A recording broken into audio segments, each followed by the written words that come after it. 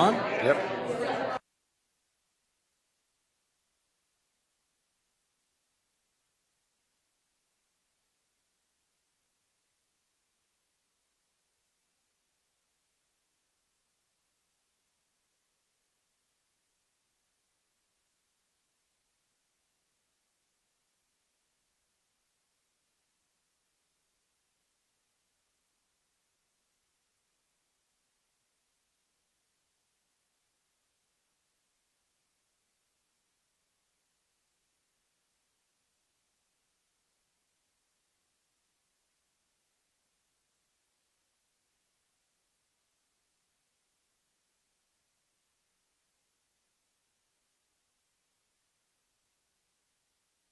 Brett McGovern.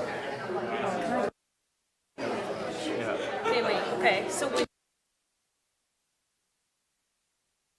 Name and I'll speak. how do I know you want to speak though?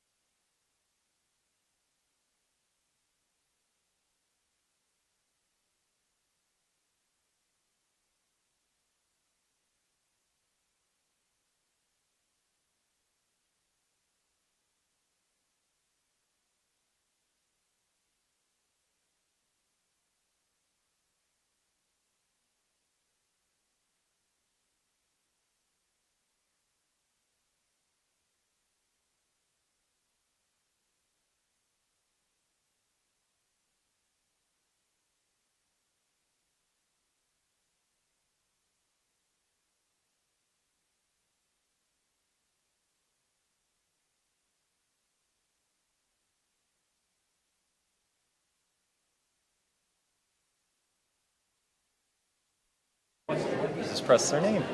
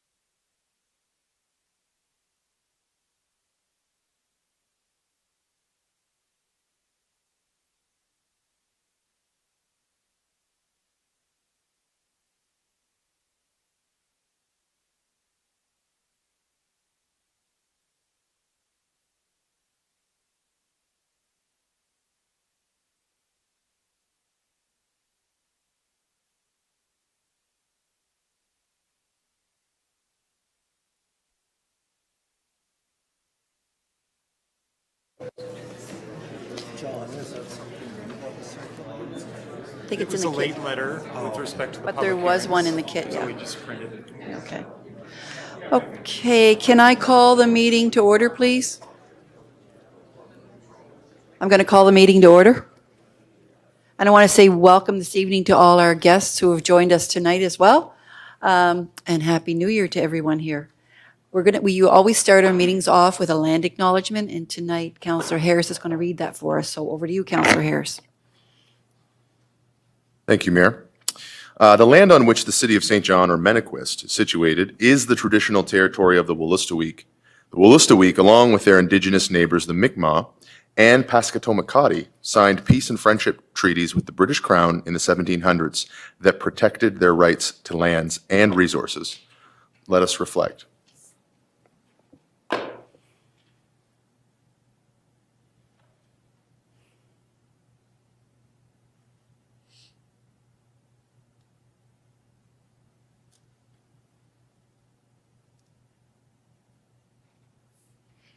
I'll ask everyone to please stand for the national anthem.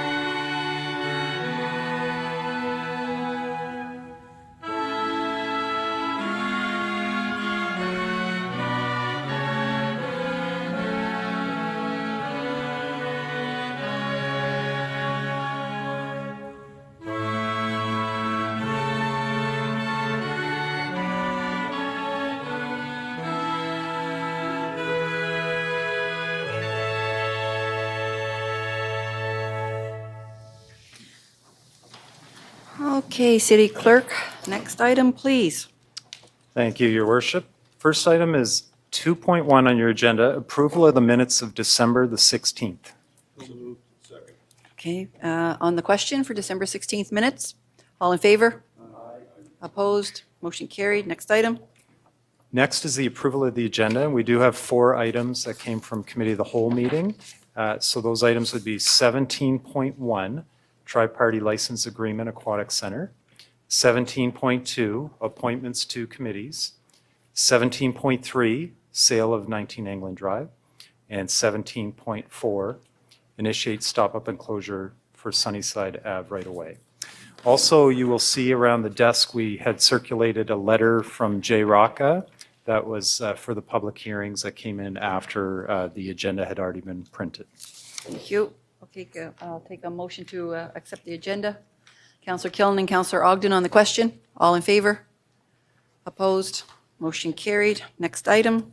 Next is disclosures of conflict of interest, if we have any. Oh, sorry, Councillor Killen, over to you first. Item 10.3. 10.3, yep. And Councillor Lowe, 17-4. 17.4. Okay. All right, next item, City Clerk. Oh, Your Worship, I meant to interject for Councillor Killen. You wouldn't actually have No conflict. there wouldn't be a conflict. You're just absent for the public hearing, so you just have to withdraw. Yeah. Okay, next item. Next would be approval of consent agenda. Deputy, over to you for the consent.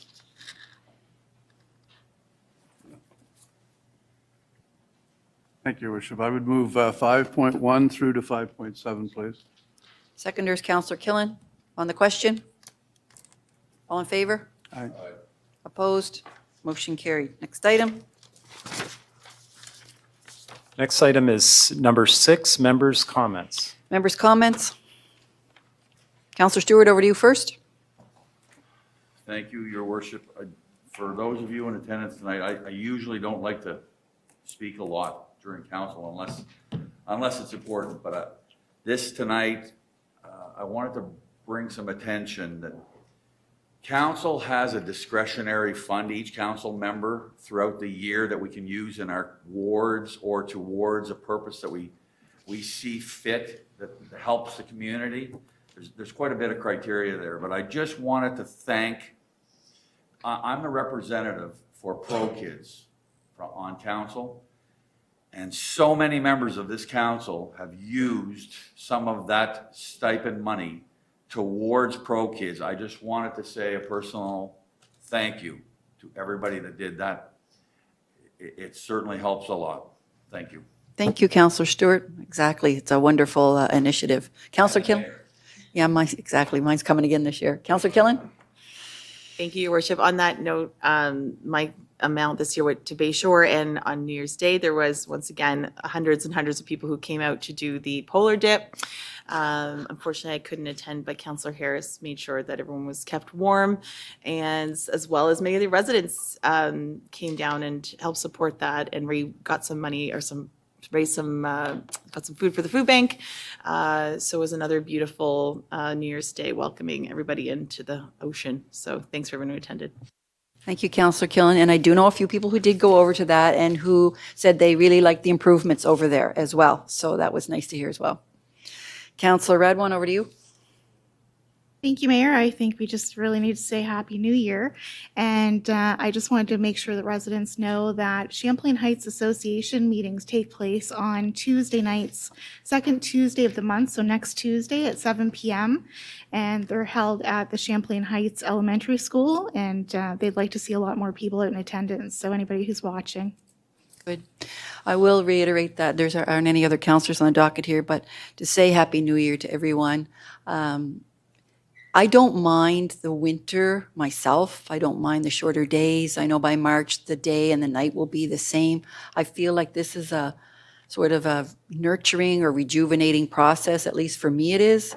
And I think back to the days, when what we've learned years ago in school about being in the time of the Druids and how the fleeting sun, how terrifying it would have been before we understood how the solar system works. We know the sun's coming back. We know when it's coming back. So it's all good for me. Like I said, I like this little time of year as sort of a little bit of a downtime for us. So I do want to wish everyone a happy 2025. It's hard to believe. Next item, City Clerk. Thank you, Your Worship. We're not quite 6:30, so we'll have to skip item 9 until we reach 6:30. Next on the agenda, therefore, would be 10.1, a municipal plan amendment and zoning bylaw amendment that has section 59 conditions at 0 Alloy Drive. Commissioner Poffenroff, Councillor Darling's going to leave for this one, correct? Is it That's Alloy? correct. Yep. That's okay. correct, yep. Commissioner Poffenroff, over to you for the intro. Thank you, Your Worship, and members of council. Before you this evening for third reading is an application for a municipal plan amendment and rezoning that was submitted by Hughes Survey and Consultants for the property located at 0 Alloy Drive. This application seeks to change the designation of the property to allow for the expansion of an existing industrial subdivision. The application received first and second reading on December 9th, following the required public hearing, and I can now confirm that all legislative requirements of the Community Planning Act have been met, and the item is now before you to move forward with third reading. Thomas Llewellyn, the planner on the file, is available virtually if there are any questions. Okay, so City Clerk, I'm going to pass it over to you for the motions required tonight. Yeah, this one's a bit complicated, Your Worship. It has 6 separate motions because there's a zoning bylaw and a municipal plan. So the first set of approvals would be approving the municipal plan third reading in its entirety, Resolution 1, and then by title, Resolution 2. Okay, so I'll take a motion to approve reading in entirety. Councillor Sullivan and Councillor Stewart on the question. All in favor? Opposed? Motion carried. This is a law to amend the municipal plan bylaw. The municipal plan bylaw of the City of St. John enacted on the 30th day of January 2012 is amended by redesignating on Schedule A of the Municipal Development Plan land having an area of approximately 27.51 hectares located at 0 Alloy Drive, also identified as PID 55032-924 from rural resource outside of the primary development area, an urban reserve within the primary development area to employment area within the primary development area. And number 2, redesignating on Schedule B of the Municipal Development Plan, land having an approximate area of 27.51 hectares located at 0 Alloy Drive, also identified as PID 55032-924 from rural resource area outside of the primary development area in urban reserve within the primary development area to heavy industrial and park and natural areas within the primary development area. Okay, so I will take a motion to approve third reading by title. Councillor Sullivan and Councillor Stewart on the question. All in favor? Opposed? Motion carried. And next, Your Worship, would be to approve the reading of the zoning bylaw in its entirety. Approve reading bylaw in entirety. Councillor Radwan and Councillor Harris on the question. All in favor? Opposed? Motion carried. This is entitled Law to Amend the Zoning Bylaw of the City of St. John. The zoning bylaw of the City of St. John enacted on the 15th day of December 2014 is amended by amending Schedule A, the zoning map of the City of St. John, by rezoning a piece of land having an area of approximately 27.51 hectares located at 0 Alloy Drive, also identified as PID 550-32924 from rural to medium industrial and park pursuant to a resolution adopted by council under Section 59 of the Community Planning Act. Okay, so now I need a motion to approve Section 59 conditions. Deputy and Councillor Harris on the question. All in favor? Opposed? Motion carried. And now a motion for approval of reading by title. Approve reading by title. Deputy and Councillor Radwan on the question. All in favor? Opposed? Motion carried. A law to amend the zoning bylaw of the City of St. John.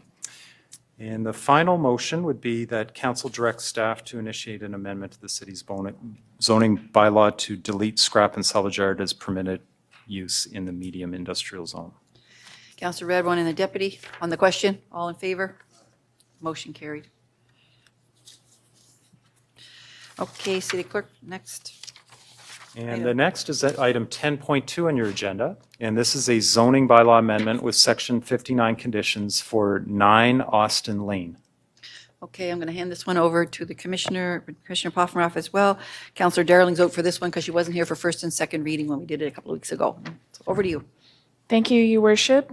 And members of council, before you this evening for third reading is an application for a rezoning that was submitted by George Dennis Cormier for a portion of the property located at 9 Austin Lane. This application will enable a development of a 4-unit townhouse. The application received first and second reading on December 9th, following the required public hearing. And I can confirm that all legislative requirements of the Community Planning Act have been met, and the item is now before you to move forward with third reading. Mark Reed is available if there's any questions. Thank you. Okay, City Clerk, over to you for the motions. For this item, 4 resolutions required. We have the zoning bylaw amendment. We need approval of third reading in its entirety. Approval, third reading in entirety. Councillor Harris and Councillor Lowe on the question. All in favor? Opposed? Motion carried. This is a law to amend the zoning bylaw of the City of St. John. The zoning bylaw of the City of St. John enacted on the 15th day of December 2014 is amended by rezoning a parcel of land having an area of approximately 0.57 hectares located at 9 Austin Lane, also identified as a portion of PID number 004-03972, from 1-unit residential to low-rise residential pursuant to a resolution adopted by Common Council under Section 59 of the Community Planning Act. Okay, so I'll take a motion to approve the Section 59 conditions. Deputy Councillor Norton on the question. All in favor? Opposed? Motion carried. Now a Okay. motion to approve third reading by title. Third reading by title. Councillor Radwan and Councillor Sullivan on the question. All in favor? Opposed? Motion carried. and a law to amend the zoning bylaw of the City of St. John.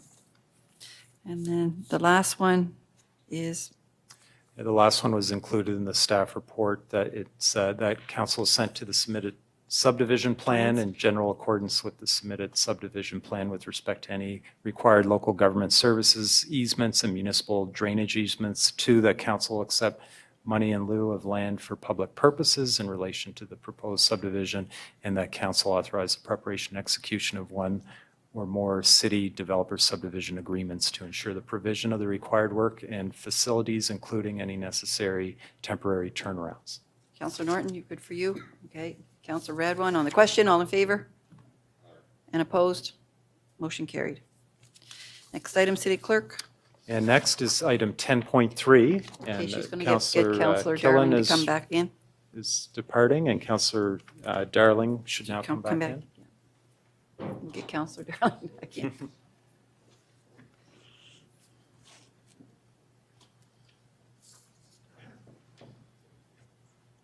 So Councillor Killen wasn't here for first and second reading of this item, so she can't vote on third. Councillor Darling was here for that, so she's voting on this one. Okay, so I'm handing this one over to Commissioner Poffenroff again. Just to announce this one, Your Worship. So this was for a zoning bylaw amendment, item 10.3 on your agenda, Housing Accelerator Fund. Thank you.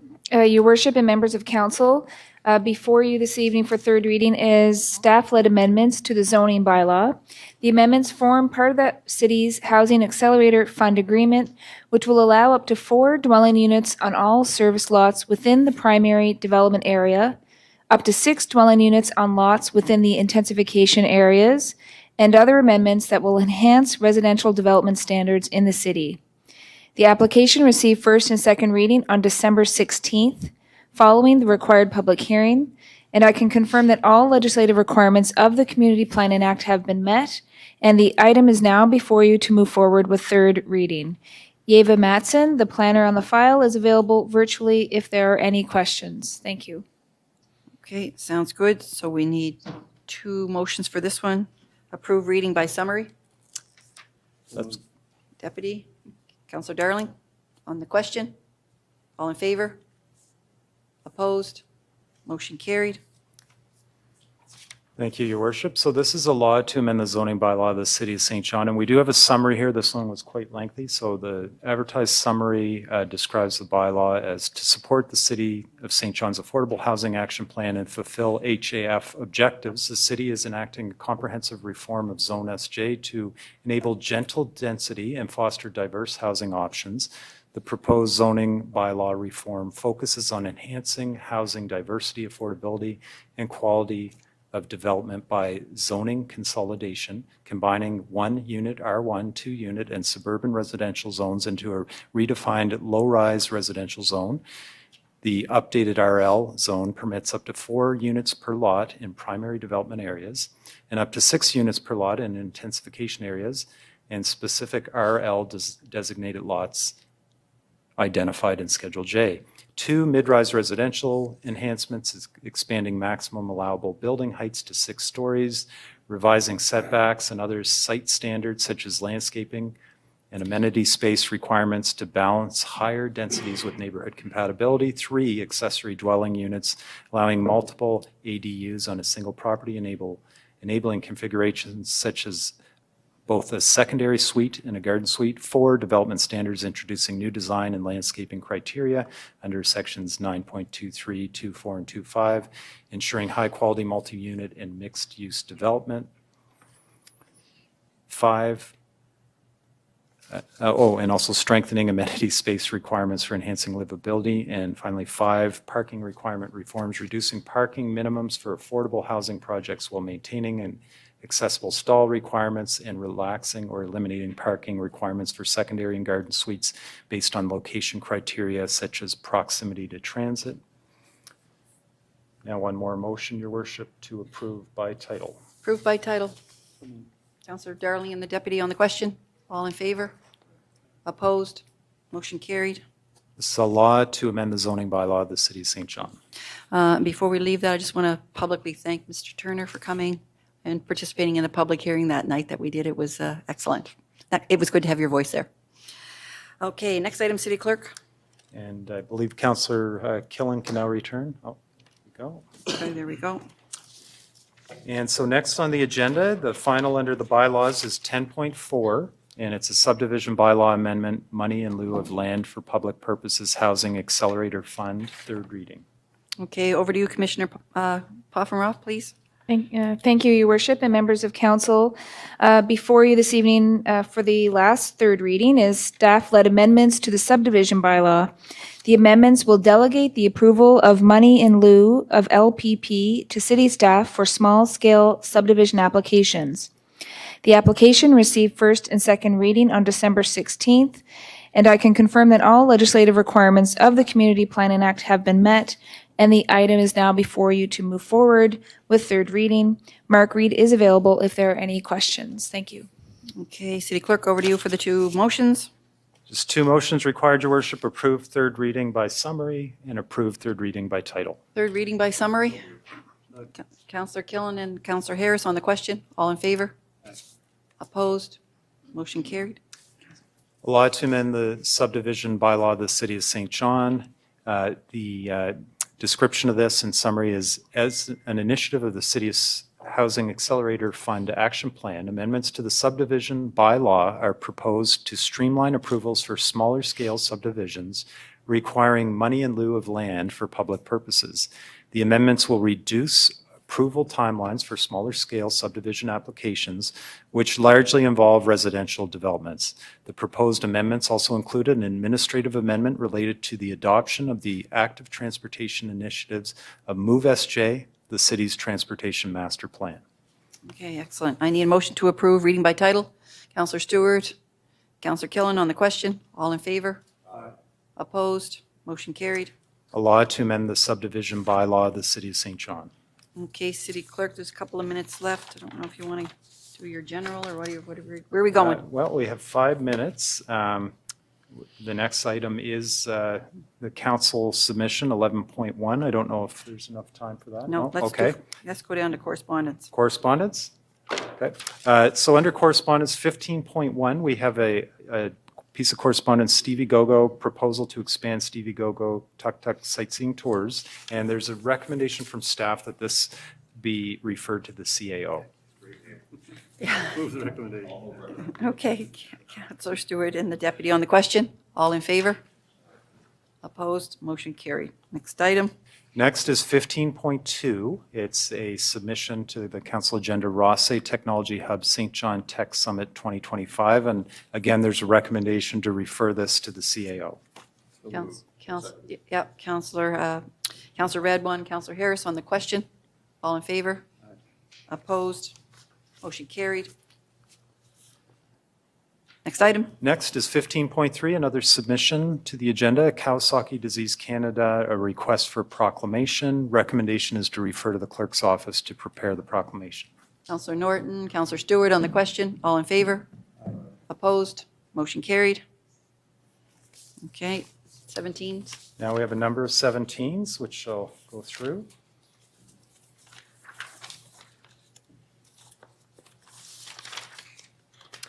So the first item is 17.1. It's a tri-party license agreement with the Aquatic Center. And the resolution reads, resolved that the city enter into a tri-party license agreement generally in the form as presented to Committee of the Whole on January 13th, 2025 for the pedway space located at 50 Union Street, St. John, with the St. John Aquatic Center Commission and JDS Media, Inc., and that the mayor and clerk be authorized to execute the said tri-party license agreement and any documents ancillary thereto. The deputy on that one. Councillor Sullivan on the question. Question, Councillor Harris? Just a comment. Just congratulations to that committee. Wait for the mic to go on. I need to wait for that. Oh, sorry. That's okay. But, you know, the Aquatic Center has seen some troubled times in the past, and our new director there, Amy, has been phenomenal. We see the sign up, Patterson sign on the outside. You know, probably one of the only cores that didn't really have any major signage in the core, and that's great to see. So just congratulations to her and that team, and it looks like they're really doing some amazing work. Sounds good. All right, I'll call the question. All in favor? Opposed? Motion carried. Next item, City Clerk. 17.2 are recommended appointments from the nominating committee, and I can read those out, Your Worship. Okay. So for North End Advisory Committee, to appoint Keith Brito and Kelsey Ann Sealy for 3-year terms. St. John Airport, Ankit Admin and Tom Gribbins for 3-year terms. Canada Games Aquatic Centre, reappoint Amy Shanks for 3-year term. St. John Arts Board, reappoint Christopher McFarland from January 13th, 2025 to 2028, and appoint Maria Murphy for 3-year term. Community Grants Evaluation Committee, to reappoint Graham Stewart Robertson for a 3-year term. Fort Latour Development Authority, to appoint Stephanie Woods Stevens for 3-year term. Heritage Development Board, to appoint Alex Weaver Crawford and Lori Seymour for 3-year terms. Imperial Theatre, to appoint Nicole Vare for 3-year term. Lord Beaverbrook Rink, to appoint Ryan Kennedy for 3-year term. Planning Advisory Committee, to reappoint Phil Como for 3-year term, and appoint Josephine Chekwaz for 3-year term. City of St. John Shared Risk Plan, to appoint Michael Butler and Oluwo Papula, each for 3-year terms. St. John Board of Police Commissioners, to reappoint Charles Bryant for a 3-year term. Pro Kids, to reappoint Leah Secord for a 3-year term, and appoint Victoria Mosley for a 3-year term. Industrial Parks, to appoint John Logan for a 3-year term.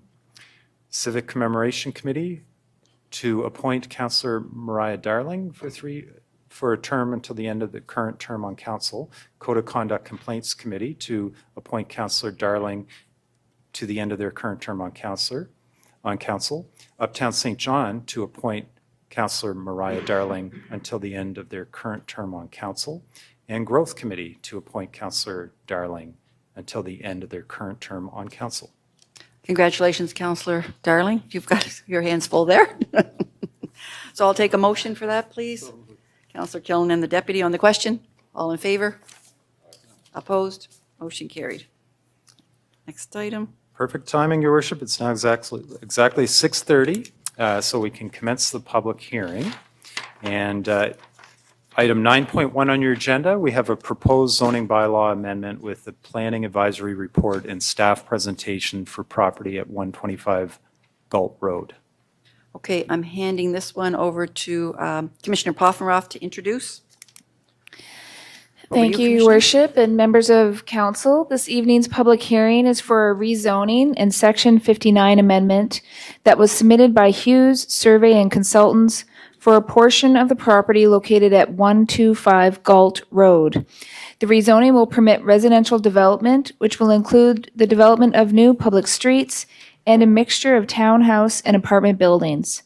The Section 59 amendments would rescind conditions previously registered on the commercial portion of the lot. The application has been evaluated by staff and the Planning Advisory Committee, and included in your package is the recommendation to rezone the property. Mark Reed from the planning team will be leading the discussion this evening. Additionally, staff from Infrastructure Development, Traffic, and Public Works are also in attendance this evening to assist with the discussion. I'll now turn it over to Mark Reed for the staff presentation on the file. Thank you. Thank you, Amy. Your Worship and Council, this application is for a rezoning, Section 59 amendment and rezoning for the site at 125 Galt Road. The applicant is proposing to rezone a 4.5 hectare portion of the site from 2-unit residential or 2-unit dwelling, which is R2, to mid-rise residential RM, and that would allow for the construction of multiple unit buildings and townhouses. They're also seeking to rescind the conditions that apply to the portion of the site that has the general commercial zoning to allow for future commercial development. And also it requires the assents from Common Council related to the subdivision of the site. The applicant is proposing a series of three-story multiple unit buildings. On the screen are showing some typical elevation drawings of the proposed multiple unit buildings. Those would be similar in scale and design to the building that was constructed recently at the corner of Wild Fox Drive and Manawaganish Road. The portion of the site shown in red is the portion that is subject to the rezoning to mid-rise residential, and the portion of the site that is shown in blue on the screen is subject to the amended conditions relating to commercial uses on the site. This is a slide showing a view of the site from the existing end of Dante's Drive looking south. There is a trail cut through the site that was cut in relation to a past subdivision proposal. This is a key plan showing the location of the site in red. The site is on the city's west side, west of Galt Road and north of Manawaganish Road, just adjacent to the Route 7 interchange. The site is currently designated as low-density residential in the municipal plan, and it's one of the intensification areas that were identified when the plan was prepared. And these are areas where residential development, such as the one proposed, are encouraged. Policy LU 58 of the plan is the key policy that we look at in rezoning in these low-density intensification areas. That provides criteria to assess the rezoning application and assess the inclusion of higher density development in these areas. The proposed development conforms to the municipal plan as it's located on a collector roadway, Galt Road, that has transit access. It has a design that provides for a transition in density from the existing single unit development in the RSS zone to the multiple unit dwellings in the eastern portion of the site. It has building heights not greater than 4 stories. This section of the municipal plan actually limits building heights to no greater than 4 stories. And the proposed density of 31 units per hectare aligns with the density range of 20 to 45 units per hectare that is established for low density residential areas. Current zoning, the site is currently zoned R2 with a portion zoned CG. Staff note the portion of the site zoned R2 with the area of existing RSS development to the north. That zoning has changed to low-rise residential with the adoption of the zoning reform amendments. So in terms of zoning, the R2 zone, they would propose a series of semi-detached dwellings. Single-unit dwellings would also be allowed there as well. Within the RM zone, on the 4.5 hectares of the site, the proposal is for a series of townhouse and multiple unit buildings. And then the CG zone would provide for general commercial uses to serve the surrounding residential area.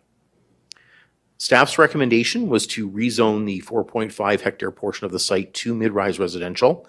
We were also proposing a Section 59 amendment to rescind the conditions that limit the use of commercial uses on the CG zoned portion of the site. We also proposed originally a new condition that required access for the portions of the site zone general commercial and those 2 mid-rise parcels that front on Galt Road, requiring them to have their accesses off of certain streets.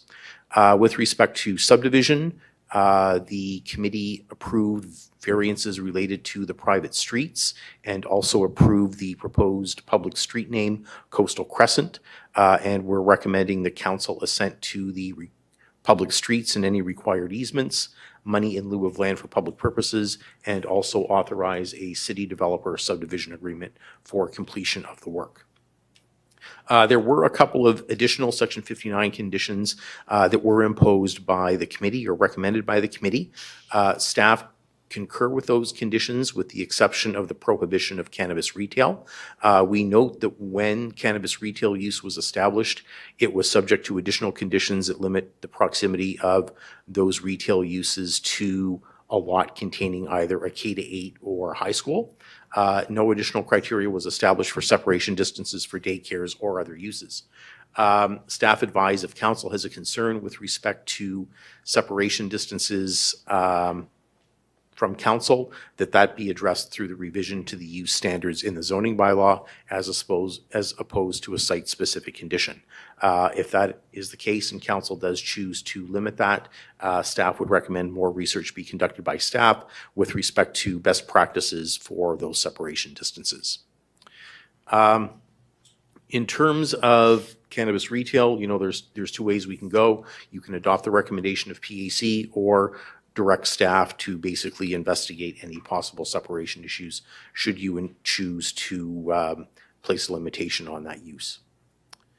The committee also had a separate recommendation recommending the Common Council direct city staff to investigate traffic calming and additional crosswalks along the section of Galt Road in the vicinity of the development. Planning staff, infrastructure staff, as well as Public Works and Transportation have had some additional discussions around traffic calming and the provision of sidewalks in the area. In terms of public engagement, we did a mail out on November 25th to residents within 100 meters of the subject site. We had 24 letters that we received from PAC, and I believe there are 6 or 7 additional letters in the council packet, plus a petition. The ad was posted on the website on December 5th, notifying folks of tonight's public hearing, and the proponent also sent out a mailed consultation in late October prior to the Canada Post service destruction. At the meeting at PAC, residents spoke in opposition to the development, and they expressed concerns related to traffic, stormwater, conformity with the municipal plan, and maintenance and servicing standards with respect to the existing development, which is zoned RSS.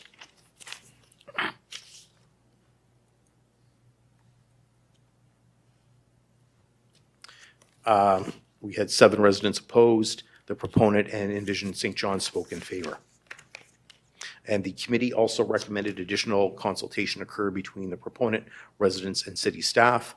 The proponent and residents had additional discussions between PAC in early January, and there was a meeting last Tuesday with city staff, the proponent, and area residents.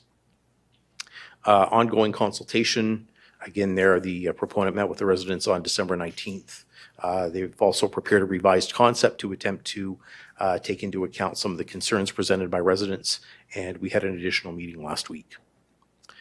In terms of the revised concept, the developer has eliminated 2 of the apartment units, and you can see here on the screen in blue, there are 2 6-unit townhouses proposed.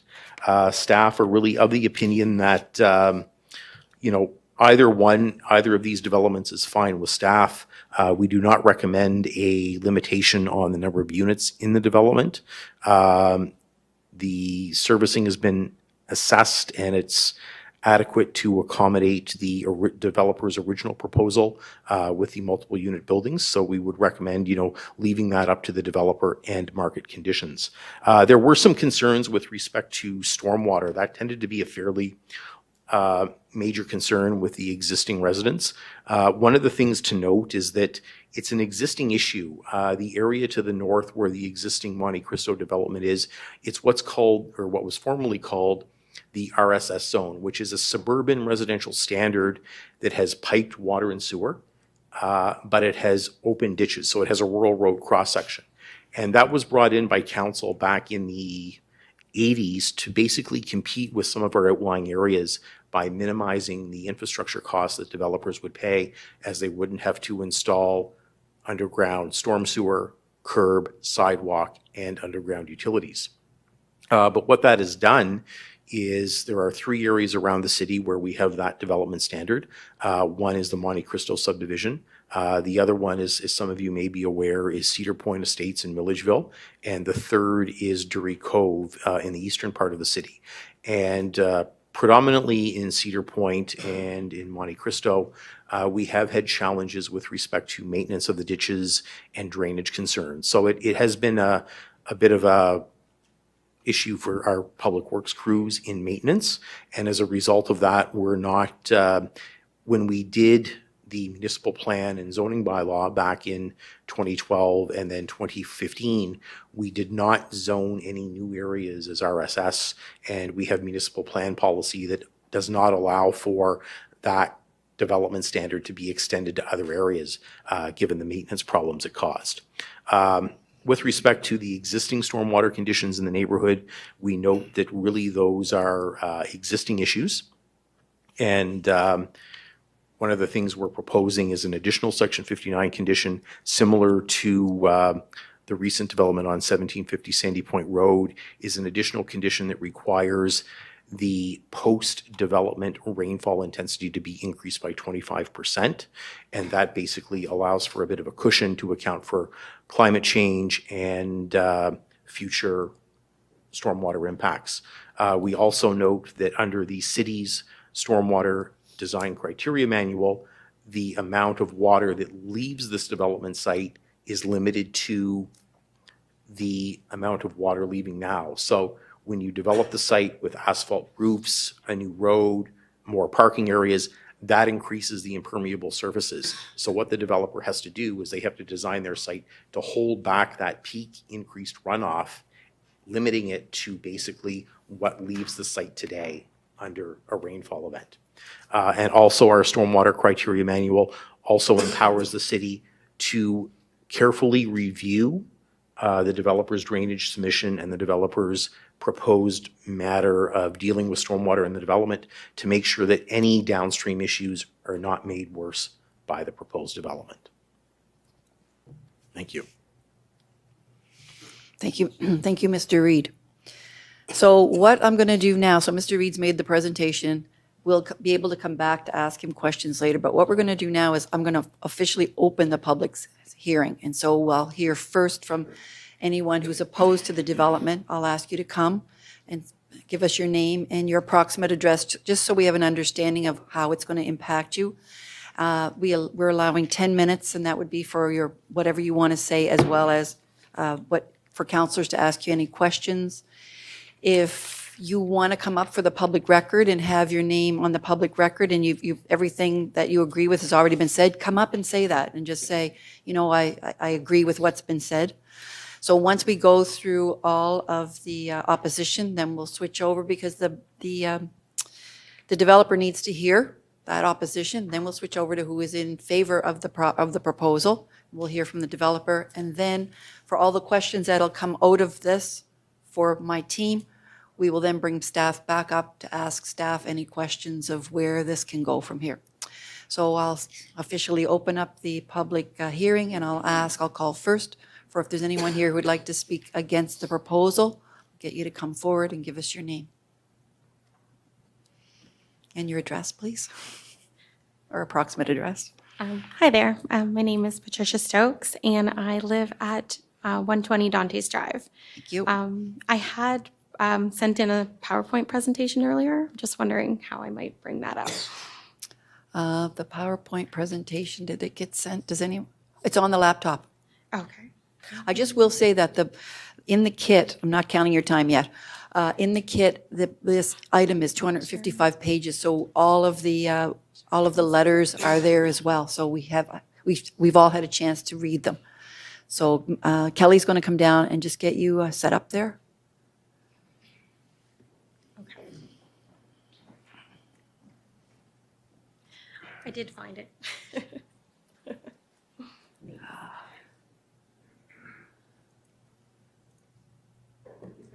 It's yours right there. There you go. Okay, perfect. Thank you.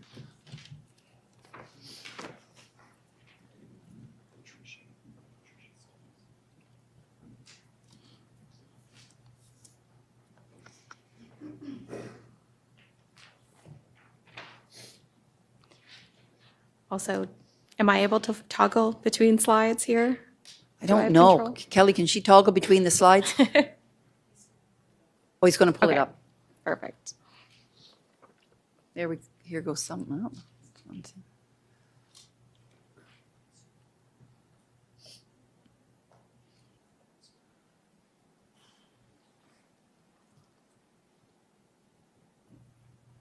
Oh.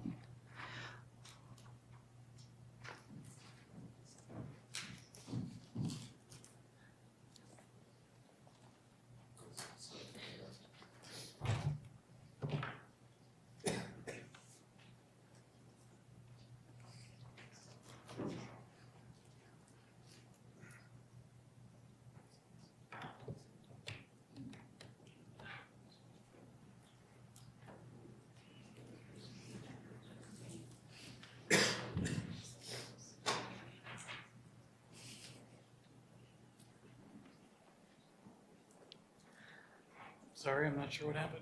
It was working earlier and now it doesn't seem to want to. Let me try one more thing. Okay, he'll try one more thing, and either you can present without it, or if you want to try it later, and we'll get some of the other presenters up. anyone want to speak that doesn't have a presentation?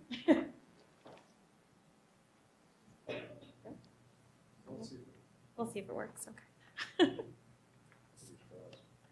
Fingers crossed.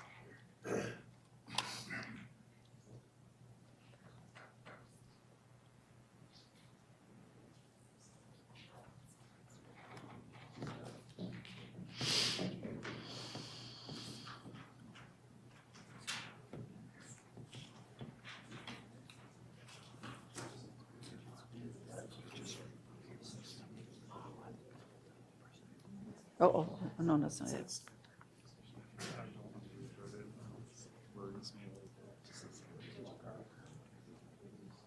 It's just not picking up the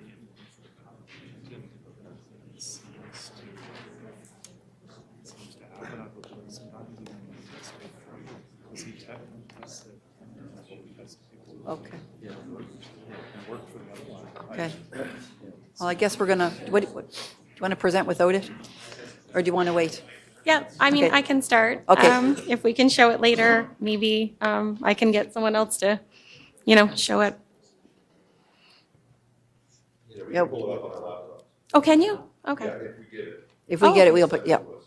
Your worship, I'm just wondering, just to give the speaker, I guess the full benefit of the presentation, if there's not another, if you called for another speaker, somebody without a supporting document, if that's possible, and/or could we not just put that presentation on a jump drive? Okay, do you Is want that to? possible, Common Clerk? Just put it on a thumb drive and go from there? I'm not sure put it on a Like, thumb drive. could we not just put the presentation on a jump drive and plug it in so that we're not trying to pull it up? Oh, it is already on there. There's It just is? a problem with the input, with It's this just reading it. Yeah, okay. so it's actually on that So- laptop right now. So we'll be able to get it at some point in time? Council will? Yes, Is so it- we is it could, possible- if we allow perhaps another speaker, that would give us some time to Time to send get that. this out to council? Yeah. Okay, I think that would Okay. be We're the going to benefit try of to email council. it to council. Thank you. Thank you. I'm going to let Chris. Okay, all right. I'll wait.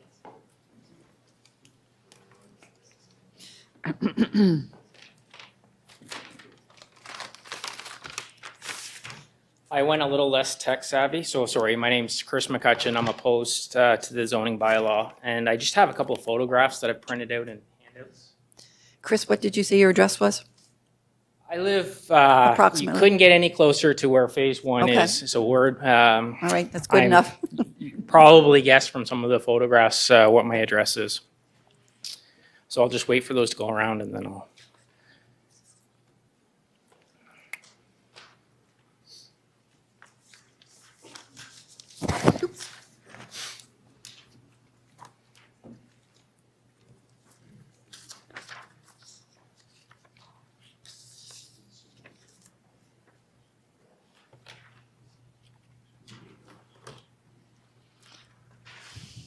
So first off, thank you for everyone that took the time to read my correspondence. A number of you emailed me back personally, so thank you for that. My message is going to be relatively short. I'm going to allow the other speakers to address some of the common concerns that we have collectively. My main message here today is that I don't believe that the host neighborhood can support population density of this size. And I don't think that you talk about the open ditches, but I really want to focus on the safety of those open ditches. This development, we live in a rural area, or it's zoned rural, and it's built on the open ditches. They often have water that flows throughout, and that's what I'm going to focus on is the safety and some of the concerns with not having the proper infrastructure before building apartment complexes and townhouses and some of the population density that we're talking about here today. So I've been around the neighborhood for a long time. I grew up down in that area. When I chose to have a family of my own, I looked outside of the city, but I really wanted to be loyal to this city, and I chose this area. I knew of all the stormwater issues that had been plagued the area for a long time, but I wanted to be loyal to the city. I've got a couple of, I think just an overview. So coming off the Galt Road, it's a long S turn. It's a gradual downhill that goes down Valentine Boulevard. It's about a half kilometer from, as you go down, there's a stop sign. So if you're looking at the first photo in the packet, Valentine's Boulevard, there's a stop sign right on the right as you go down. Most of the properties are like the one that are in that photograph there. They're surrounded by open ditches on all four sides. Any ones on the corner, like the one on Valentine at Dante's, the open ditches are rather large. So the deepest part of that ditch is probably, and you see in the corner of Valentine's, and it's indicated in that red square. At the bottom of the photograph, you'll see their entrance to phase one. It's hard to tell from this photo, but again, the ditches are surrounded. So I live there with 3 young kids. The decisions that you're going to make here today, it's a 10, 15-year development. It's going to be their entire youth that we're talking about here today. So it's a major decision that you guys have to make. They refer to them as our ditches, our moats around our property. If you go to the second photo, so when we talk about the ditches, so again, this would be, if you were looking at that school bus, that would be Valentine's. Dante's would be the one that's adjacent, runs perpendicular behind the bus. Your stop sign would be on the right-hand side. The entrance to phase one would be over here on the left, as I understand it. That's where they're going to start the development. Because the properties are surrounded on four sides by ditches and open ditches, as you can see here in paragraph 2, there's not really any options for children except for to walk on the street. So again, you can see where those children are taking the school bus. That ditch has constant running water, and it would be roughly 5 feet deep.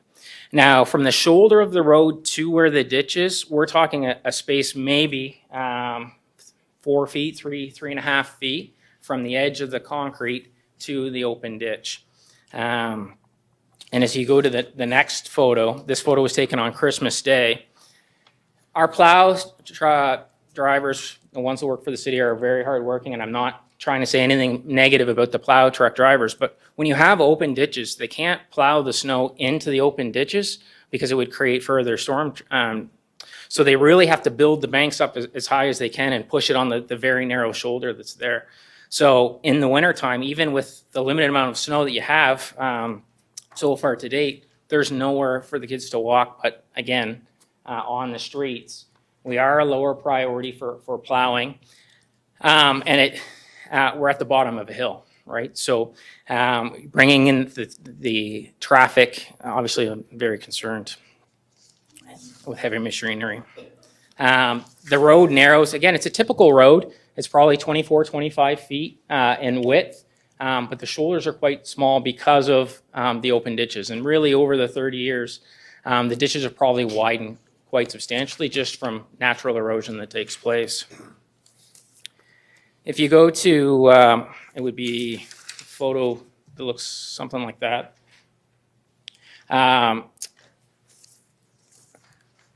So that's my front ditch.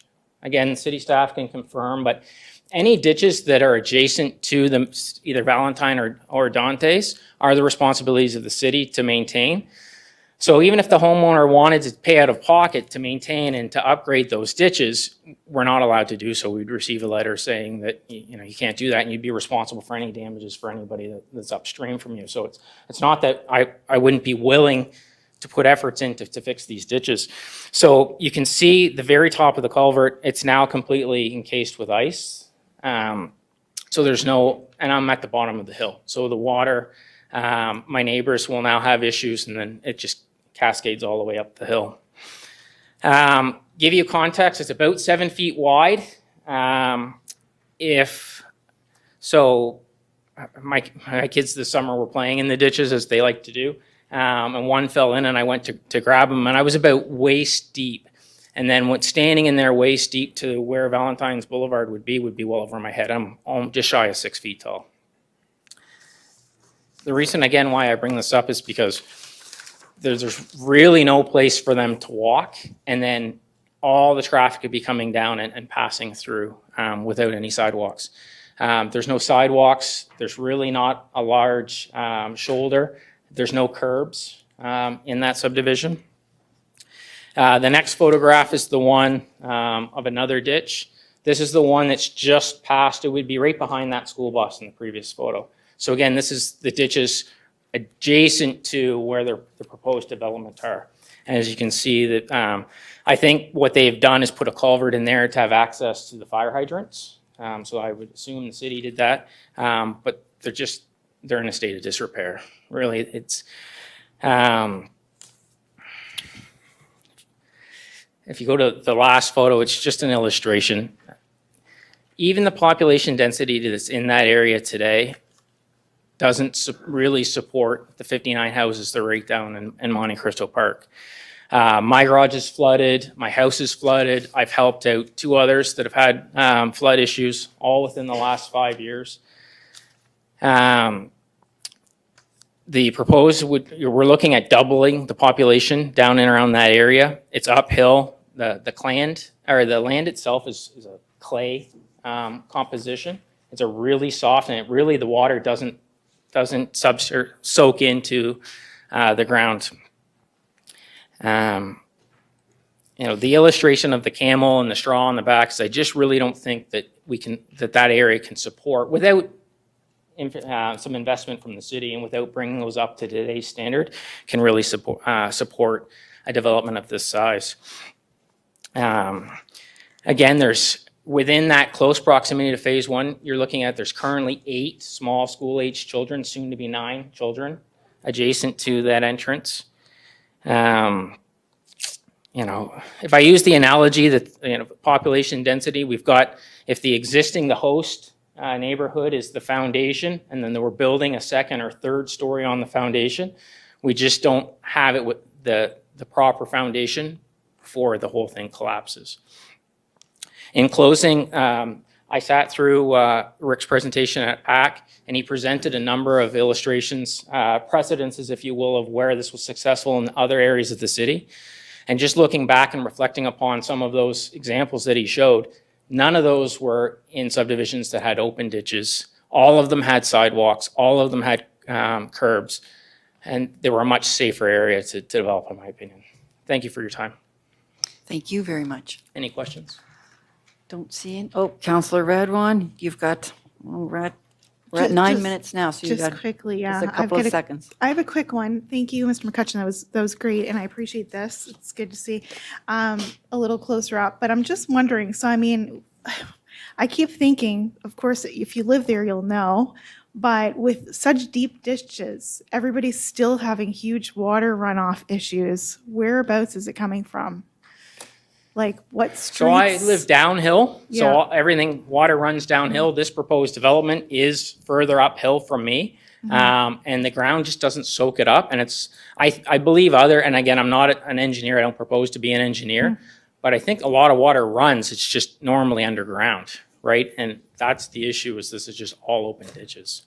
So Yeah. they fill up full of sediment. So the subdivision higher up are probably not having the same kind of issues as everybody downhill, which makes sense. I can say that water flows downhill, and I've had Yeah, a yeah, number sure. of water issues, for sure. I get that much. That's a out of fact, physics, but water yeah. seeks its own level.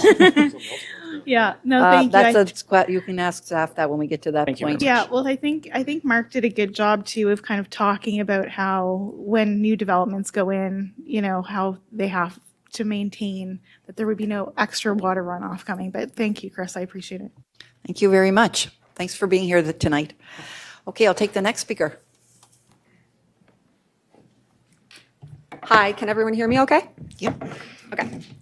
I wanted to go next because I just want to piggyback on a couple things that Chris was talking about. We're going to get your name, though. if Sure. you don't My name's mind. Wendy Morgan, and I live very close to Chris. I live on Dantes Drive as well, which is at the bottom of the Monte Cristo neighborhood. Right. And I can attest to everything he's saying. I look across the street, and when it rains, there are ducks that live in the ditch across in the summer and the springtime. So the water fills right up. So I actually want to focus on safety, but from sort of the traffic aspect. So I'll kind of piggyback on a lot of the things that Chris said. You know, there's a lot of children who live in the Monte Cristo neighborhood and sort of the surrounding neighborhoods as well. I have 2 school-age children. I purchased the home 11 years ago because of, you know, the quietness of the neighborhood, felt it was, you know, a safe, a nice spot for the kids to grow up in. I also am very aware of the fact that there are no sidewalks. There are the open ditches, but there are no sidewalks in the area. So I have 2 children who do walk to the school bus. And, you know, right now they're walking to the school bus in the dark. So for a lot of the year, in the winter especially, you know, they're walking in the dark and there's no sidewalks for them to walk on. When it snows, as Chris was mentioning, the snow all gathers up and they either have to kind of walk through the snow or walk on the side of the road.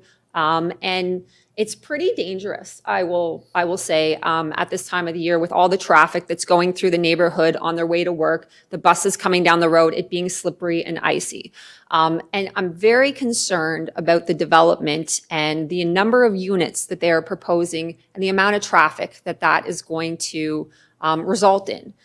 If there are 200 plus units, there's going to be 200 plus vehicles in that small area, driving through the Monte Cristo area and the Galt Road and in the neighboring areas.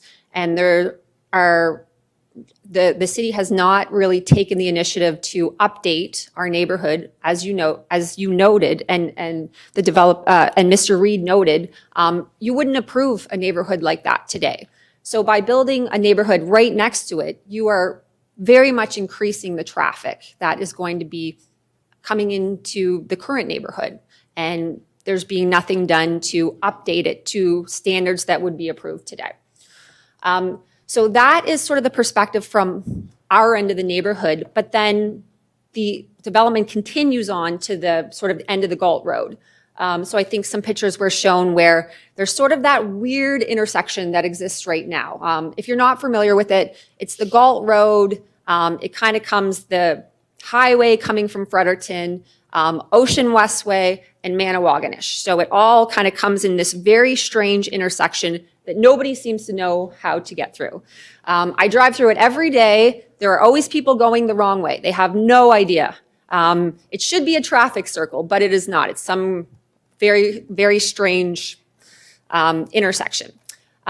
So having said that, a lot of cars are coming off the highway very quickly. They're coming from Ocean Westway. They don't realize that there is a yield sign. And so that area where you're proposing the development and it would be, 200 plus more cars coming and all coming into this strange intersection and increasing the traffic and making it, a lot of safety concerns for the residents and the children who are using that area and going from one neighborhood to the next.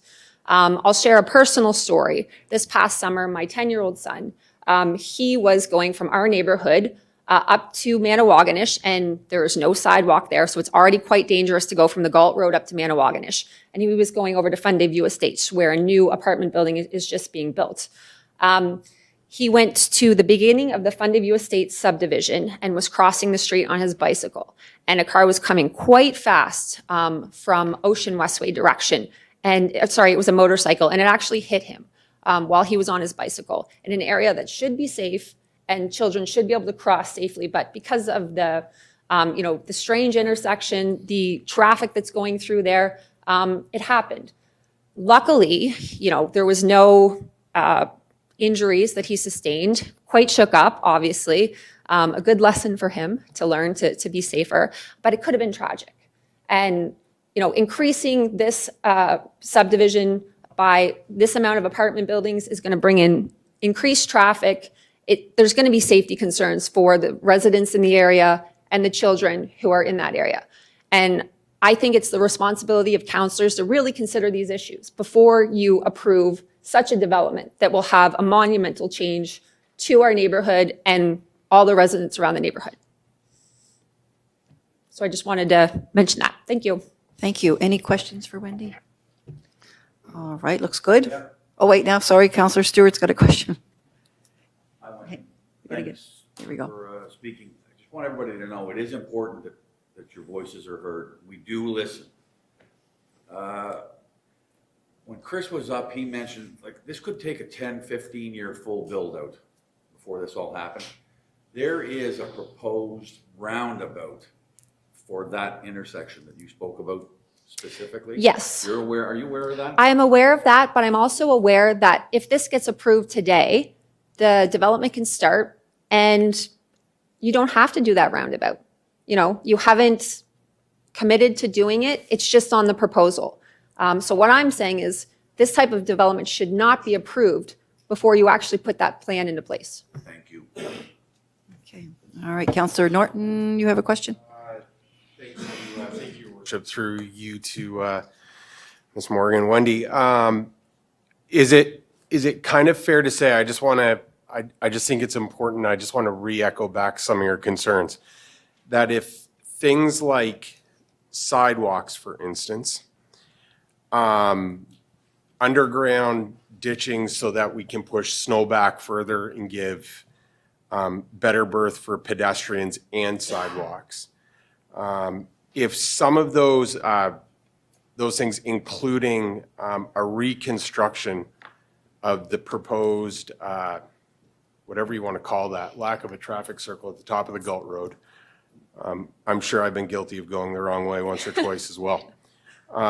If that was a traffic circle, those three things namely, if those things were in place from infrastructure enhancements, from just your perspective, would this type of development be more agreeable than it sits today? Yeah, absolutely. I think that's one of the issues that I have is that the current infrastructure of the neighborhood and the neighboring areas isn't set up to safely accommodate new development and increased traffic. So if these things were put into place, I think it would definitely have more support from me because one of my main concerns is the safety and the traffic. Thank you so much. Councillor Redwan? I think, so traffic engineers here, by the way, Wendy, and I just wanted to ask you, is speed probably the bigger concern rather than volume? I kept kind of hearing that from residents. I think that speed is a big concern.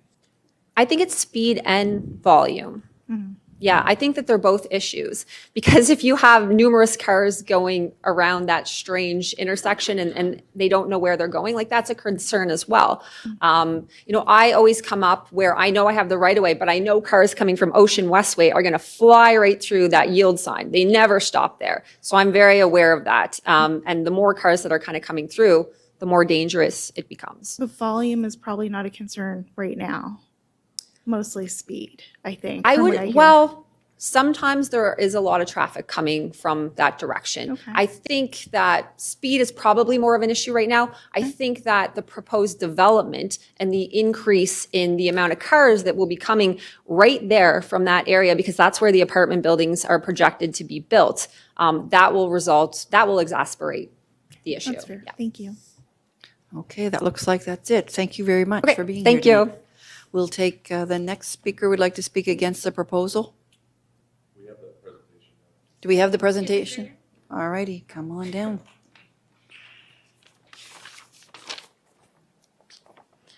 So do you guys have it? It's not going to be up there? Okay. So I'd just like to start by saying that, hi, I'm Trish Stokes. I do live on Dante's Drive. It's the same street as the proposed development. I may need a few extra moments of your time tonight, just 10 to 15 total, as my husband is here, but he is feeling under the weather, so he's granted me his time, if that's okay. So I'll be speaking on behalf of myself, him, and the community. I have had the opportunity to meet with many people in our community, and we all share a united front in our concerns. Although we had limited time to gather feedback due to the time frame of this proposal and the time of year, we were still able to receive an overwhelming outpouring of support from the community in opposition to this development. It is important to emphasize that we do support development. However, we are in favor of gentle density that respects and preserves the character of our already established community. We do not want to see drastic changes that would negatively affect our neighborhood. Additionally, there are significant concerns related to safety, traffic, and infrastructure that do need to be addressed before any development moves forward. So if you want to look at my slide 2, I want to talk about some challenges to consider. We do understand that this initiative seeks to address an increase in housing options, but housing affordability is not one of its primary outcomes. There are numerous potential downsides and challenges that must be carefully considered. Negative impact on the host community is one. Introducing a higher density housing into traditionally low density neighborhood will drastically alter the character of our established community, impacting the quality of life for the current residents. Environmental climate change and green space concerns. The proposed higher density development will reduce green space, trees, and permeable surfaces, leading to potential loss of habitat and increased peak stormwater runoff, which could have negative environmental consequences. Negligible affordability improvements for lower income households. While adding more housing units is intended to improve affordability, there's no guarantee these new developments will be accessible to lower income households. At our meeting last week, Mr. Kavanaugh did mention that the apartments are primarily rented to young professionals and couples, rather than offering affordable housing for all income levels. Loss of family homes. The proposal includes multiple apartment buildings, which will gradually reduce the stock of single-family and multi-unit homes that are desirable to many. This change limits choices for families looking for this type of housing and will alter the landscape of our neighborhood, which has traditionally been made up of detached homes. This land was already rezoned to R2 to accommodate more homes.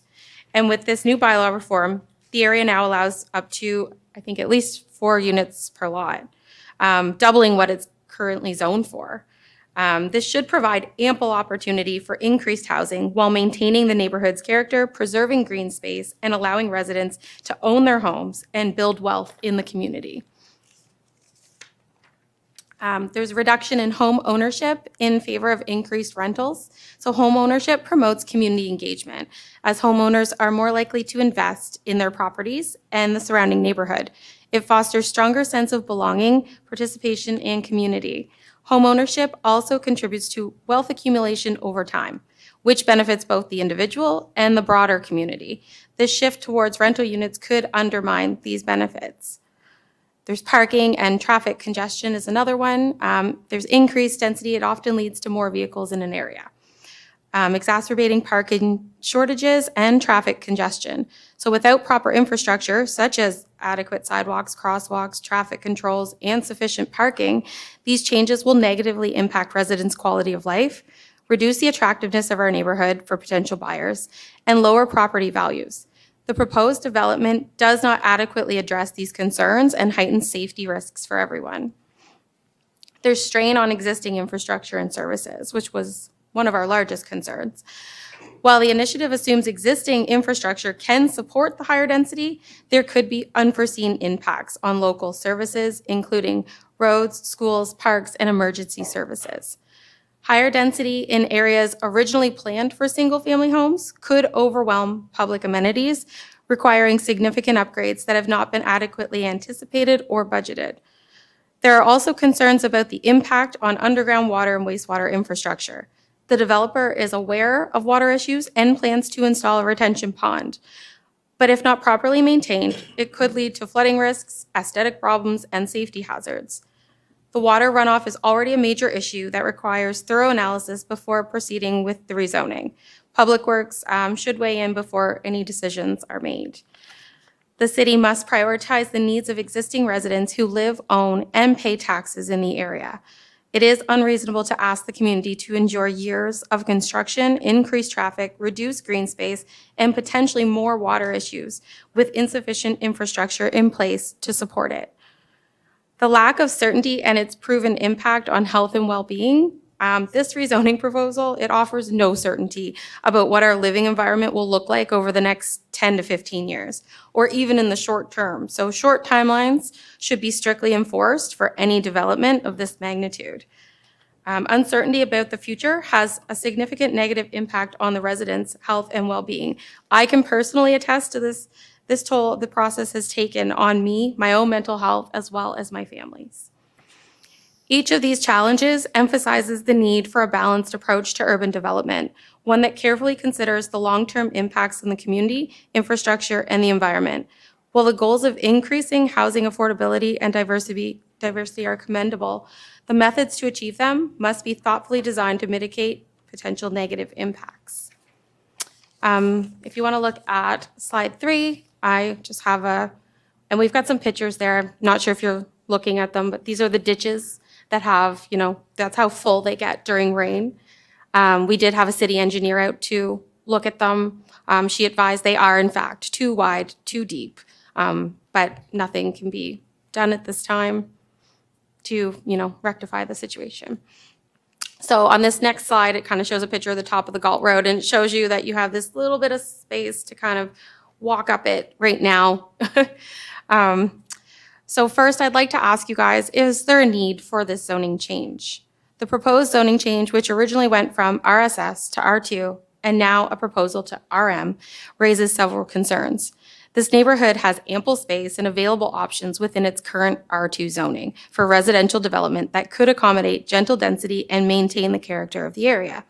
The fact that the developer is targeting this specific piece of property despite not yet purchasing it indicates a speculative approach to this development and does not justify a zoning change, especially when there are other locations in the city that are better suited for high-density housing developments. These areas already have the infrastructure in place to support such growth, unlike this location, which lacks sufficient public services and amenities. Focusing growth in areas with better access to these resources ensures that the new developments are sustainable and do not overburden existing infrastructure, as is the case with this particular parcel of land. According to CMHC, rentals had a vacancy rate of 1.5% in 2023. Since then, more apartments have been built across the country, bringing the vacancy rate up to 2.2%. However, CMHC says that hasn't helped with affordability. For the most part, higher income households are the only ones who can pay to live in the newer, more expensive apartments.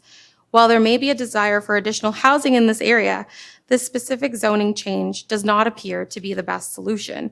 By increasing the supply of apartments, it does not address the core issues of housing affordability.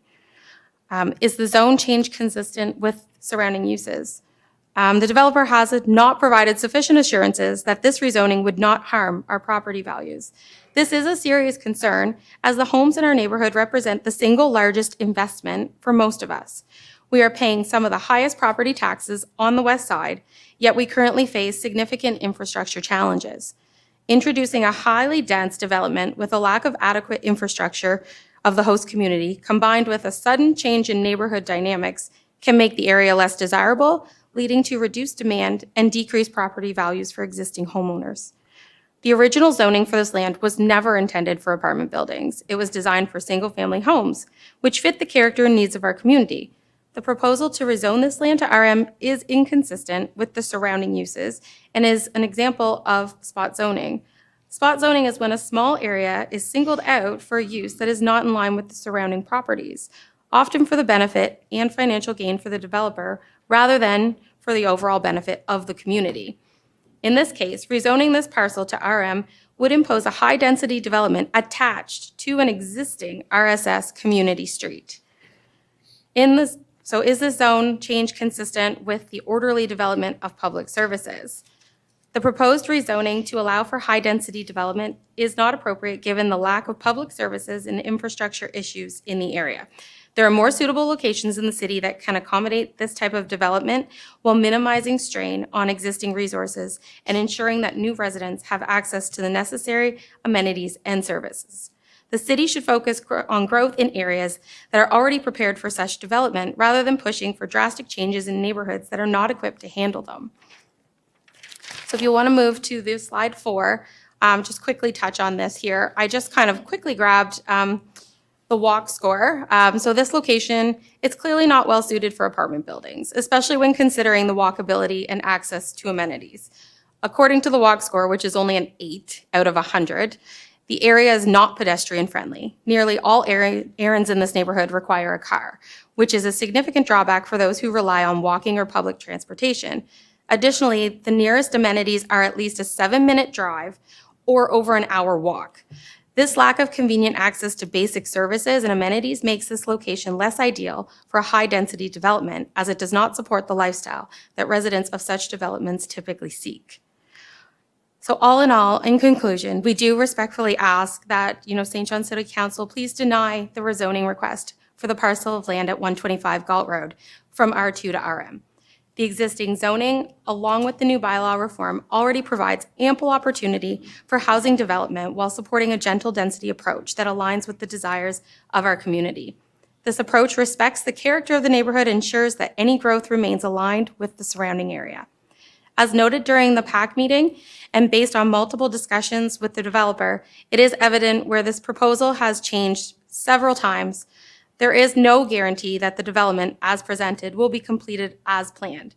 Once rezoned, the developer would have the freedom to make significant changes, potentially increasing the scale of the development beyond what was originally presented, or even selling the land at a much higher price without any further input from the community.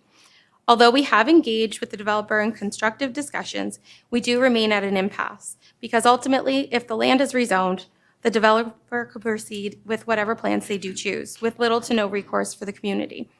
We do appreciate you taking the time to listen to our concerns and consider the impact that this development could have on the host community. Thank you for your time and attention. Thank you, Trish. I do you. want to let you know that we did get, I think you sent us about a 7-page email as well. So I'm we have a worried. lot of that information as well right now, so appreciate that. Thank you. Deputy, you got a quick question? I've got Trish had 12 minutes now, Okay, this will be very quick, Your Worship. but I did cut her Trish, some in- slack because her husband's not here. Yeah, I'm speaking for him, so we're good. Okay, in your letter, Yep. you mentioned that the kids were asked by the bus driver to stand in a driveway and get off the street in the wintertime. Yes. And I think that's a really good idea, but does that go all the way up the street? Because I know kids have to come in a group to get to the bus, so he doesn't stop at every house. Yes. So does that happen all the way up the street? So it stops at Elba and then comes down to the end of Valentine, where it used to pick our kids up at the stop sign. Yeah. Then it goes down to Corsica, picks up the kids at their stop sign, goes all the way down to the dead end, turns around, and comes back. So these kids are all standing in driveways? They're all standing in big chunks at, Okay. So he decided, coming down the road, he said, we decided we were going to stand on the opposite side of the road. Because if the bus coming down and loses a little bit on ice, we're getting hit or getting hit into a ditch. No, and you So- made that point really clear. That's Yeah. why I'm asking the follow-up question. It's not just that one spot. No. All the Yes, spots there's are 3 getting them off the spots street. in the subdivision, Perfect. yep. Okay, thank you. Yep, no, Great presentation. Thank you very much. thank you. Thanks. Okay, I'll ask again if there's anyone else here who'd like to speak against the proposal.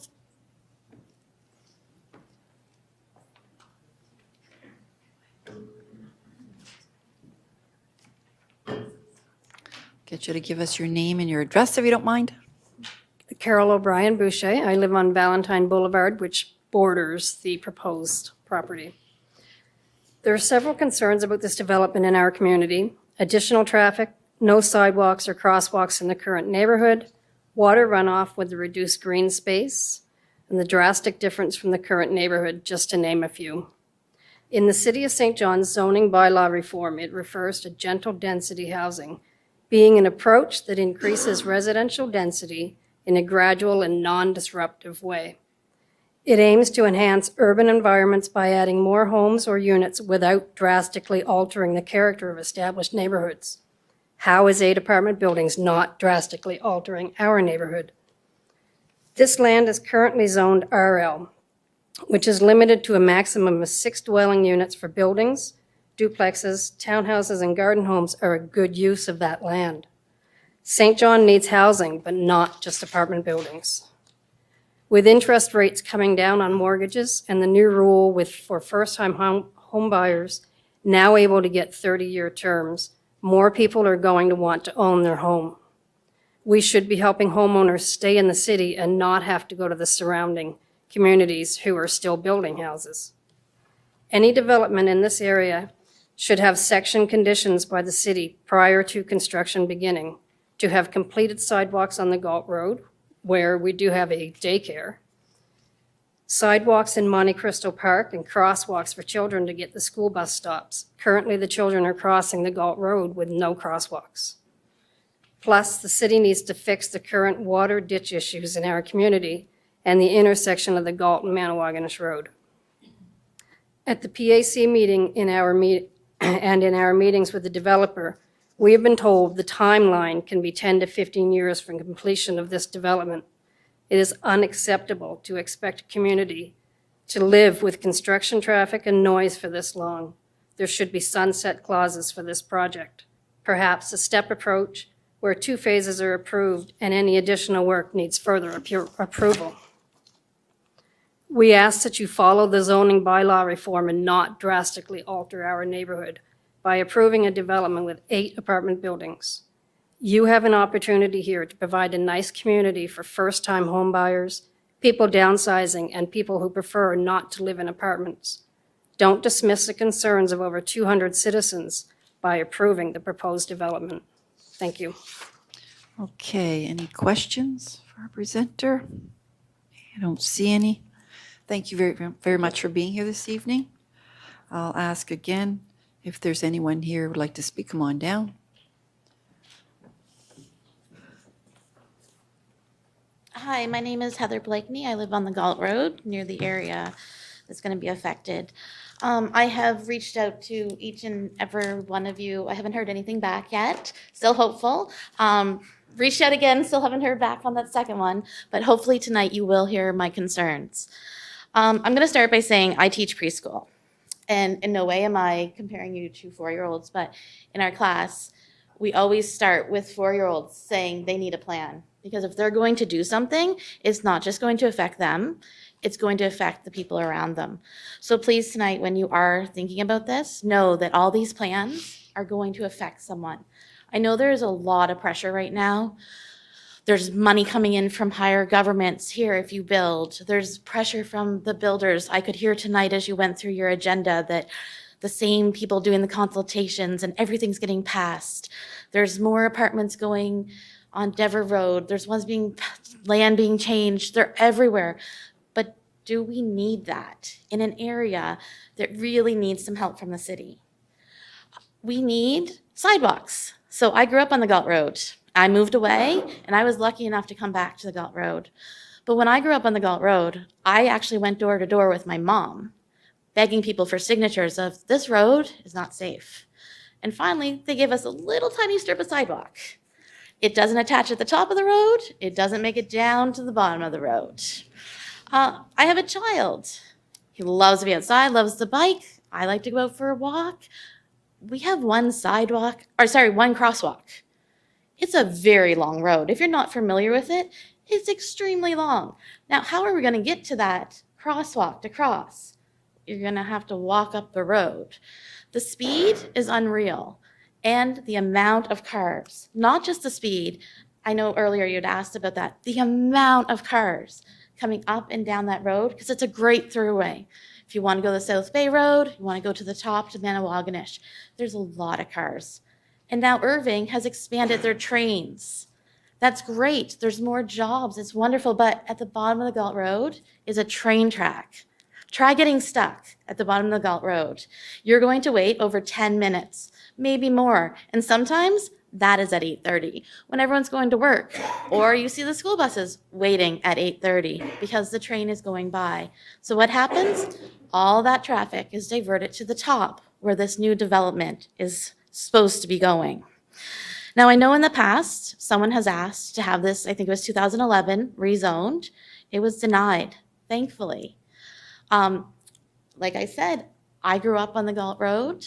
I was there when they decided the Galt Road was no longer Monte Cristo Park. And they moved the sign, and they came up with a new development. And we didn't oppose change. We were excited. There was going to be more people in the area, but it was going to be under really great circumstances. They had these buildings coming in. The developers were being very respectful of the neighborhood and growing a very nice neighboring community. The same for Hitachi. Hitachi Court came in. Wonderful, another option for someone to be there and maybe not have a single dwelling unit, but it just grew our neighborhood in a nice pace. It wasn't too fast. Unfortunately, this new development is too fast. The amount going in over 10 to 15 years seems like a long time, but that means maybe we're putting up with construction for 15 years. There's no real determination. I also want you to look at not just the infrastructure, but the lack of services. I'd love to take a bus. You can take the bus. 4 times in the morning and 3 times in the afternoon on Monday and Friday, or Monday to Friday. That's it. There's no buses between the hours of 11 and 4. It's not an accessible area if you don't have a car. Now, areas of school, I know it is not this level for government, but you have to work with the other levels of government. You can't just push the burden and say, not our problem, because the people who live there are coming to you for help. Every school in this area is overcrowded. It's too full. So we bust them out and bust them out. Well, more traffic. So another one is, I'd like you to look at generational poverty. Unfortunately, St. John has a lot of poverty. And the best way to break that cycle is to have home ownership. When someone owns a piece of land, they will break that cycle of poverty. And yes, there's other steps that go into place. You have to have education. You have to have jobs. But when you are just renting something, you don't need to have pride. You can come in and come out. It doesn't matter. But when you own that piece of land, that is yours forever. And when you die, you pass it on to your family or you sell it for them to have money. St. John needs help. My child didn't come tonight. He didn't think he could speak. But he did ask me to read this to you. He's in grade 8. And he said, why would anyone want to change our neighborhood? The developer for these apartments just put in Aquarius Apartments, and there's a hideous apartment building at the top of the Galt Road. Why would they want to put more? They're even going to put a second building by the Aquarius Apartments. It hasn't even started yet. These apartments are empty. Why put in more? And then he went on to say, when I'm older, I'm going to make sure I buy a house, not an apartment. I want to live on the west side, but really, there's no houses. So why wouldn't they build houses for us, the next generation who wants to own their own house? And if the city keeps pushing for apartments, I'm just going to move to KV or Rosse, where they actually build individual homes. And this plan will just push young families like me out. That is the attitude of all these children. They want to stay in the city. And we hear it all the time. Where's our tax money going? People are moving to KV. They're moving to Rosse. And there goes the taxes. We can say, well, should we charge them come? You come into work, do you pay a toll on the highway? But we're the ones making the problem. We're not giving them any area to buy a single unit house. I personally tried to buy land in the same development when I moved back here from Halifax. 8 years ago, we tried to buy a piece of land, not for sale. We had neighbors that their children were trying to buy it. So people want to buy this. They want to build these nice houses. Please do not rezone this so that a developer is just going to be making more and more money and not worried about the actual people in the neighborhood. Thank you. Thank you. Thank you. Heather, I do have a couple of questions for you. Councillor Harris, it looks like you're up first. Yeah, a couple clarifying things, Your Worship, less questions. Are you familiar with the Flex service that we have for transit? Sure am. Okay, so, Doesn't take you everywhere though. no, it doesn't. It takes you to main transit hub where you have 15-minute routes to the rest of the city. Yeah, and only if you can get it. It's very busy during the middle It part of the is, day. yeah. It's something that we realize we're going to have to expand because we didn't realize we are going to have that many people take it on. But we also need money for the city services, which are just being cut, like bus services. They're not putting in more routes. They're actually taking away. It's not true, but we've expanded. It is true, but We've okay. expanded transit at least 3 or 4 different ways since I've come on this council. Make sure you check out where we live though, and if they're expanding the services that way. Sure. Because it's not true. Yeah, I'm looking at the map right now and it's covered. I'm just saying, because when you were talking about, it sounded like you were talking about the old fixed routes, not the new flex Yeah, routes but that the flex exist. route will only take you within a certain little area. It will. It will If I take you to want to go to Lancaster. River Valley Community and go skating, I can't go there. No, correct. I It's can not a go there taxi. Monday. No, it's not a taxi, but I also can't get a bus. I understand that. And when you talk about homes and building homes, that was worth clarifying. A lot of people don't realize that they may actually be contributing to the problem. And I understand what you're saying about apartments. We didn't build apartments in this city for 30 years. So as a renter, it is worth knowing that people in my generation have almost given up on home ownership as being an option. I feel like we're probably the Across the same country. generation, so Yeah, yeah. I'm going to say probably not. Sure, but it's a fact that people our age, if we are in fact the same age, I'm 35, I don't know how old you are, can't really afford to buy homes because it's I definitely it's in can, the so. sandbox of a lot of development and money. And a lot of people's investments feed into that real estate sector. And a lot of people's investments in their retirement savings are invested in real estate trusts because they produce such strong returns. So I just wanted to highlight that because although you're making valid points and I hear what you're saying, I'm not trying to diminish anything you're saying here at all. I think it's worth nuancing some of that because as far as I'm concerned around this table, not a lot of people are here trying to push homeowners to KV. We're seeing a lot of people come in. We're seeing 1,000 people grow every year since I've been here on council, come to this city and want to be here. The hard part I is will just counter a that. lot of money is tied up in building things that make a lot of money. And those aren't single-family detached homes.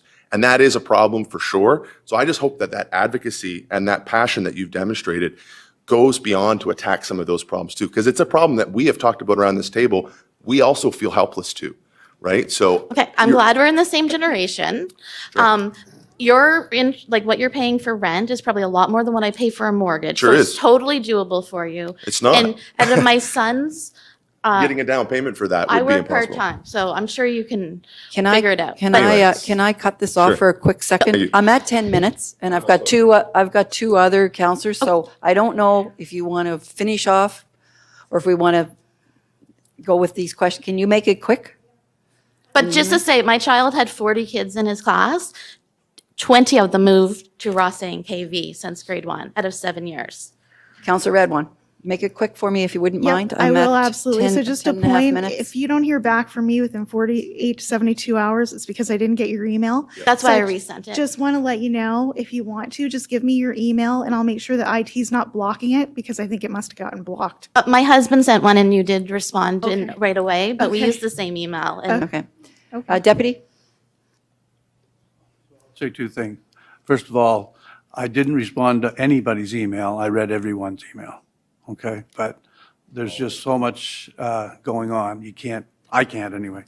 The other thing is you mentioned that when you were growing up on the Galt Road, you were all for the development in Monte Cristo Park. Is that correct? because it was single houses No, and but it matched.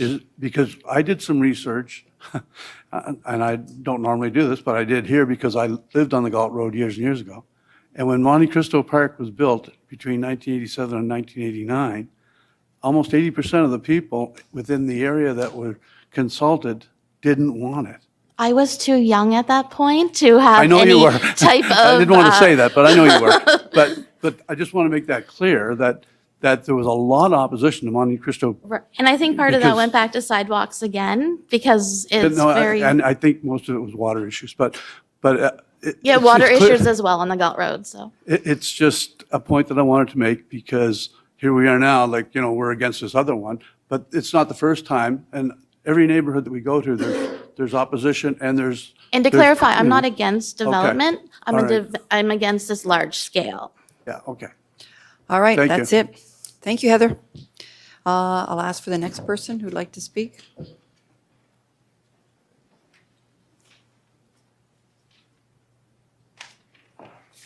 Get you to give us your name, even though I know Joe. Sure, thank you.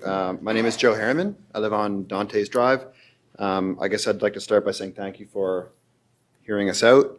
As you can see, we're a passionate bunch of folks down in Monte Cristo Park.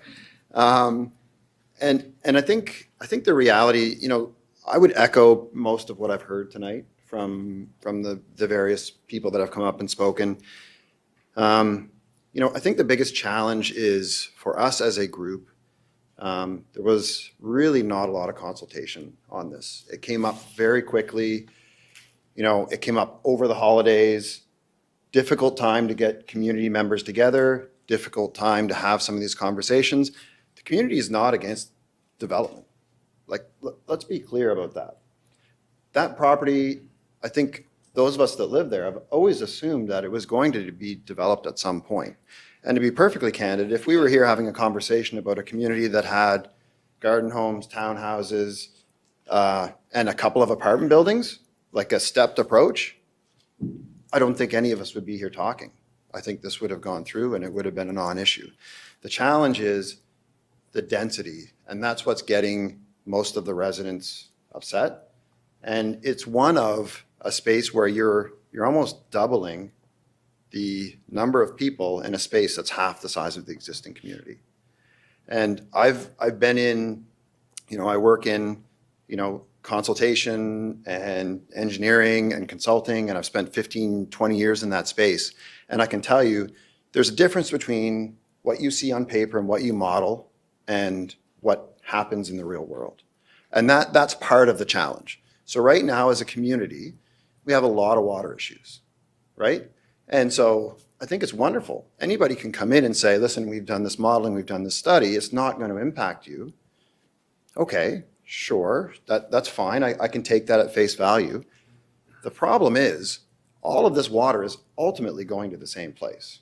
There's a tributary that runs alongside the highway behind all the roads on on Dantes, and that's where all the water's going. So you can say, you know what, we're not going to allow any more water to enter these properties, but at the end of the day, it's all going to the same place. The process is, well, we're going to slow it down. We're going to stop it from going there all at once. But that tributary now, when it rains, overflows, right? So you have people who are getting water on both their front yard and their backyard. And I don't know about you, but the real world implication of it for me is if you cut down a bunch of trees and you take out a bunch of wooded area and you put in a bunch of apartment buildings and parking lots, how is that going to result in less water or the same amount of water ending up in that tributary? And that is part of the challenge. So, water's been a big one. Traffic, another one. I read the traffic study. I spent a lot of time in that world. One thing the traffic study doesn't talk about, safety. It makes one reference to safety. The only reference it makes is that something should be done about the roundabout at the corner of where the highway meets Ocean Westway meets the Galt Road meets Manawaganish, right? That is a challenge. And I think what we're saying here as a community is a lot of these things need to be addressed before you allow a development of this size to proceed. And, most of us have kids in this room. When we came to the PAC, the roundabout came up and it was discussed. And it was, there's 5 proposed ones and maybe it'll get done, maybe it won't get done, who knows? To me, that's the same thing I say to my kids every day when they want something and I say, well, we'll talk about it later. They may not know what it means, but I know what it means when I say we'll talk about it later, right? It means maybe, but maybe not. And there's lots of different things and lots of different financial challenges for the city. And I don't think anybody in this room can say that roundabout is going to get tackled next year, right? It's just not a reasonable expectation for us to have on you or for you to put on us. So traffic, water, consultation. I was part of the group that met with the developer, had good conversations. They did reduce it from 10 to 8 apartment buildings, which is about a 15% reduction. It's a good start, but the problem is, 15% off of something that was far too much to begin with really isn't helping to resolve the problem. And that's part of the challenge. So, the other bit that I would talk about is land use. There's been some folks that have touched on the land use of this area. It's been attempted to be rezoned multiple times. It hasn't gone forward because of density issues at the time. This is being proposed under the same Plan SJ that the last rezoning that was denied was proposed under. So, if you're hearing the same message over and over and over and over again, there has to be something to it. And, I know that as part of the package, there was 24 emails and a petition, over basically a month, over 200 people have signed a petition. And this isn't just from Monte Cristo. This is from Monte Cristo, this is from Hitachi, this is from Fundyview, this is from Westgate, this is from the Galt Road. So all of the surrounding communities have the same issues. There were, I think at my last count, more than 300 emails sent from the community to the folks in this room, many of which were responded to, and we had good discussions, and thank you for that, and that's appreciated. But there's just a lot. And the last bit is I think that the character of the existing community that is hosting a development like this really needs to be considered. This is a rural community. Those of us that chose to live there because it's wooded, because it has bigger lots, because it is quiet. And we've overlooked 30 years of water issues and drainage issues and traffic issues. And, I would guess that you probably haven't heard a whole lot from our community over the last 20 years. And, somebody noted it earlier, we do pay some of the highest property taxes in the city on the west side.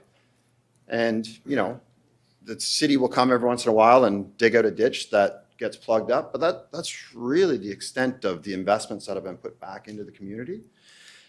And that's fine. The community is willing to live with that, but it was under the premise that the community character would remain intact. So I bought my home, I've been there for about 11 years. So we bought our house after the 2011 rezoning discussion happened, and we bought it going into that with the understanding that that property would stay essentially the same. The rezoning that was proposed in 2011 was townhouses, garden homes, mixed sort of density homes. And so my assumption was, if and when it did get developed, it would be something like that. And, these folks are passionate because it's the largest single investment that most of them are ever going to make. It's where they're raising their kids. So, you have to appreciate that the passion's going to come out when something like this challenges their way of life. And again, we're not against development. In fact, we very much support it. But we just feel that this development is way too dense for a community that has a lot of pre-existing issues that have yet to be resolved.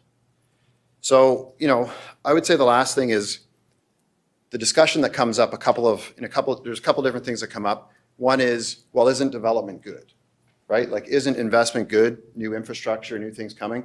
I think it's wonderful. The problem is none of that development is coming to this existing neighborhood, right? It's all happening adjacent to us, which is fine. We may use some of it, but for the most part, nothing is coming to this community. So, it's great that there's new investment, but that's not helping the community that is already facing a lot of challenges.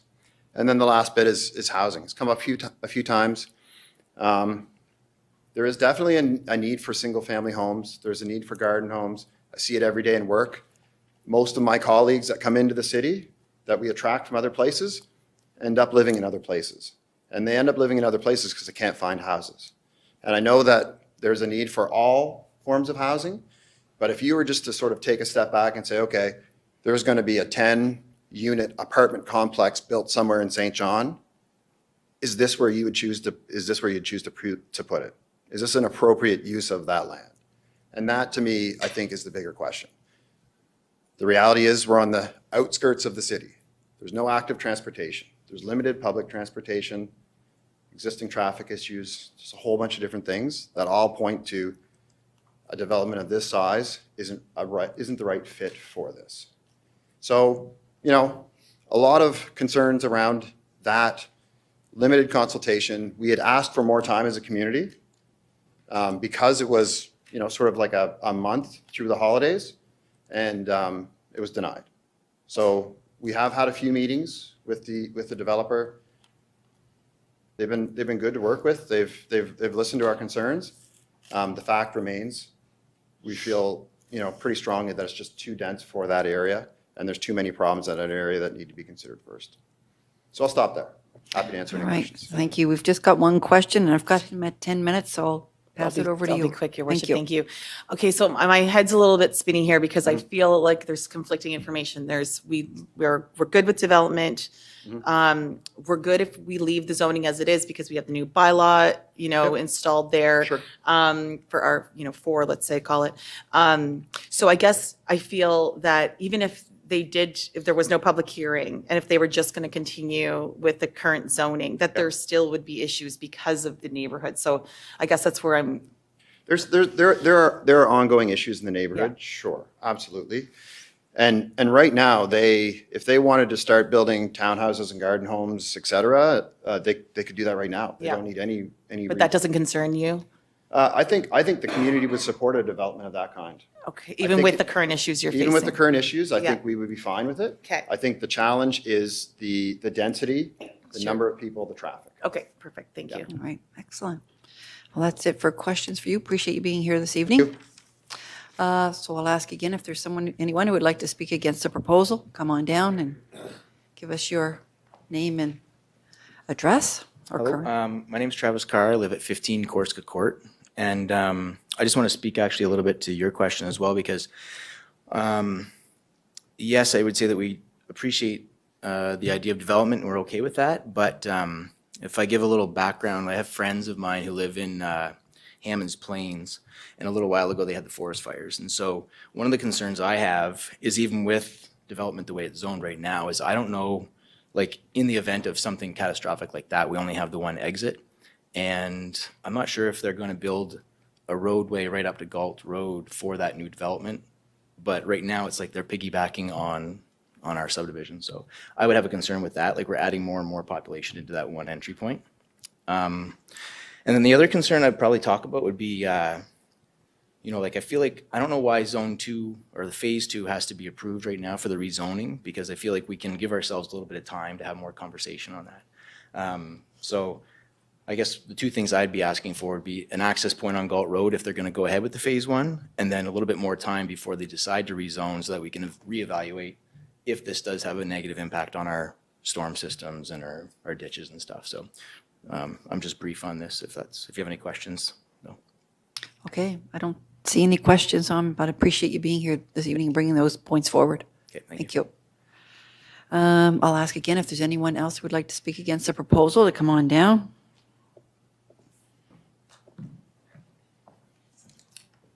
Rick Campbell, 268 Galt Road. Rick? Yeah, Rick. Thank you. I'm the old guy from the community. I've been in the Galt Road for 51 years. And we have fought for sidewalks, as my daughter had mentioned, and we got this much, which was a big, big plus. But again, the density, I agree with my other people here. The density for that area and the amount of traffic that would enable us to get through the city, it'll be ridiculous. And I can see a lot of people even looking at that saying, it's time to get out of Dodge. We got to get off the Galt Road. Right now, on the Galt Road alone, the traffic is going 50. Well, 50 is probably 80 or 90. And we've called the police. We've asked for help. And we get, yes, we're going to be down there with the stop it. And as fast as they go, they go. And we've got a lot of kids in that area. A lot of small children. And again, no sidewalks to get them to. Ross Road, no crosswalks. And I have to agree that I've been there for 51 years. I never had an issue with Monte Cristo whatsoever. If you're saying 80%, I don't know where you get that number. Because when I bought the house back 51 years ago, we were Monte Cristo Park in that little 6 section. There was only 6 houses. And when they built that up there, we thought, this is great because we're going to get more sidewalks. We're going to get more people who are going to get more facilities from the city. We don't get a lot. And I've been paying taxes for 51 years. I pay a whack of taxes, a lot of money, and I don't think we get the service in that area that we deserve. That's my point of view. And I do not believe that we need 10 apartment buildings on the Galt Road. With all the apartment buildings being built in the city now, Milledgeville's just popping up like crazy. They're up on the top of the Galt Road, which I honestly don't believe that if nobody gets killed there in that bottom apartment building in the wintertime, that someone's not going to go skydiving to get killed. They're almost on the road. I put a little garage on, and I had to get approval from the city council, and it was coming out 4 feet from where I lived. But up there, all of a sudden, when the snowplow goes by, the poor guy doing the snowplow must be going to bury those bottom apartment buildings. It's ridiculous. And I don't disagree with single-family houses. I think it's great for the city, and I think the city council should be looking really at, hey, all those houses, if you put single-family houses in, you're going to get more tax dollars, more money to put in the budgets, more money that you can provide more services than you get from, and I'm not sure what you get from an apartment building that's got 32 people living in it for tax base versus 32 houses. It has to be much higher. And do we really need 10 apartment buildings out in the boonies where the only people who really want to, like you are, you want to live in an apartment? Fantastic. But you want to be uptown. You're not going to be, as a young fella, going to be wanting out in the Galt Road. Oh yeah, we're going to the club. Well, it's going to cost me $25 to get home. Like, really, that's what, I'm thinking, like, anybody who's going to rent an apartment is going to be younger, and if they are children, then the schools, I just went up at Island View to a Christmas do, and you couldn't get out there for kids. The place is overpacked. And I know it's not this issue of the city, but it should be something that they look at when you're going to put, 10 apartment buildings in. All right, I do have a couple of questions for you, or councilors. Councilor Darling, you're up first. Yeah, I guess I wanted to add real quick, I was born and raised on the west side, 5-minute bike drive away from the Galt Road. I'm someone who has student debt, works for a nonprofit, 30 years old. Can't picture property anytime in my future, but some sort of gentle density is something that would bring me and my siblings back to the west side. So I think it's important, I think there needs to be balance, but to have that balance where we're not pitting home ownership against any type of renting. And I want to make sure we're careful about that. Yeah, thank you. Like, honestly, I'm just looking at, when I looked at my situation, I'm 73 years old. I'm thinking, well, gee, maybe it's time to leave, get into an apartment. I'm thinking, $2,000, $2,500 a month? Like, you're crazy. I can put that into the guy coming mowing my lawn, for heaven's sakes. Like, it's crazy that you have to pay that much for an apartment when, take that $2,500. I know it's hard to get a down payment, but sooner or later, Central Mortgage and Housing is going to allow you to get that with a less. I really believe that there's opportunities that the province of New Brunswick needs to allow people to buy a house. And they don't have the many on the west side. Like they said, houses on the west side now are very small. If you put one up, you're going to sell it. But we don't want to leave. And I'm from Lower West Side. I'm on 94 Charlotte Street. When I grew up, across from a pool hall, and I just loved the west side. I'm a west sider from. Councilor Harris? Just to clarify, I do have 5 kids, so I'm not clubbing on the weekends. Well, I have 4 grandchildren and 2 children and another.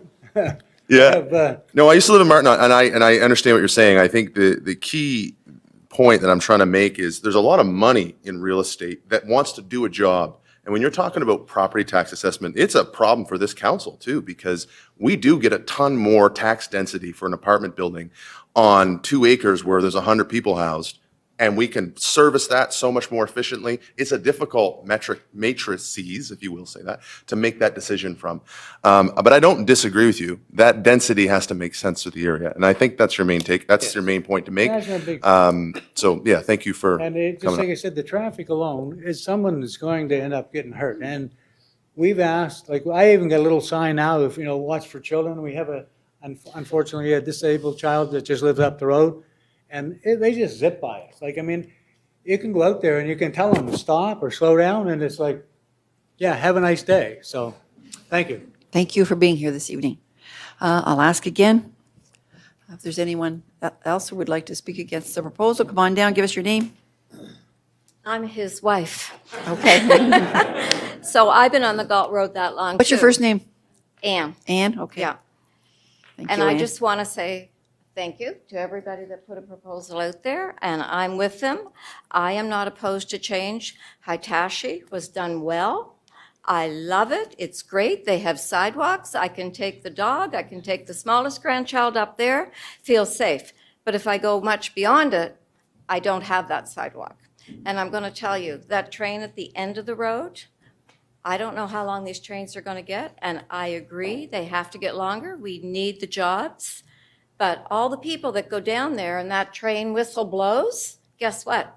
U-turns all the way back up to the top of the Galt Road for that wonky, what you call it, I don't know. I've been doing it for 51 years. I'm quite good at it because I learned to be very defensive because there is a yield sign. They just don't look at it. And the people coming up the hill from the highway do have the right of way. And again, if you don't stop, but I just want to say, I agree, the density is just not right. I feel bad for the people over across the way that they just built that Fox Run apartment building right on the edge of the road. And then they threw in a couple more garden homes, and then they got a poor little house on the end that just built. It's wonky. It's wonky. I just want you to do it. I want you to do it right. I want it to look good for the neighborhood. As far as the schools go, Island View is already overcrowded, not your problem. But, you know, it's almost like the problem, like, we're bringing in 3,000 more people into St. John, but did we add more doctors? Well, you're going to put all kinds of new residents in these apartment buildings. Are you building us more schools? And the flex bus? Yeah, you get out of the pool at 3 p.m. because your granddaughter's Grammy. The flex bus didn't answer. They're not. They're filled up. I can't get home, and I got to be to work. You know, it's great to have that flex bus, but we need more of them. The public transit out there, we can't live without a car. So you're going to have a whole lot of traffic there. And like I said, if you think they're all going down the road, they're going to all be turned around when that train whistle blows. Thank you. Thank you, Ann. Appreciate you being here this evening. I'll ask for the next speaker who would like to speak against the proposal. No questions.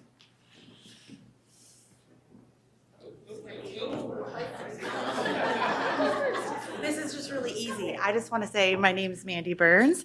I live on Dante's Drive, and I agree with that. What is everyone is saying? So I just want to say that on record. Thank you, Mandy. Appreciate you being here this evening. You'll go into the public record.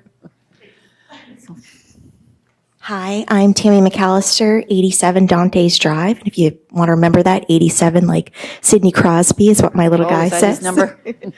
And just full transparency, I'm a former city employee. I worked with you guys from 2008 to 2015, and I was a manager of Pro Kids. I worked in human resources, and I was a communications officer on the Safe Clean Drinking Water program. I'm a resident, like I said, 87 Dante's Drive with my young family. We've been there for 4.5 years. We really struggled to find housing on the west side. For us, it was west side or bust. We were so desperate. We sold our house right when everything shut down in 2020. My husband was even yelling at people in Monte Cristo that were outside, "I'll give you X amount of dollars for your house." I think Billy's here.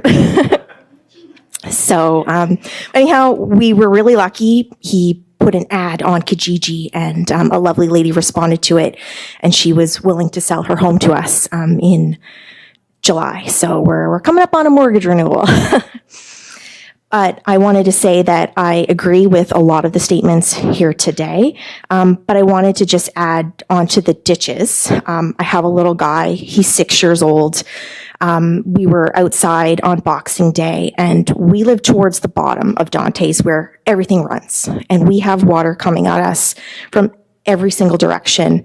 And there's lots of calls we've made. We've had lots of city workers have come out. They've redug our ditch before. We've gotten some good responses, so the staff has been great.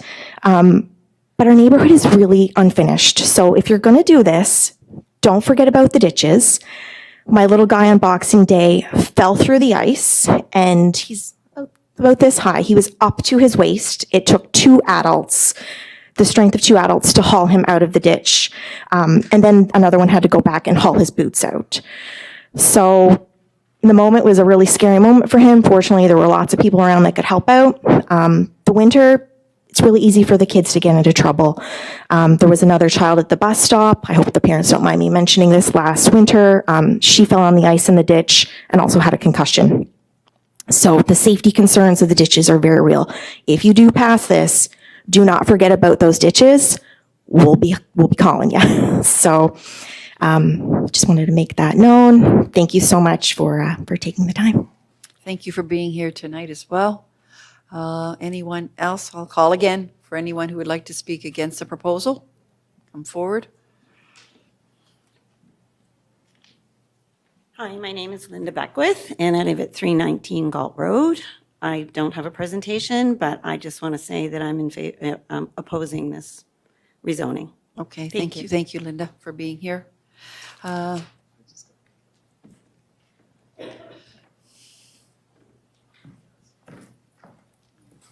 Hi, my name is Bill Melanson. I'm the guy that they wanted to buy the house from. Was Oh, in my right, yard. yeah. They Okay, stopped, Bill. "You want to sell your house?" But anyways, I've lived in the Monte Cristo Parks since pretty much it's been built. I bought my piece of land in 92. I built my house.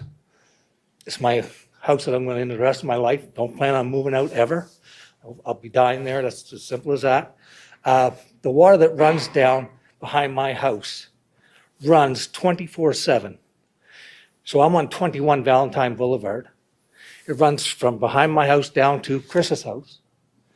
It doesn't stop. It runs all year long. So that's an issue. But like I said, I'm opposed against the rezoning, so that's all I wanted to say. Okay, appreciate you being here this evening. Bill? I'll ask again. Oh, here we go. Come on down. Sounds good. Hi, my name is Jeff Beckwith. I live next to the guy there. Okay. I just want to state that I'm also opposed to the rezoning on behalf of me and my pregnant wife. She Okay. didn't want to get up. So. All right, sounds good. Thank you. Thank you for being here. I'm going to speak against the proposal. Hi, my name's Edward Matthews. I'm at 11 Valentine Boulevard. I was one of the original 3 people that opposed this in 2010. It's the same issues. We're talking $3, $4, $5 million in taxes paid in the 15 years, and there hasn't been, just like Joe said, a couple dugout ditches. We have the same issues. Safety, because the last development and this development want to push all their traffic through our road. There's a serious safety issue at that corner. I watch kids up on the snowbanks when we had snow, but up on the snowbanks to get away from the cars that are coming down, and it's blind at that corner. The snowfall of 2015, which is a little different, I couldn't even back out of my driveway. I was hitting the far bank across the street. But again, we're sitting here at the same issues, but the safety issue, going to your comments, it's not a speed issue. When you come down Valentine Boulevard and hit that corner, you cannot see down the hill. The kids are walking in the darkness. We don't have sidewalks. We don't have underground culverts. There's no place to put the snow. I know we're basically in the kind of the period where we don't have snow, but 100 kilometers to the east, they're getting pounded. We could have that same situation. But again, the problem that I have, and we're, like I said, not against development, the original one in 2010 was the same thing. They wanted to put 100 units down there, townhouses, garden homes, whatever. But it was all on the presumption of pushing all the traffic through Valentine, which is dangerous. We're just like, everyone was apartment buildings. They've got it on their diagrams. There's a parking space for every single unit in those places. We're looking at 80, 100, 120 cars going potentially if they don't move the phasing differently, because right now they have the property right to Galt Road. They can change the phasing so that they can come in off of Galt Road immediately to start there and go down. Don't understand why they have to build everything and connect it to our community or our neighborhood, sorry. But yeah, like that's like Valentine Boulevard has a serious safety issue at the corner right by my place. The kids, I don't know how many times I had to dig out people in their cars because they had to slide into the snowbanks because there was another car coming or whatever it was. That corner is not right, and you can't see down it, and you really can't see up it when you're going up the street. It's really difficult. But yet our kids are walking. Anybody that's on Valentine Boulevard that goes to high school, they're coming up there because the bus stop is across the road in the Galt Road. The middle school, they go to Elba, so they're coming up the street. My daughter did it. I sat there in my front door and watched her walk up, but she's on the dirt. There's nothing, like it's dirt, and then there's road, and the road's not right. So like I said, not against development, but they have the ability to start off on the Galt Road and come down through. Don't need to connect to us. Unless, like I said, like there's a safety issue in our neighborhood. No sidewalks, that whole ditch system. Billy's right, like I live a couple doors from Bill up the street, and the gully behind that whole way down Valentine is a running stream. Bad rain, it's full on. Summertime, not as much. But there is a water issue. And also the way that corner is set up, the rainwater from the road goes right into my driveway and into my ditch. And like I said, it clogs up all the way up. But overall, my issue is the safety of the road that the kids walk on. So, sorry I'm cracking up and dry. But yeah, like I said, they have the ability to come in right off Galt Road. They do not need to connect to us to start their planning. Like phase 1, phase 2, if they don't know which one they're gonna start with, they then start it at Galt Road. They don't need to do that. But yet, we're even talking about construction road and everything else. I'm not sure if that's really been cemented on how they're gonna bring that, if they're gonna build a construction road down into there. Because if they don't, they're gonna bring all the construction equipment down through our neighborhood into that new area. So, like I said, 2010, same issue. We had the exact same issue. We were asking for connection to Galt Road and not connect to us unless there was some new improvements to our area. Yeah, I think that's it. Okay, good. I will get some of those answers tonight about connections, et cetera. All right. Oh, wait a minute. Councillor Stewart has a quick question for you. Hold on. Oh, you don't? Oh, okay. No, he wants a bio break. Sorry. I thought he had a question for you. Do we want to finish up the nays or do we need the bio break? Do we want to finish up the nays and then have one between? Is there anyone else who would like to speak against the proposal? And then we'll have a break. So my name's Mary Kate Beckwith, and I live up in Fundy View Estates, which is at the top of the Galt Road. Councillor Norton, you asked earlier to one of the speakers if we put in sidewalks and manage some of these things that we're talking to, would that change the mind of that person on development? And my answer to that is no, because I'm focused on the character of the neighborhood. I bought because of the character of the neighborhood. I bought because it was low residential. I'd like to maintain that for my young family, and development of this scale and this size is going to affect my quality of life, their quality of life at school. And also because the land on the other side of Monte Cristo has recently been sold. So to me, this is a bit of a gateway that if we develop this to this large scale, that land is more than double the size of this land. So then we're opening up for the similar type of development on that side, which is really going to change the face of the community that I bought in and that I love. So. All right. Councillor Redbone, you have a quick question? Thanks, Mayor. Thank you, Mayor Kate. I just wanted to ask you, are you having any flooding issues up where you are? That's really what I want to know. Not currently, and I know that was something that came up when they built the apartment building up at the top of my street, which is not finished. There's construction going on now. That was a concern of some people. There's been isolated incidents of flooding that I know, but I don't believe it is an issue that's reoccurring with weather or anything like that. Okay, no. That's really what I wanted to know earlier. That's good. Councillor Norton? Yeah, thank you, Your Worship. Thanks for the clarification on that. I think I heard it was set pretty good that I forget who said it, was really well put, but the host community it's just not furnished. It's kind of it's a nice analogy. If it was with some of the amenities that we're talking about, would you as an individual speaker out of the host of people that are here this evening be more agreeable to the current zoning that is in place, not the proposed rezoning that the proponent is currently undertaking? So like low zone residential? That's correct. Absolutely. Under condition of addressing things like flooding and sidewalks and things like that, absolutely. Now, I should say too, that when you say things like, oh yes, we've been in talks about a roundabout and this kind of thing, we all know that that's been for years now. Actually, I was reading an article the other day on Facebook about it was from the 70s talking about how Sims Corner was slated that year to be fixed. Well, that was 50 years ago.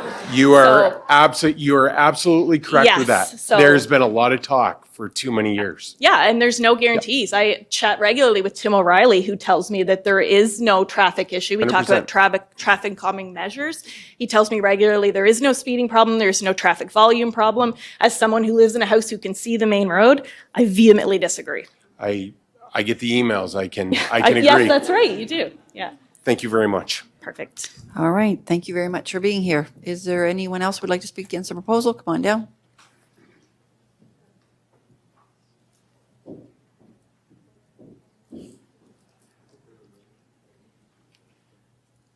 Hi, my name is Tara Morrison, and I've got a lot of history with the area. We moved here in 1990 from Toronto. My husband actually worked with the city for many years.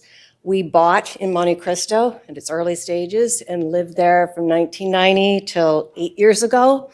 We downsized, our kids are all grown up, and made the big move to Hitachi Crescent. So I'm familiar with all of it. I'll also say that on Hitachi Crescent, it's a U, and we're at the U that backs onto the Pipeline Road.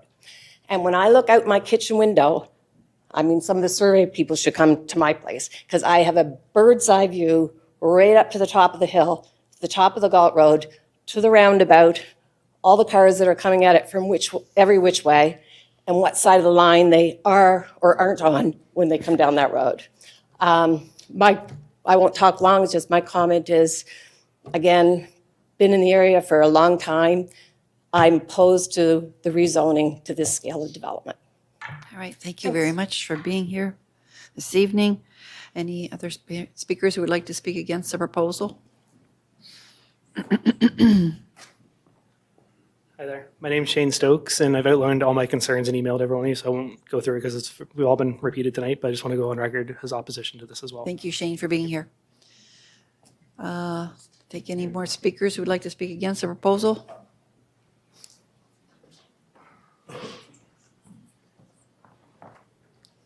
Good evening. My name's Ben Donaldson. I live at 72 Dante's Drive, which is near the bottom. And I'd just like to go on record on opposition as well. I won't take up any more time because all of my concerns have been multiple times have been addressed tonight. So I'd just like to go on the record that I oppose the current proposal for rezoning. Yeah, I'll just leave it at that. Okay, thank you for being here. Appreciate that.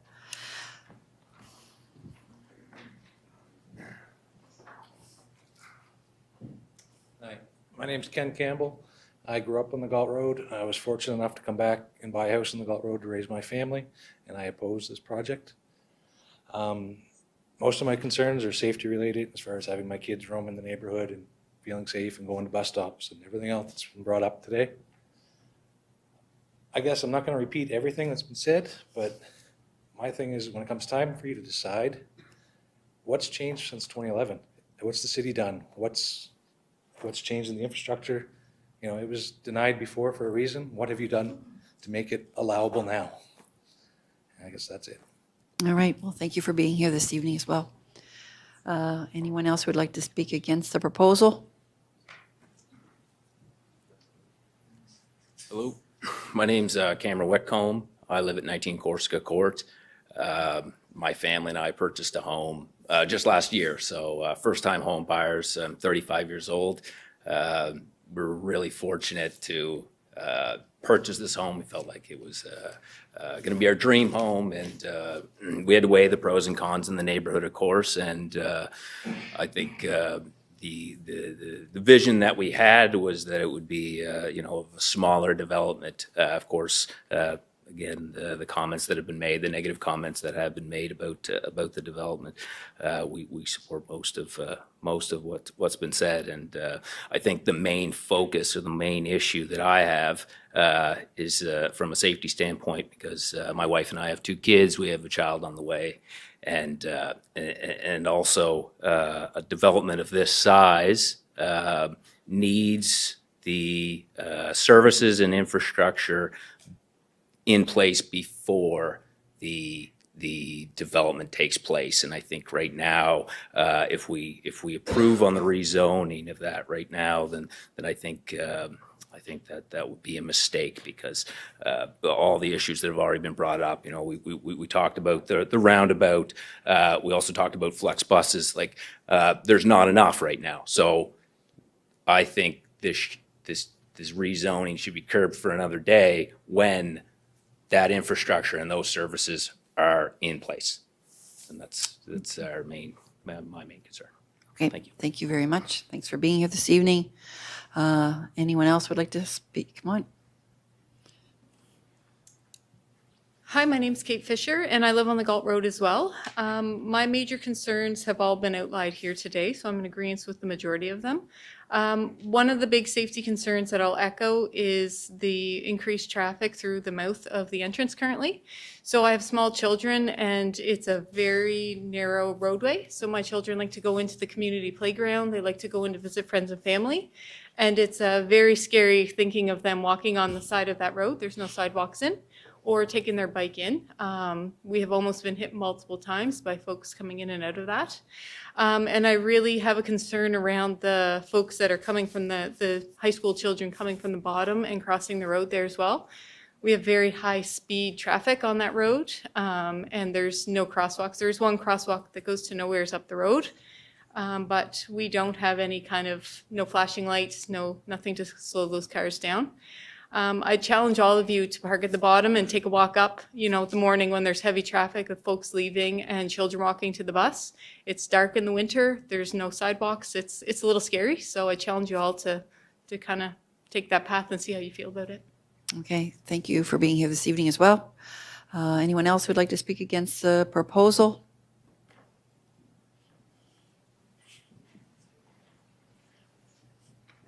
Hi, my name is Paige Campbell, and I'm on the Galt Road. I'm about 3 houses down from the entryway. And I want to echo everything that everybody has said. I do fully agree with the safety concerns of everybody, of our children, ourselves as well. Like, I have 3 children. My youngest is still in elementary school. We have a long time that we want to stay there. So I just want to go on record that I do oppose the rezoning. Okay, thank you. Thank you for being here. Anyone else who would like to speak against the proposal? Joe, you've had your crack at it. I know, but it's not for me. You can't, no. I can't do it. No, it's just part of the guideline. Yeah, no. Fair enough. Anyone else like to speak against the proposal? Yeah, here we go. Hi, my name's Chelsea Donaldson, and I live at the bottom of Dante's Drive. So where all the water comes down towards the bottom, from multiple different avenues, so to speak. Most people have already very eloquently covered the concerns I have as well in why I'm also opposed to the rezoning. Again, for development, I am for development, but I wonder if, that size of development is appropriate for that land in particular, as everyone has already covered. And so that size just doesn't fit. The infrastructure isn't there. The services don't seem to quite match up with what those people also may need when they move in. I'm also the mother of the child that fell in the other bus stop and got the concussion. So again, the ditches as well. And these are a lot of things that we can manage and we do, so to speak, put up with.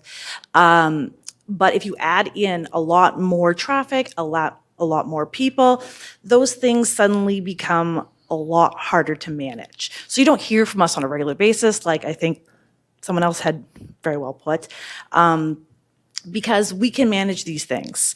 We can make sure we're safe, we look out for each other. You add a lot of more cars, you add a lot more people, and it becomes a little bit messier, especially, with these ditches, without the sidewalks, without the infrastructure. So normally we get along just fine. So you put in a lot more, there's not as much, and a big concern being at the bottom of the hill is the water runoff or whatnot, because we do also have the busy stream that runs and expands behind us. So all this water coming down, and I realize any development may cause concern for that increased water. I think we're gonna run into that concern regardless, but we want to make sure that this proposal has seemed really, really rushed in the way, and we wonder if it's been thought through, that all the planning is there for how they're gonna mitigate these issues or whatnot. So again, those are some of the reasons why I'm opposed. Thank you. Thank you very much for being here. Is there anyone else who would like to speak against the proposal? He said you weren't going to get out.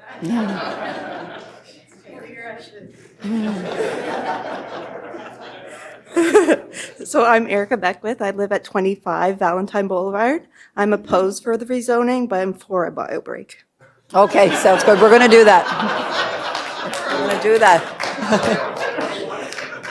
Okay. If there's no one else who'd like to speak against the proposal, I am going to call for a bio. Oh, wait, now we've got another person. Yep. Come on down. Erica can get up here. I suppose I can. My name is Troy McMillan.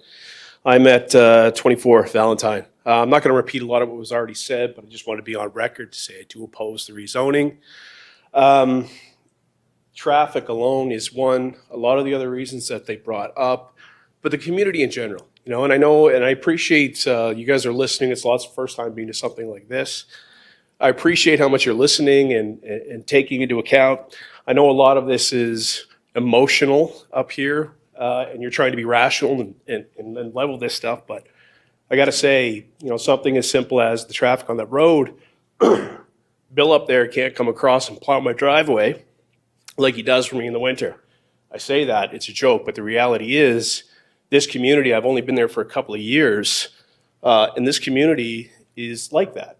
You know, I watch Chris's kids play at the bottom of the street. They're down there in a corner. That would just disappear. There's so many little things. And although, again, a lot of our arguments can be a bit emotional, it's rational when you talk about why people want to live in that neighborhood. That's why we chose this neighborhood a couple of years ago.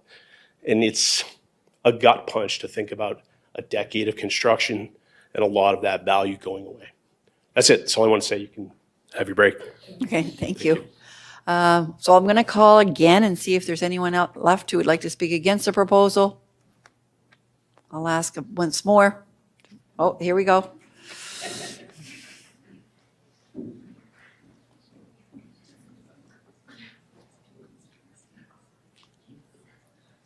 Hi, Derek Damery, 8 Corsica. I just wanted to say that we love our family of ducks that come to visit us every year. We don't want any more ducks. We're good with the one family. And some sidewalks in the neighborhood would be really appreciated. We pay a lot of tax dollars. And I am pro-development under the current zoning, but opposed to the rezoning. Thank you. Thank you. I'll ask for the maybe the last time. Does anyone left who would like to speak against the proposal? Good evening. My name is Dave McKenna. I live at Corsica Court. I'm just here to give my opposition to the rezoning. We moved into this area a few years back. In part, it was due to leaving a higher density area to this lower density area. Now, I'd like to be clear, I'm not against development. I actually am in favor of gentle densification of the area, but in the current zoning. So I oppose the current plan for rezoning. Thank you. Thank you. Thanks for being here this evening. Anyone left who would like to speak against the proposal?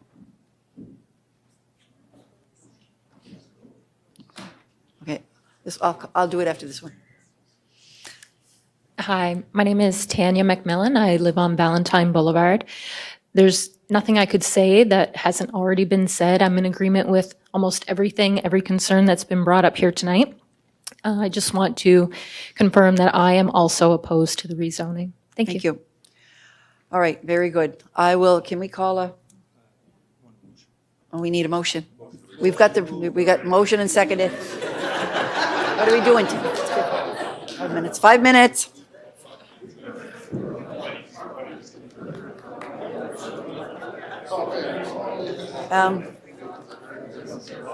So you got to get your team on that to address this.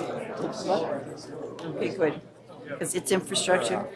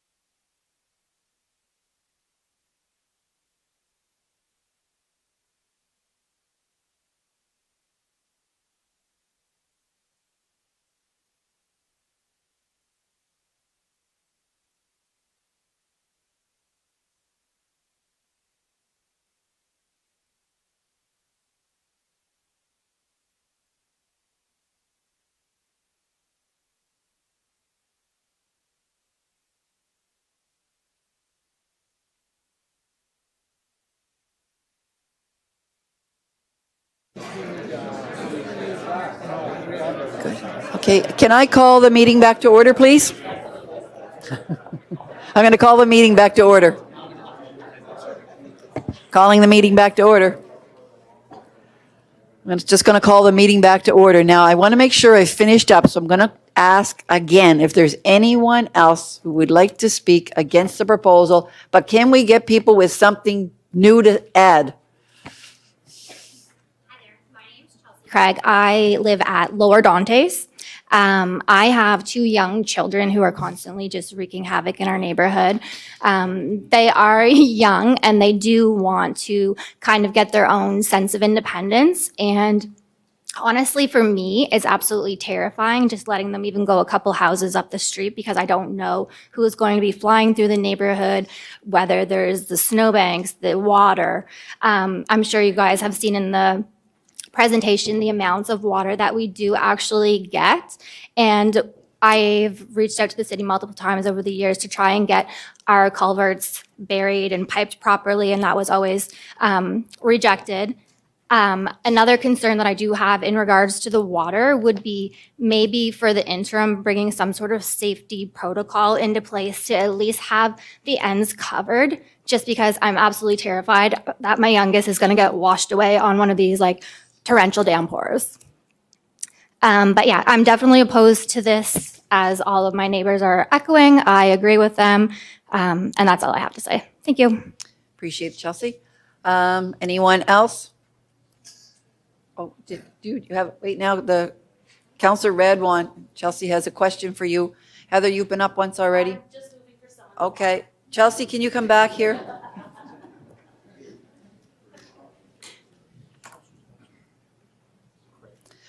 Councillor Radwan has a question. Thanks, Mayor. Thank you, Chelsea. Just a clarifying question. When you say the ends, do you mean like the corners of the No, road? so like every yard where the ditches are opened, obviously under the driveway it's piped. So at the end of each pipe, there's an opening. Like there's no sort of grate or anything to protect things from entering. So that's like obviously intrusive thoughts, but that scares the shit out of me. Sorry, pardon the language. No, that's great. We have one of our engineers here, so I wanted to ask just to clarify. Yeah, Thank for you. sure. Yeah. Thank you. Okay, thank you. Your Worship, Council, my name is Bernie Morrison. I'm live at 4 Hitachi Crescent with my wife Tara. And I just wanted to stress the fact that Hitachi Crescent is right across the street from this development. We got a full-on view of it. The Dantes extension will meet up with Hitachi Crescent at a crossroad, which is only 2 streets meeting now and is very, very, very busy, and it's just going to get worse. My only opposition to this whole development is the size of the buildings that are being put in. Right now, out my front window, I look across the street at a forest, which I know is not going to be there, and I don't have a problem with that. I'd much rather look at a row of townhouses or single-house development rather than a building higher than my building, much higher than my building, with balconies looking down on me. So my biggest opposition to this whole thing is the height and the size of the buildings being proposed. Thank you. Okay. All right, thank you very much. Thanks for being here. There's no questions on my screen here. Anyone else who would like to speak against the proposal? Hi, my name's James Burns. I live on Dantes Drive. I've got nothing new to add. I just want to voice my opinion or voice my opposition to the proposal. Appreciate you coming Thank you. tonight. Thank you. Anyone else who would like to speak against the proposal?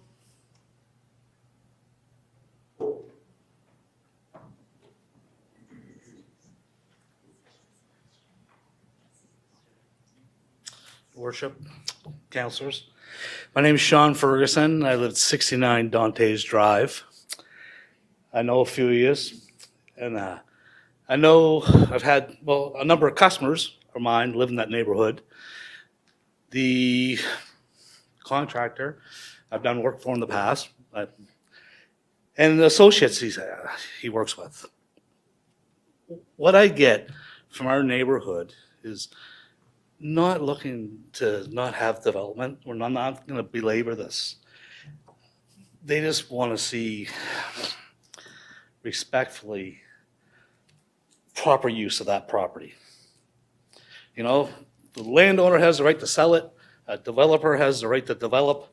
And it works good for me for what I do for my living. You know, I take care of properties, which then it leads to the point of a lot of these people talking about the water issues. I don't just visit 10, 20, 50.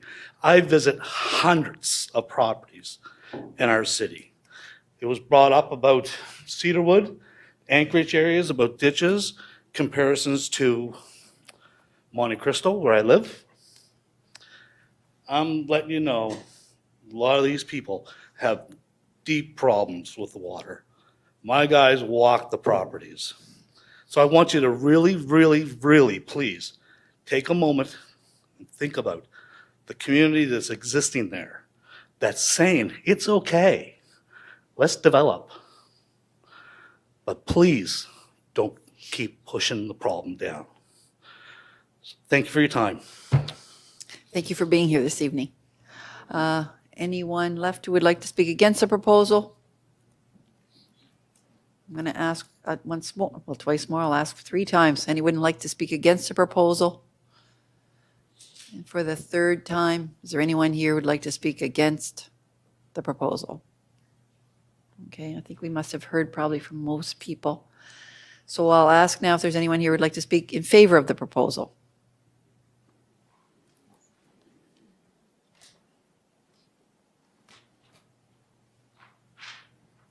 Thank you, Worship. Sorry, just arguing with Rick. Your Worship, Jody Clifford with Envision St. John. Just wanted to speak on behalf of our organization in favor of this proposal. We've heard a lot tonight about some very valid reasons concerning infrastructure and safety and whatnot, and I'll let your staff answer that. But with regard to safety, I just wanted to draw attention to the fact that we're in a housing crisis and we're still growing as a community, and part of that is part of that really is the need for new housing types. And what's interesting about the proposal, and it's unique and it's not too unique, but what's appealing is it has different formats of development proposed on that site, whether it's townhouses or mid-rise rentals, and that keeps affordability down and also offers some opportunities for ownership. So we're in favor of this proposal, and yeah, we're just here for any questions. Councillor Redwan has a question for you. Thank you, Mayor. Thanks for coming, Jody. I just wanted to ask you, this keeps coming up over and over and over again. Do you know if there's any evidence, or have you seen in your experience that when there's development like this, that it depreciates people's houses, like the cost, the value of their homes in This the has area? been a conversation piece for a long time, for as long as I was working as a planner, and there's no evidence over the years that there's a rezoning property adjacent to or in your neighborhood that would cause a devaluation of your property. There's no research that I've seen that suggests that that's true. Okay, thank you. Okay, that looks like that's it. Off easy tonight. Off easy tonight so far. Okay, I'll...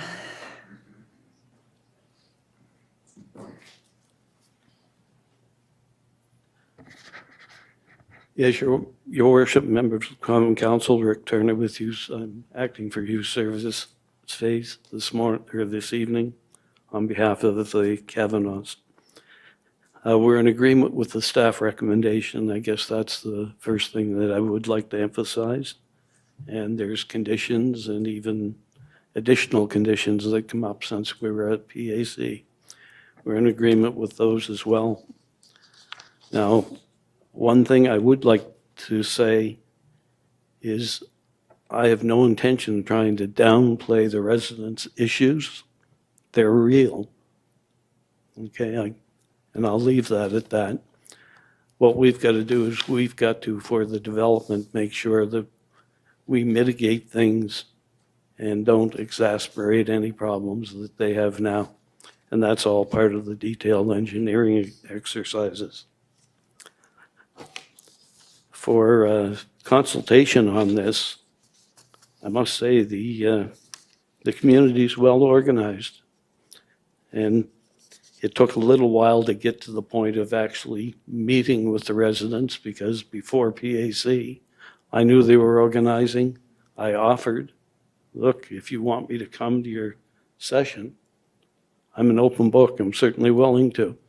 Never did get the invite, but once we went to Planning Advisory Committee, they suggested that we do get together. And I think it's been a real good exercise to do that. Now, the meeting that was suggested by Planning Advisory Committee was a meeting of myself, the developer, city staff, and some of the residents. It ended up, we didn't have an opportunity before the holidays to meet with city staff available, but the residents were very anxious to have further discussion, so I went ahead and had a meeting and suggested to them, okay, I'll meet with you, we'll go through this stuff, give me a better idea of the issues, how we might be able to address them. And at that point, when we meet with the city, we'll already be sort of halfway there to some kind of an ending. So knowing their concerns from what I had heard at the Planning Advisory Committee, I had made some adjustments to the plans, and I want to put this in, and hopefully we don't have a technical difficulty here. I took a look at the phasing of the development. We had a number of phases that we would have been doing to get out to Galt Road, starting with the development down at Dantes Drive. Why starting at Dantes? Well, that's where all the services are available. On the Galt Road, there's nothing there for a sewage system that we can use. So the services have to come up through that way. The first phase that we had proposed originally, and I had sent through my invitations to the neighborhoods, we adjusted some things on the way. So there's been some variations to the plans. All those variations have been things to try to make it more palatable, more acceptable to the neighborhood. We weren't backtracking on things. You know.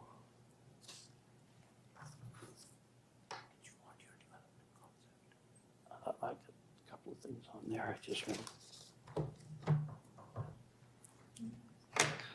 I thought Mark would be doing a presentation. Okay. Loose. Great, thank you.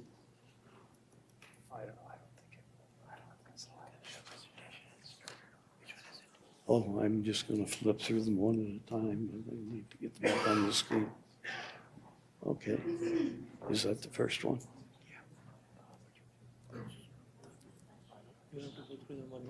Yeah. Yeah, my PowerPoint. He's gonna. Sorry, Your Worship. So this was the plan that we had originally brought to the neighborhood.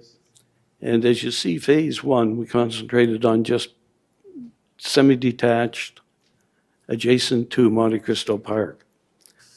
From there, the intention was to go to phase two, being up on Galt Road for those two apartment buildings. So we could have flipped those phases around, but it ended up phase two. The sewage isn't there to be able to connect. So we had to modify the plan in some way that we could make it work. Had meetings with the developer, with the developer's contractor, and when we went through things, we found, okay, we've got to start the services at Dantes. What should our exercise be here to make this thing workable? Well, workable is get that connection through to Galt Road as soon as possible, as soon as practical and feasible. Going through it with the developer's contractor, it was determined that we could come up somewhere into phase three, and I'll bring that plan up in a moment. And that could be a first phase, but we reduced most of the semi-detached, and what you're seeing is phase one. Again, just to mitigate concerns of traffic going through the development and basically try to make that connection as soon as possible.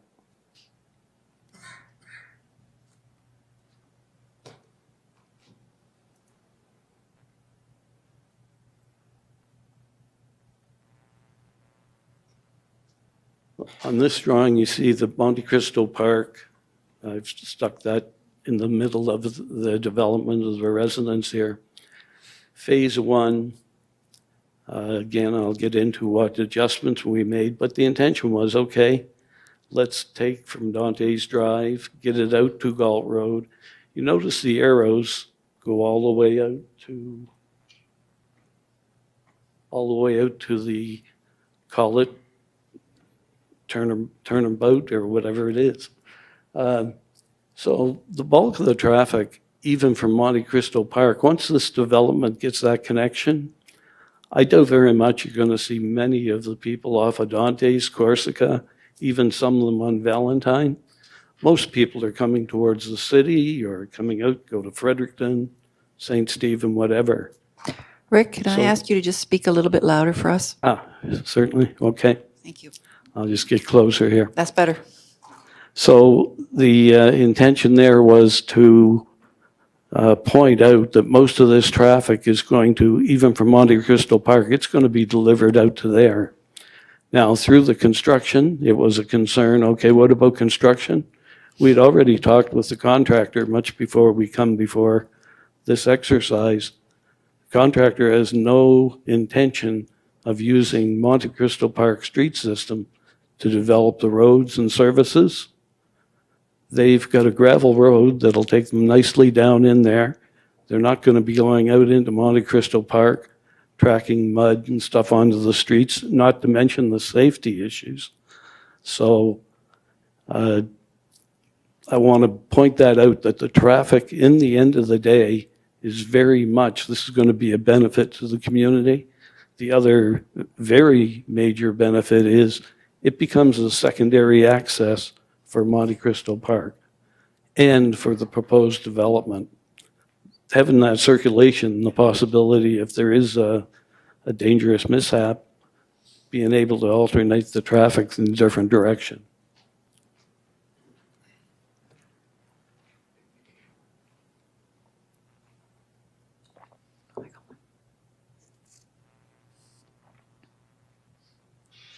This is what we came up with, or what I came up with when I went to meet with the residents before we met through city staff.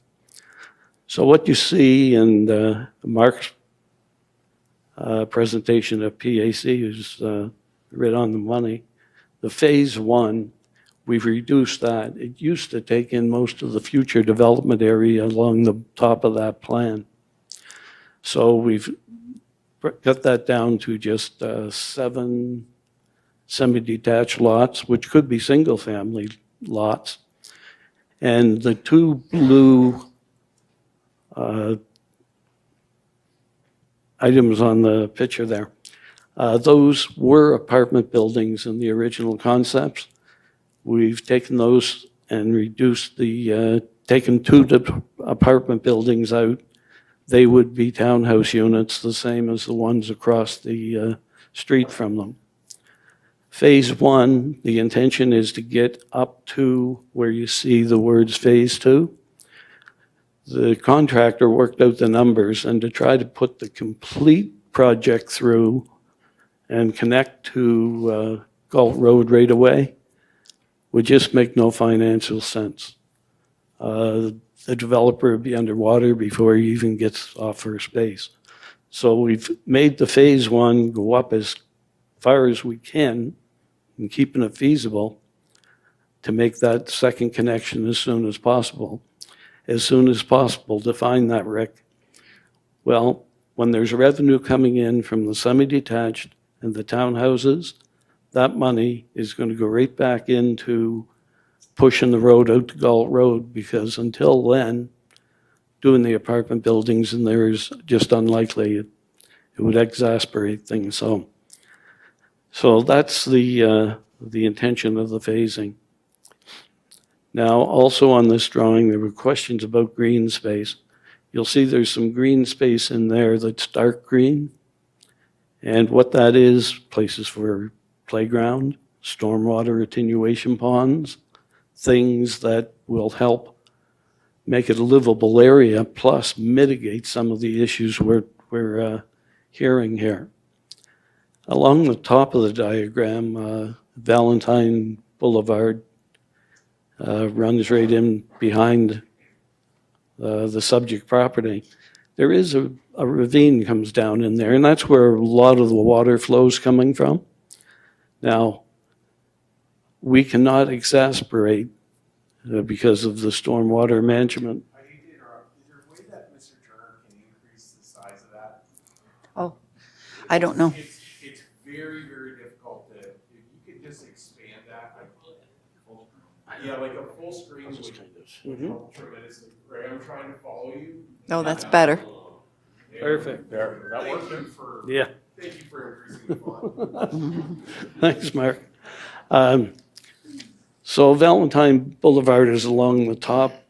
There's a ravine, runs down along the property line effectively. The water from that, I mean, there may be a possibility of taking and actually diverting water away from Dante's Drive. That's not the responsibility through the stormwater management bylaw, but there is a possibility there. That would have to be worked out with engineering. It's not something we're going to have to, or we're going to be able to answer tonight. But it is a possibility of a positive outcome. And the other side of the coin is we cannot exasperate and send more water down Dante's. So we're intending to bring it through the green space to the left of the drawing and down through that green space, attenuation pond, then it releases to a stream down there. I understand in our conditions, a 1 in 100 storm is what's in the bylaws now. And it's been discussed on doing a design for a 1 in 125 year storm. So that puts another onus on the developer, which again, their problems are big time water, and we're working as much as we can towards a resolve to that. The other thing I've added into this drawing, it wasn't in the previous ones, is light green around the buildings. The present bylaws, the lots have to be, the trees will be gone, yes, but tree planting is required. That's very strict in the bylaw now. And all those light green areas have to be manicured in some way. So that's just to emphasize that green space, there's going to be plenty of green space for this type of development. And the dark green areas, again, are over and above anything in the bylaw. So the green space is quite substantial.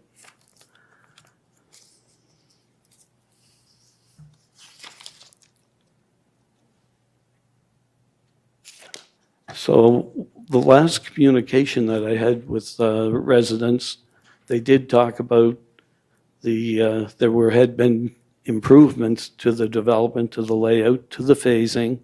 They recognized those as positive. They're still opposed to the apartment buildings. Now you'll notice in this, Monte Cristo Park, they are larger lots. It's not something you're going to see anything more in the future. Nothing like that. Not the size of the lots or the style of development. We come to the semi-detached, which all that area for future development in phase 1, that's as of right.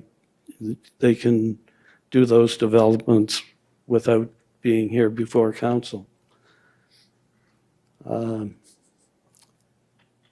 The green space, I've addressed that.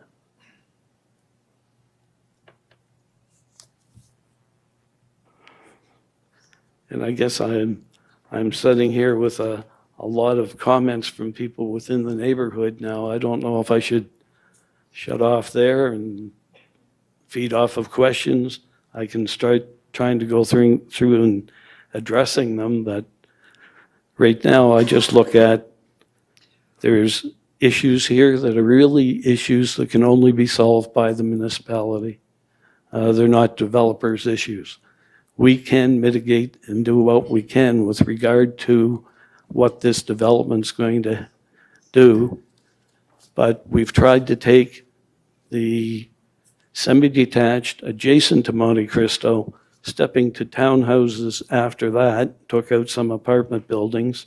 So we've got 22% less units than when we started out here. And from there, you have the apartment buildings. They're out closer to Galt Road, closer to the intersection where your main thoroughfares are.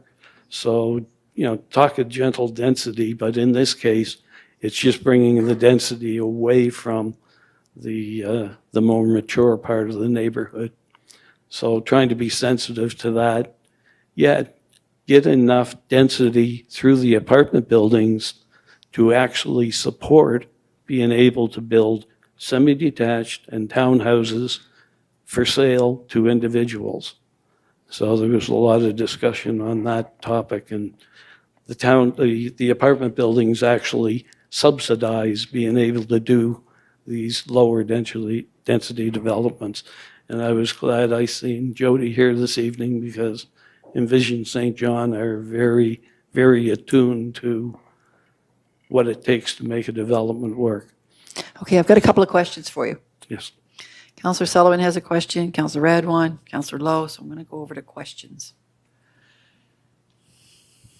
Thank you, Your Worship. Thanks, Rick. With regards to the phasing and the Dante's Drive continuation, so very clear that the construction traffic comes off Galt and into the subdivision. Help me with my understanding of when phase one is done and we're waiting for enough of it to be sold to do phase two, what's that road look like?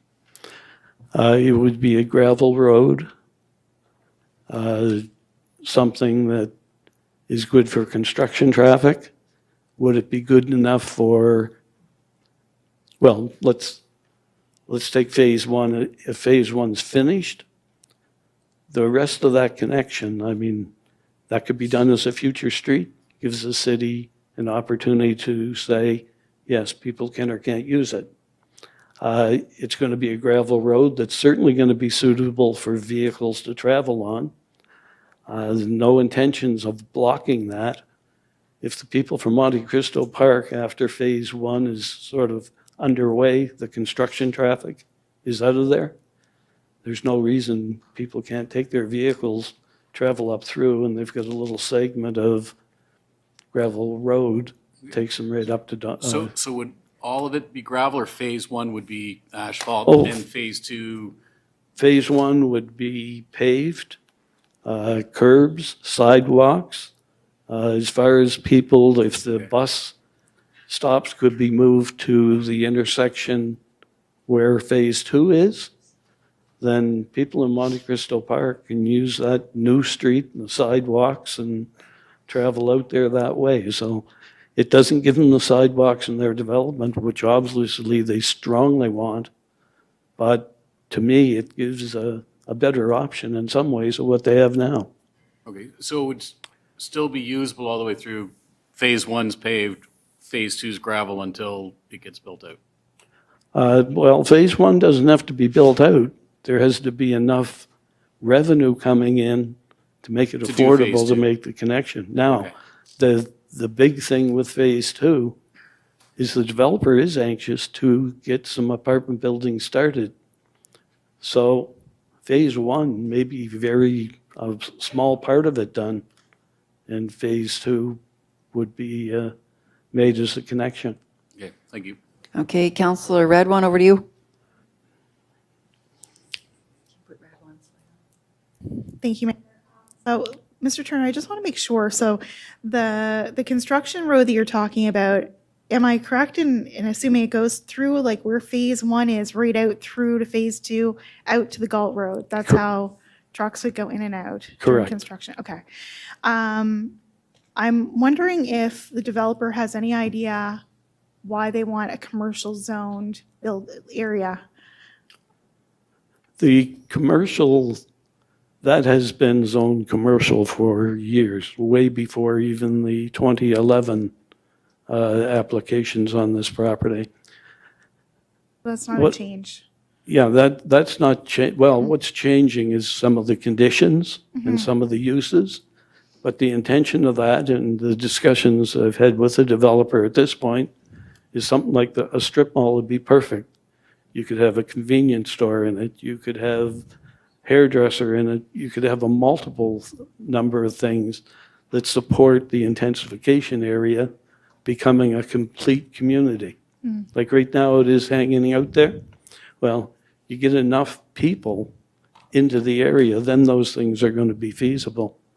And that would be the attraction on the commercial, is to feed off of the neighborhood, especially as it builds up with more population.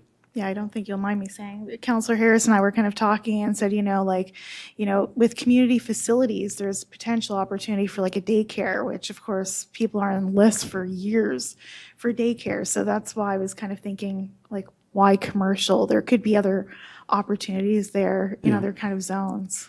Yeah, the daycare that's there on Galt Road now, I've talked to the operator, and there's lots of room for more daycares in the area. For sure. She said that, so. But again, it's just one of those other things, a use that's going to help support the neighborhood as a complete community. I can come back around. I have one more question. Well, I've got Councillor Lowe's got a question. Yeah, Councillor Lowe. Yeah, Rick, at PAC, we asked you to meet with the residents. What changed? Tell us what changed after the 2 meetings. Yes, Your Worship, the two blue buildings on the chart, they were apartment buildings, proposed apartment buildings. The green space you're seeing has been added, quite a bit of green space added. The density of apartments has gone from 174 proposed to now 136. So it's removed 38 apartment units from the development. We've committed on the construction road. We've put the phase 1 as the priority to get up to Galt Road as quick as could reasonably handled feasibility-wise. I think I've hit all the high points. There's some other things there, but Okay. It's a 22% reduction in the number of units. All right. Councillor Redwine, did you have one Yeah, quick question? I just want to one move more. on to staff and Yeah. wrap this up. I just have one more. For that future development phase, Rick, what kind of a tree line is between there and it backs onto properties on Valentine? Yes, it's hard to see the contours on that diagram, but the ravine basically runs down the property line. Okay? Under present regulations, you can't go down in there. It'd be considered a water course. You can't just go down in and cut the trees off of it. So there's a sloped area that's going to be on the backs of these lots. Okay. We made the lots a little bit deeper to help maintain that tree buffer. And then a way to mitigate some on the stormwater, the lots can be graded to flow out towards the proposed future street. Mhm. So that's taking some water away from the drainage course that is causing a lot of the problems. That's great. That stormwater would go down that street, go down into the green area to the left of the diagram, Mhm. and from there it's released to an existing water course Okay. it's going to be a slower rate, not just a pre and post the same. I can see it being a slower rate based on the criteria that's being set out as conditions here. That's great. Thank you. All right, sounds good. Thank you for being here this evening. That's it for questions for you. I want to get to the questions from council for staff. Oh, yeah, sorry. I have to still call. We're still going. So I'll ask again if there's anyone here who would like to speak in favor of in support of the proposal.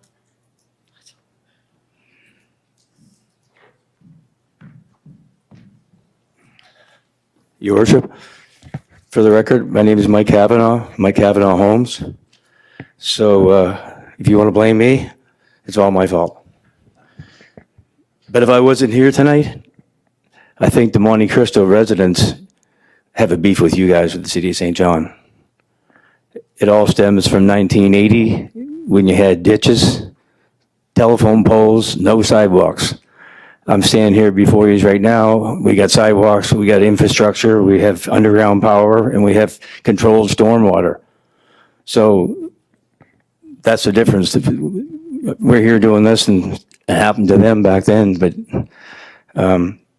and to clarify, I'm only here for one reason: is I bought this land, and there's one condition: first and second reading approval, and it'll close immediately.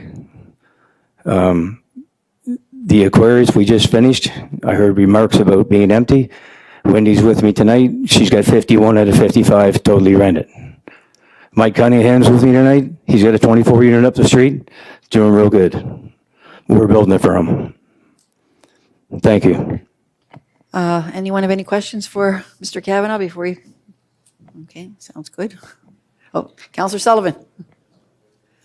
Mike? Hi. So, sorry to make you walk the stairs again, Mike, but thank you for being here. Timing has been quite a conversation tonight. I wonder if you, like, you're saying it'd close at first, second reading tonight. When would you start phase one, and your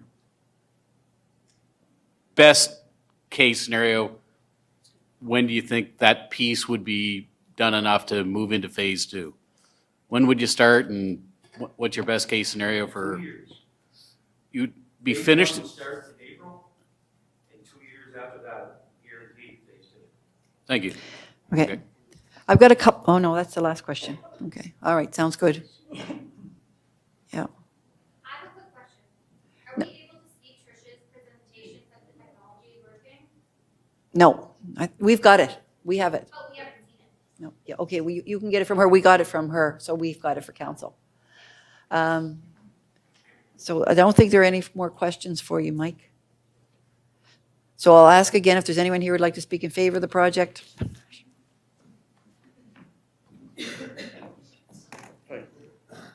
Just make a couple quick comments. My name is Mike Cunningham. I got a letter because I own land within 100 meters, and I'm currently doing some work up in Fundy View Heights, and I just want to make a few comments. Say the Kavanaughs, obviously I do some work with them. I'm a contractor, I'm a developer myself.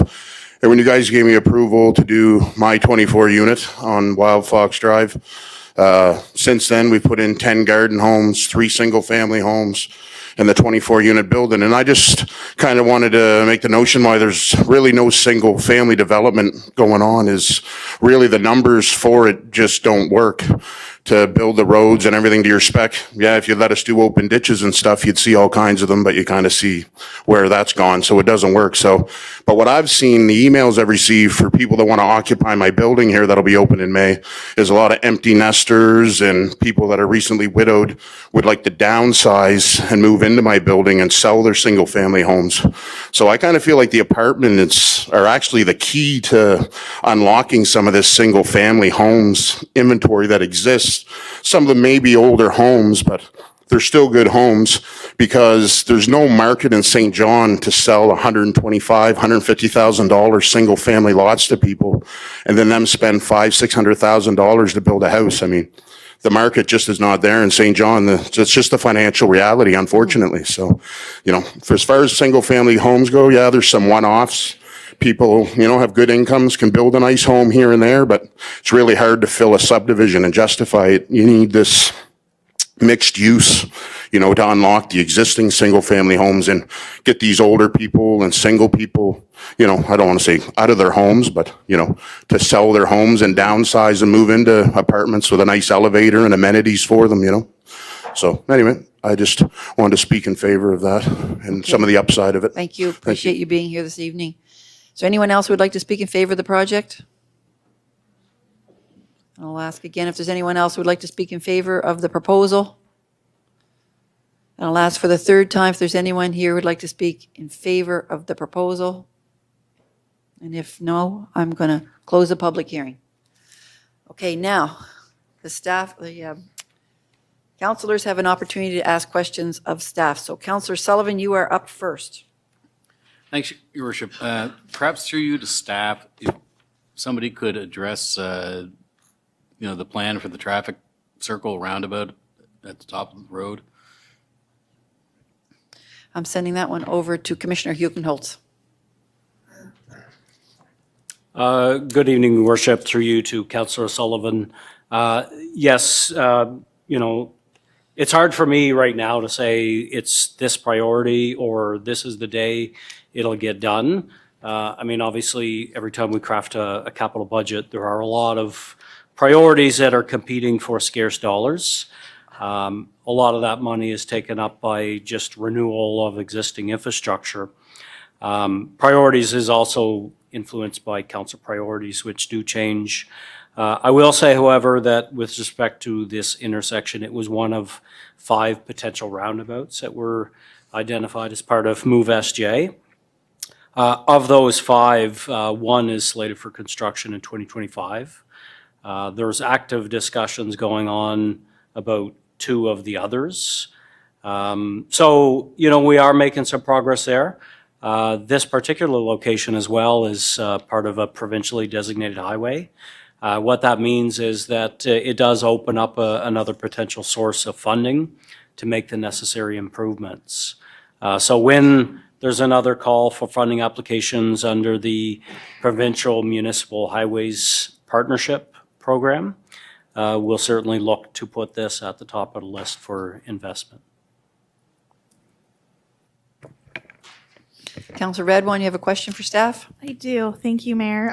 So I'm just wondering if, I think through you to Commissioner Hugenholtz, there's a little bit of discussion about the blind knoll, and I don't know if there's anything as far as, other than a sign that we can do as far as to calm traffic down, but that seemed to be one concern.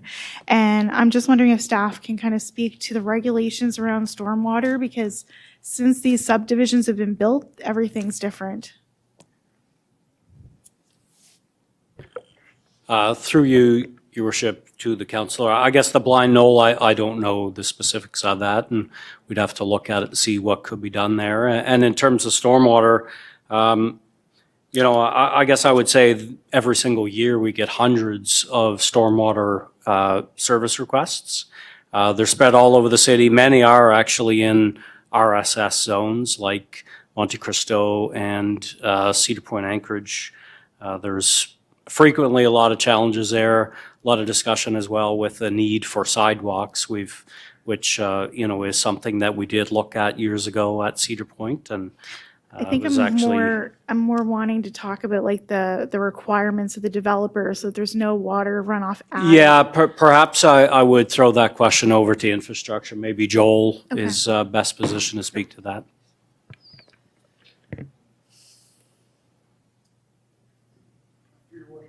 So we do have our storm drainage criteria manual and our drainage bylaw, which has been in effect for a number of years, which basically, as Mark Breed had mentioned earlier, will force the development to essentially match the pre and the post flows so that you can't make an adverse effect. With this development, we've made we have a Section 59 condition as well that would go over and above the drainage bylaw right now. That would, similar to what we said for 1750 Sandy Point Road, increase the post-development rainfall intensity 25% over the 100-year, so that it would, again, create an additional... and accounts for climate change and all of that. Yes. Okay. And I mean, you guys figure that out based on how much clear cutting there is and stuff like that, I would assume? Yes, as part of the drainage submission that the developer will have to send in to infrastructure development, they will have to follow best practices for stormwater, which would take into account the permeable and impermeable surfaces. That's great, thank you. So while you're up there, so what you're telling us is that's an existing issue, the ditches and the water, et cetera, but anything new that's added cannot impact that based on the documentation that we've put together, the bylaws or whatever. Correct, and they have to send in a submission that the city reviews to ensure that it follows the bylaws. It follows the bylaw. Okay, thank you. Councillor Norton, you had a question? Yeah, thank you, Your Worship. through you to either Commissioner Poffenroth or perhaps Senior Planner Mark Reed. I'm just wondering what some of the residents expressed concerns with the timeline of the proposed development and the length of time that it could take for complete build out, or I guess in the words of planners, substantial build out of this project. And I guess some of the things that popped up were possible sunset clauses or more of a gated approach, so that there was a incremental rezoning process, complete this, then come back to us, then we give consents for this portion, and then we move ahead.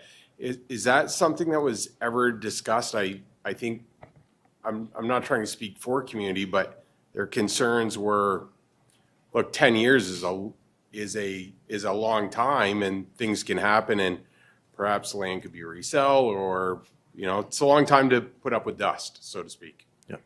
Your Worship, through you to the councillor, that the imposition of a sunset clause, that wasn't something that was discussed with the developer, nor was it recommended by community planning staff.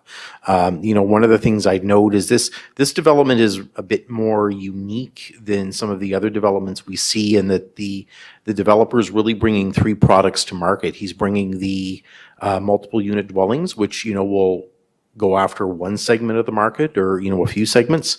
He's going after semi-detached, potentially single-family lots, which is another segment of the market, and he's going after townhouses too. So it's, you know, everything is subject to the economy and market, but at the same time, the developer is bringing, you know, three products online, so that allows him to basically, you know, go at it in basically a three-pronged approach.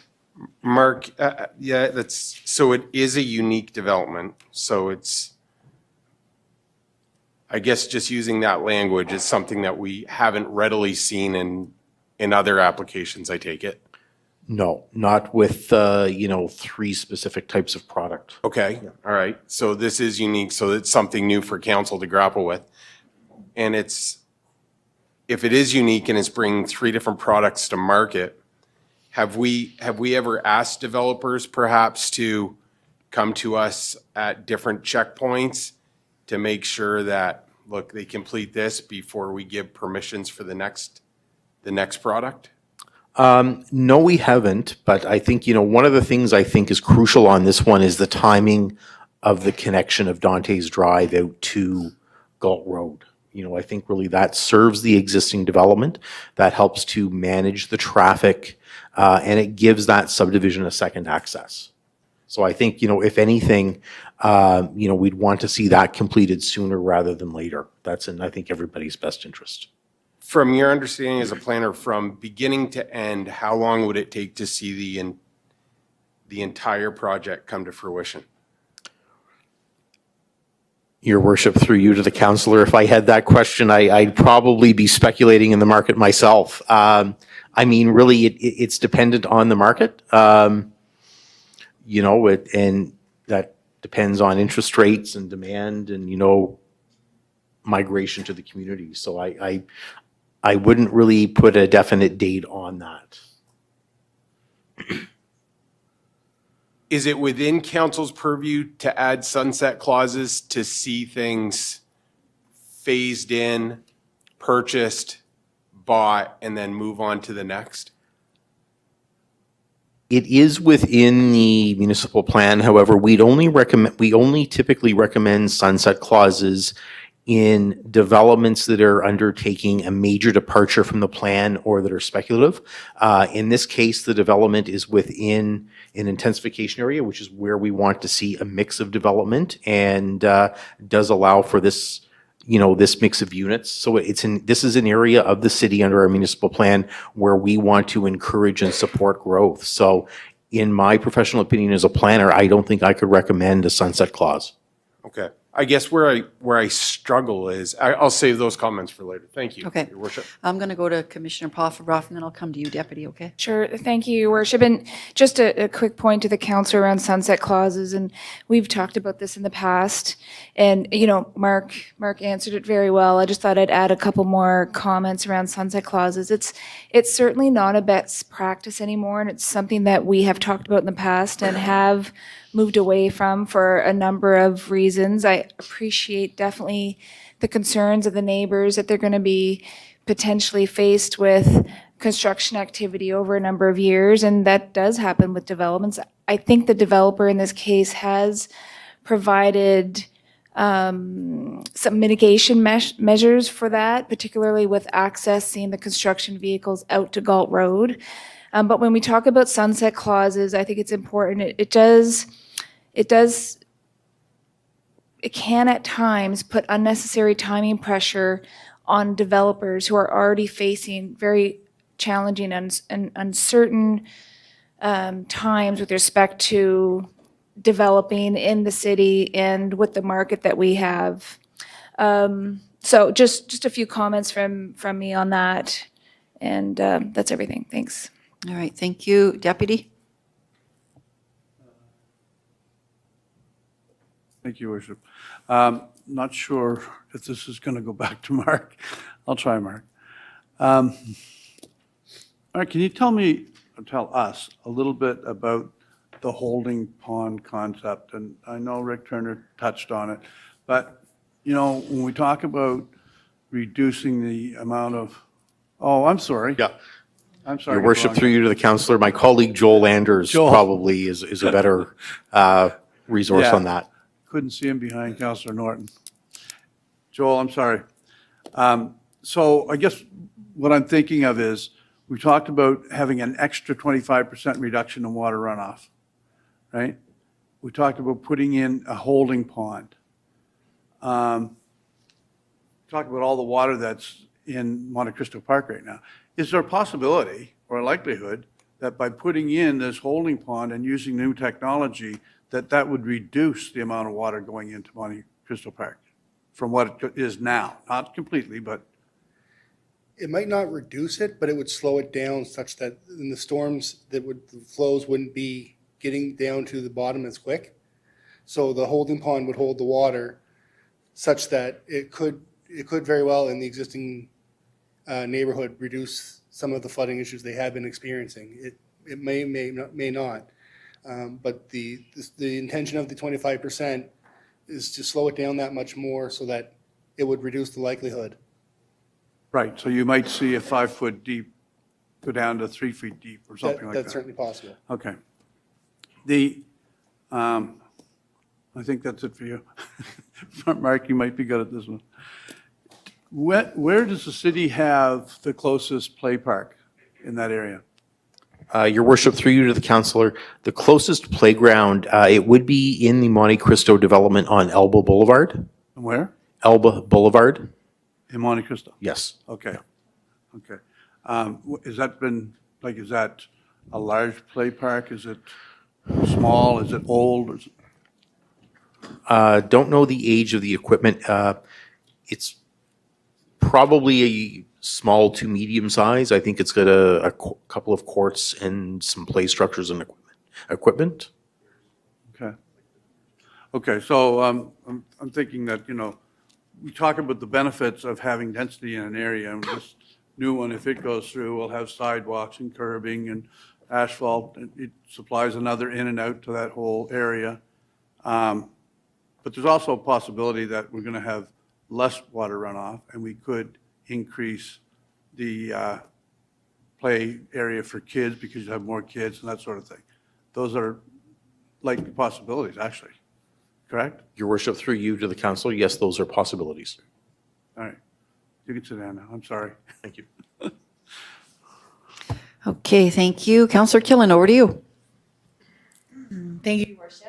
This is for a question for I'm not sure who. It sounds like the developer of Monte Cristo got away with murder back in the 90s. And there's a few other neighborhoods in St. John that have seemingly had similar circumstances that were named tonight.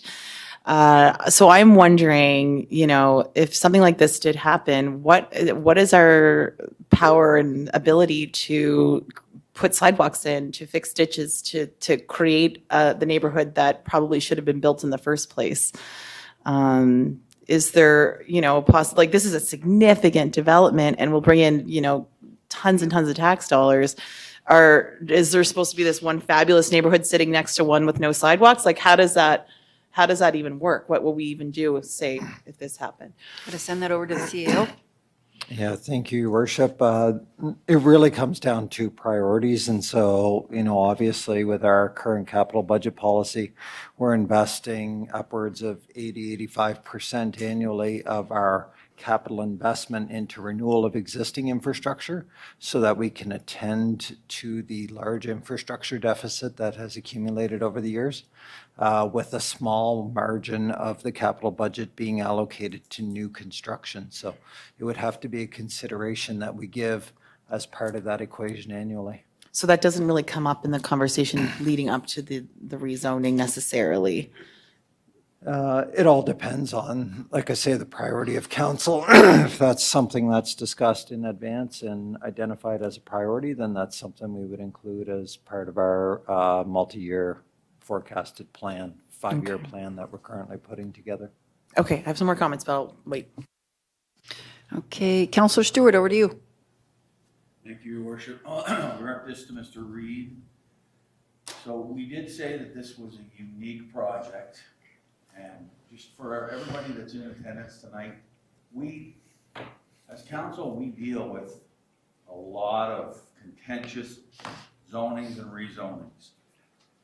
Would it be feasible for us, if we're talking about putting sunset clauses, which I don't agree with, but as the developer makes progress on phase 1, phase 2, wouldn't it make sense if the city came to the table as well and did phase 1, phase 2 on infrastructure, with whether it be sidewalks, curbing, culverts, that kind of thing, with both Monte Cristo and Galt Road? Would that be logical for us to say that the more that the developer's doing, the more we're going to help that community as well? That's the first question, and I've got some comments that I might like to throw in there. I'll send it back to the CAO. It definitely helps in terms of providing the revenue. So obviously, when we're allocating the revenue that we currently have, it's short in terms of its ability to attend to a lot of new infrastructure. And hence the capital budget policy that we currently have in place that is highly restrictive on new infrastructure. But the more revenue we have and the more we attend to infrastructure deficits, the more ability we have to invest in new infrastructure and expand existing services. I don't want to throw out the word false hope, but there's a potential there that we could do that, right? That's right. So as I look at a project like this, something comes to mind that St. John of 30 years ago, 40 years ago, is not the city that I want to be in 10, 20, 30 years. When we have a proven developer who knows what he's doing, who's been more than capable of starting and finishing projects on time, under budget, doing what he says he's going to do, I hate to lose that opportunity by putting too many restrictions on someone like that. And we are building a city for the future. And I understand it's daunting for you folks living out in that area where things have been the way that they are for so long. But I ask you to look at down the road what this city could be, what that area could represent to the rest of the city. And you have a developer that's capable of starting it now, today, who's already told you that if we pass this, he will buy that land and get construction underway. Look, I hate successive councils have said no to these kind of projects, and we take the beef for it because St. John hasn't grown like Fredericton or Moncton, which we all hate hearing. Everybody hates hearing it. You got an opportunity right now that this is a start, okay? We've already got lots of construction happening around the city. This is another piece to that puzzle. So I want you to think about St. John of the future. Thank you for listening to me. Thank you. Councillor Harris, have you had an opportunity? No, Okay, I you're haven't, up Mayor. first. Thank then. you. Yeah, I've been listening a lot, obviously. And as a guy who ran on housing being created, and knowing these two guys who have, Greg points out, have done a great job, it does put you in a tricky spot. But at the end of the day, I do think what's missing in this conversation is a handshake with the community. We don't have one. We didn't put in the window where we were going to do this density when we said we wanted our population target in 2032 to be 85,000 people. We didn't stop and do the work to say, as a table, at least here's where we think it should go. And just so you know, citizens of St. John, this is what it would look like. This is how your services will change as it transforms into that. This is when sidewalks will come. This is the threshold we need for tax density to do these playgrounds or whatever. It's a gamble.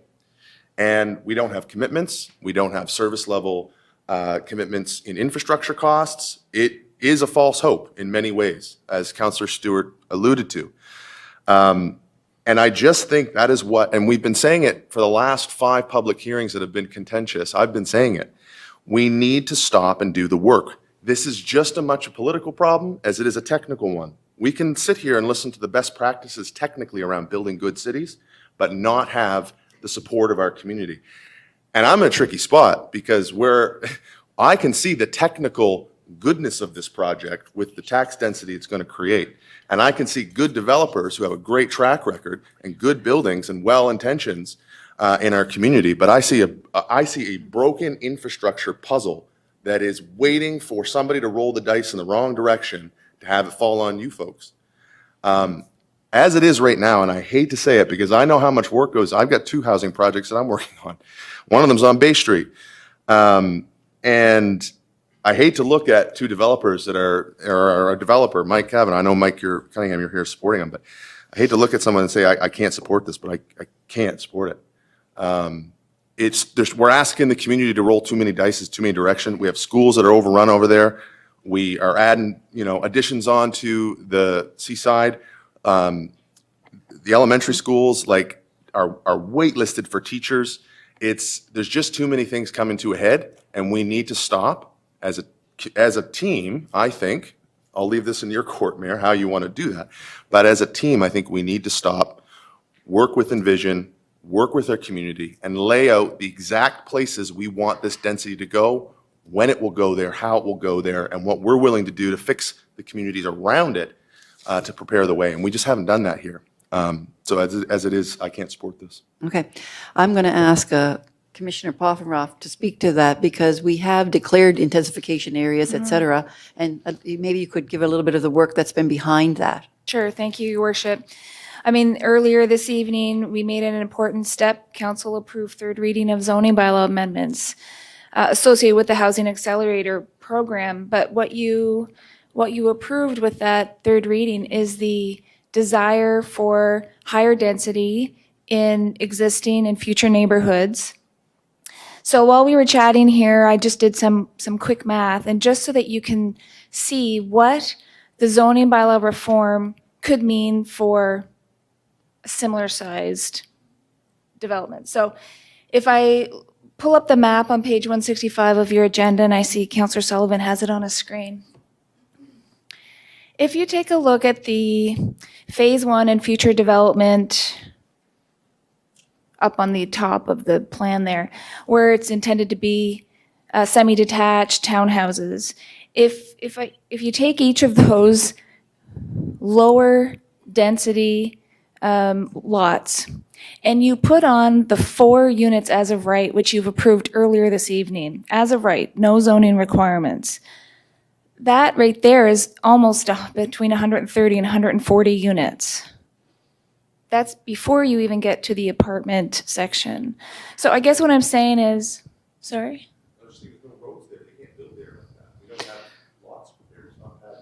No, but if you put 4 units as of right on each of those lower density lots, you would have between 130 and 140. That's the way you see your neighborhoods changing in the future to meet the housing demands and the needs of our community. Is it a big change for neighborhoods and people who live here? Absolutely. But we are taking that step to address the community's needs. I don't know, Director Nalavde, if you have anything else to add around densification, but I did want to share with that because I think it puts into perspective about the third reading that you approved earlier this evening and what you could see on half of the land that you see in this development. You could see 140 units before you even get to the apartment buildings. So we intend, we've gone there already. Did you have anything to add? I'm putting you on the spot. Through your worship, I think the issue is not just about achieving density numbers. The density numbers, what Commissioner Poffenroth is saying, is you can achieve even by adding 4 units on a lot, which now is permitted by the R2 or the new RL zone. I think it's partly a perception problem of the type of developments that are going in, particularly the apartments and whatnot. To come back to Councillor Harris's question about the need to do planning, and that is part of our work program. We are going to this year start the conversation on the municipal plan. The first phase of that is going to be discussing growth strategy. What does the city's growth look like over the next 10, 20 years? Where does that growth go? And then comes to technical neighborhood planning. On the other hand, we are also doing neighborhood planning for areas like the North End Secondary Plan. We've just started on these projects. So it's a question of, development pressures taking place across the city, and we are kind of a step behind it in terms of the number of plans we are preparing at this point. Thank you. And I guess, Commissioner, just to add to that the zoning bylaw amendments was linked to our Housing Accelerator Fund, and that work had to be done before, I think it's the end of February. So there has been a lot of legal work in that. There's been a lot of planning work in that. So it isn't that the work isn't being done, that there is a lot of work, but it's been happening. Councillor, I'm going to go to Councillor Ogden because you haven't had a chance yet, Councillor Ogden, for your first round. So over to you. No, I've been quiet, listening to a lot of former students here. I did enough talking to them when I was younger. I would like to see the developer and the neighborhood sit down and say, okay, how can we get this started, what the neighborhood agrees with, providing the city, I mean, we've been beating up pretty hard on the city tonight, Mike, and then sit down and say, okay, Monte Cristo Park, we screwed up there, and maybe in a couple other places, sidewalks, and maybe put some, what we just put on Douglas Avenue, speed bumps up and down the Galt Road, right away. We could do those right away. And then kind of like Laurenville's going on, there's a committee there, and have a committee together and say, okay, let's start with phase 1, which is say 140, because people are speaking highly of the developers here, both Mr. Cunningham and Mr. Kavanaugh. And the neighborhood is a good, strong neighborhood is what we need in St. John. I agree that we need a lot more homes. I know Mr. Cunningham said the market's not there, but I think a lot of people would, instead of going to the Valley and that, would stay in St. John. We improved the Flex bus system, which is a really good system. But I think that if we start it that way and say, okay, what else can we do? Now, I grew up around that area too, and I used to remember an animal reserve. Is that still there? Down by the Galt Road behind Island View School? Trevor, would you know that? But it used to be a spot that you weren't allowed to build on, and it was a place that water went to. Yeah. Yeah, so that's an amenity that's great. And the Island View School was a Canada Games field. I know it's gone downhill now, but it was once a Canada Games field. So I'd like to see the community and the developer sit down and say, okay, I suspect a lot of you are opposed to apartments. Seems that townhouses and single homes are what you, so I would like you to sit down with Rick and the developers and say, okay, how can we work this out? Because you're absolutely right. You're afraid of increased traffic, but the increased traffic in the city, this city was built for 200,000 people. I mean, we're talking about narrowing Main Street for the last 30 years because it was built for a city of 250,000 people. So population increase is not going to, it's the industrial increase. And this morning I went out around that crazy circle because I remember all the hotels around there because we had a hotel just down the street, and it's still a crazy place. If you don't watch it, you're going to get hit from somebody coming from Spruce Lake, right? So maybe what we should do is, we're talking about 5 roundabouts. I know that, the airport one is important and all that, but let's focus on roundabout at the Galt Road and a roundabout at Sims Corner. This morning, after I went around the crazy place down there, I went down to get a coffee at Tim Hortons, and the train, I swear, was twice as long as it was 3 weeks ago. And we should have been on to the roundabout at Sims Corner when we saw the second set of cranes go up because it's not the population increase, it's the train and truck increase that's demanding this. And we're way behind on vision and planning on Sims Corner. I talked to a couple engineers about maybe even putting a tunnel under the train tracks because it's going to do nothing but increase coming up to that area. And they told me it's possible. And so maybe we should be looking at a tunnel and a roundabout at Sims Corner the same time at the Galt Road, and that the city maybe we change some things next year.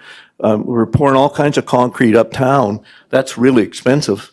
But maybe what we have to do is do the sidewalks in Monte Cristo Park first, the Galt Road, and I can't remember the name of that other subdivision. Doesn't have them. Where all the ducks live. Okay. Yeah. All right. And so maybe what we have to do is stop the concrete uptown for a bit, because that's really expensive to dig into that rock, and worry about. Counselor, I've just got you over your time there. Can you wrap it up for us? No, Mayor, that's the first time I spoke tonight. I'll let you go there. Thank you. Thank you. I will clarify a couple of things. One, that we have talked about the arterial roundabout at the by the airport. That's all DTI's land, so we wouldn't be paying for that. We can advocate. This one here, you just heard the commissioner say that would be one that we would be absolutely looking for funds for. We would put that up on the top of our list as we go forward.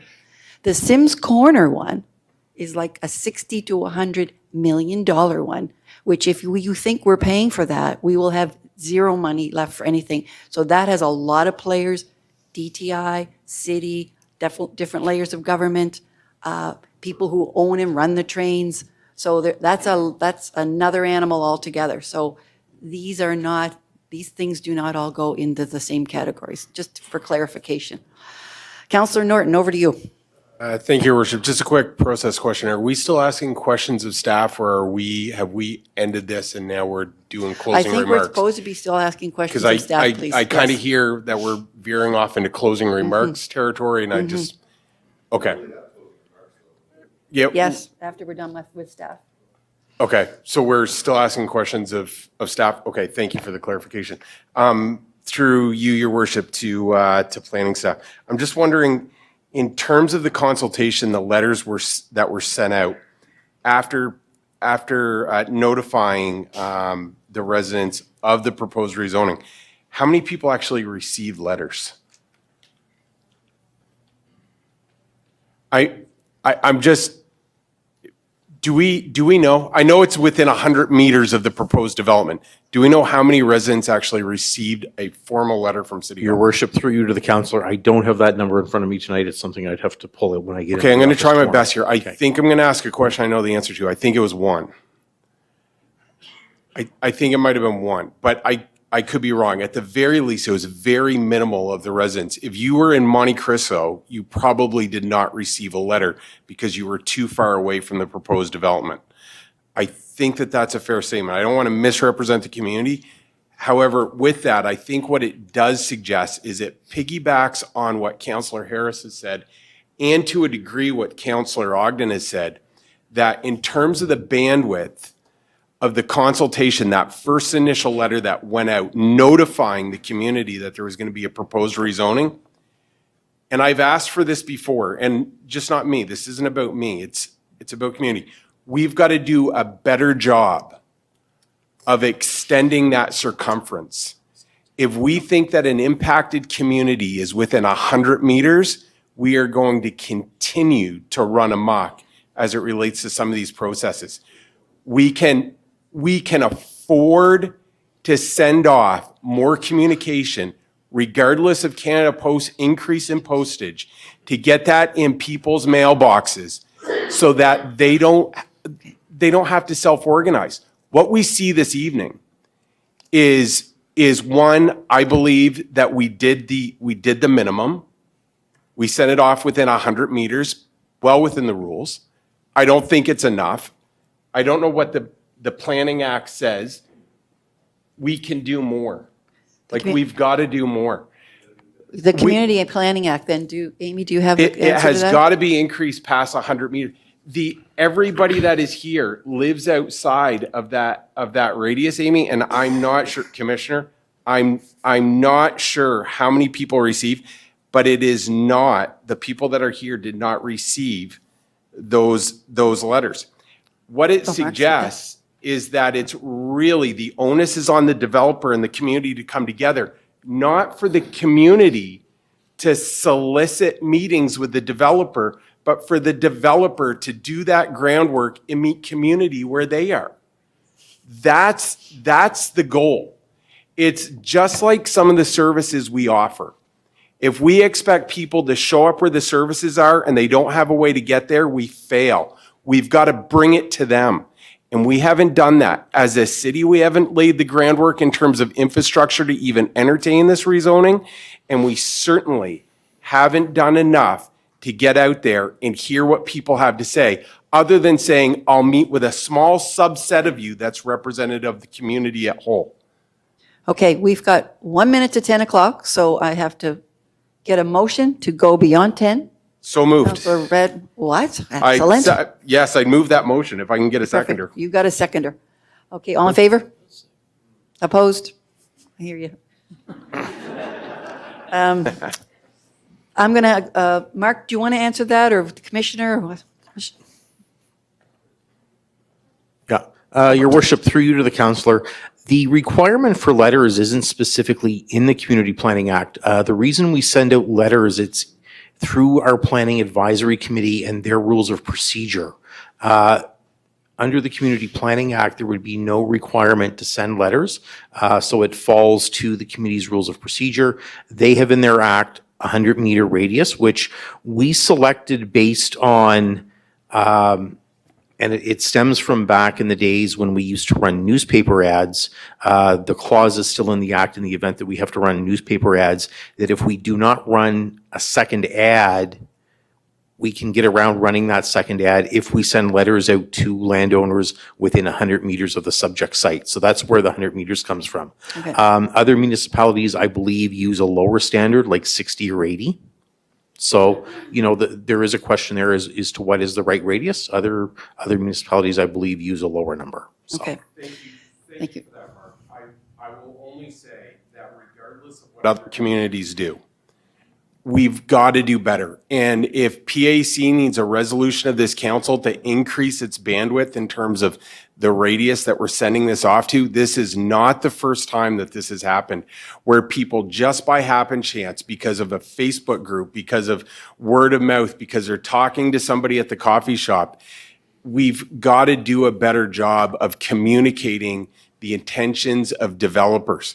Like, that has to be a goal of PAC. So take that as feedback. I'm not sure where we go with that next, but happy to kick that ball down the field. Thank you, Your Worship. Okay, before I go to Councillor Sullivan Redwan, I have one quick question.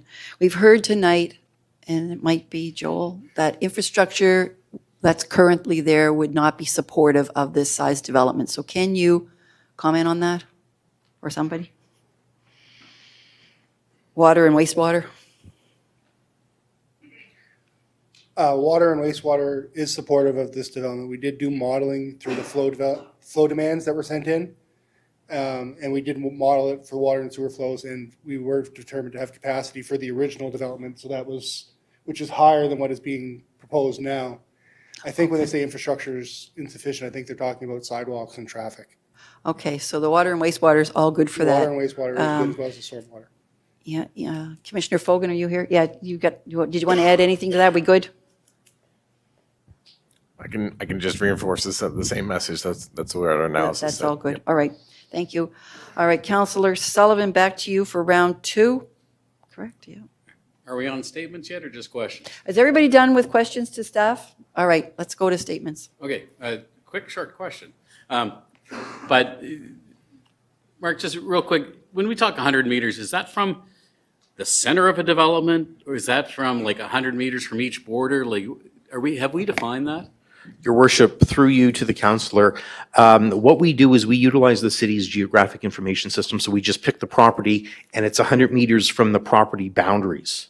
Yeah. So for example, this, I don't So have it's the a map big in- property, so it would be Yeah. more than 100 It meters. would go out 100 meters, so we From- just basically offset that Okay. line 100 meters in Okay. every which That's- direction. That's what I thought. I just wanted to clarify. Thanks. That's it for the question.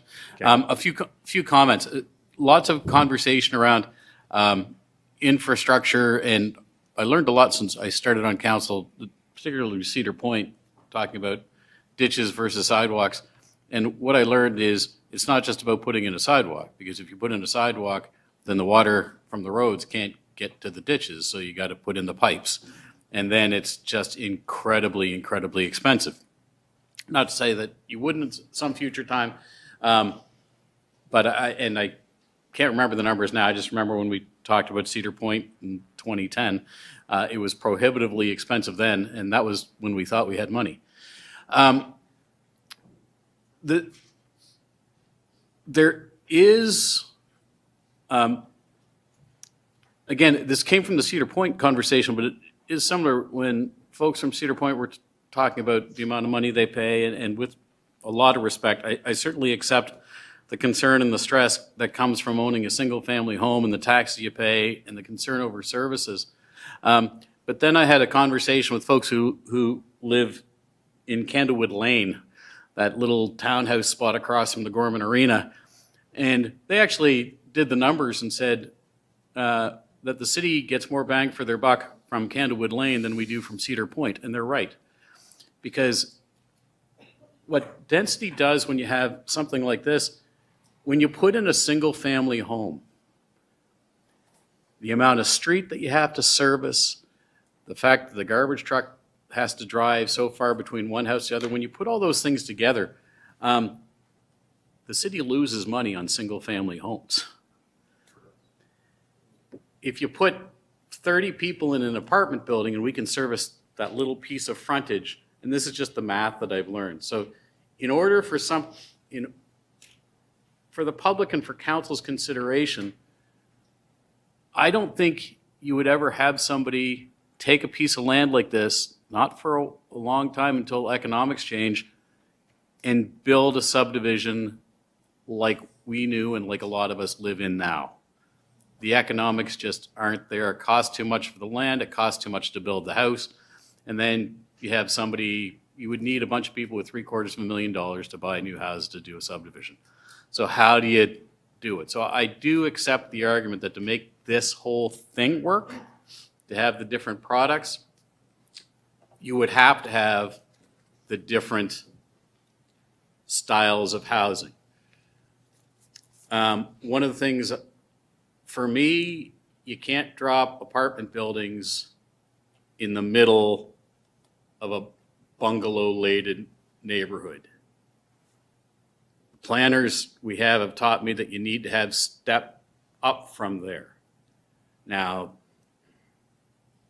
this council and the previous council a couple of times, I live in Milledgeville, previous council put a 4-story apartment building next to, well, council didn't, but council approved it, next to all the single-family homes on Daniel Drive and Millage Avenue.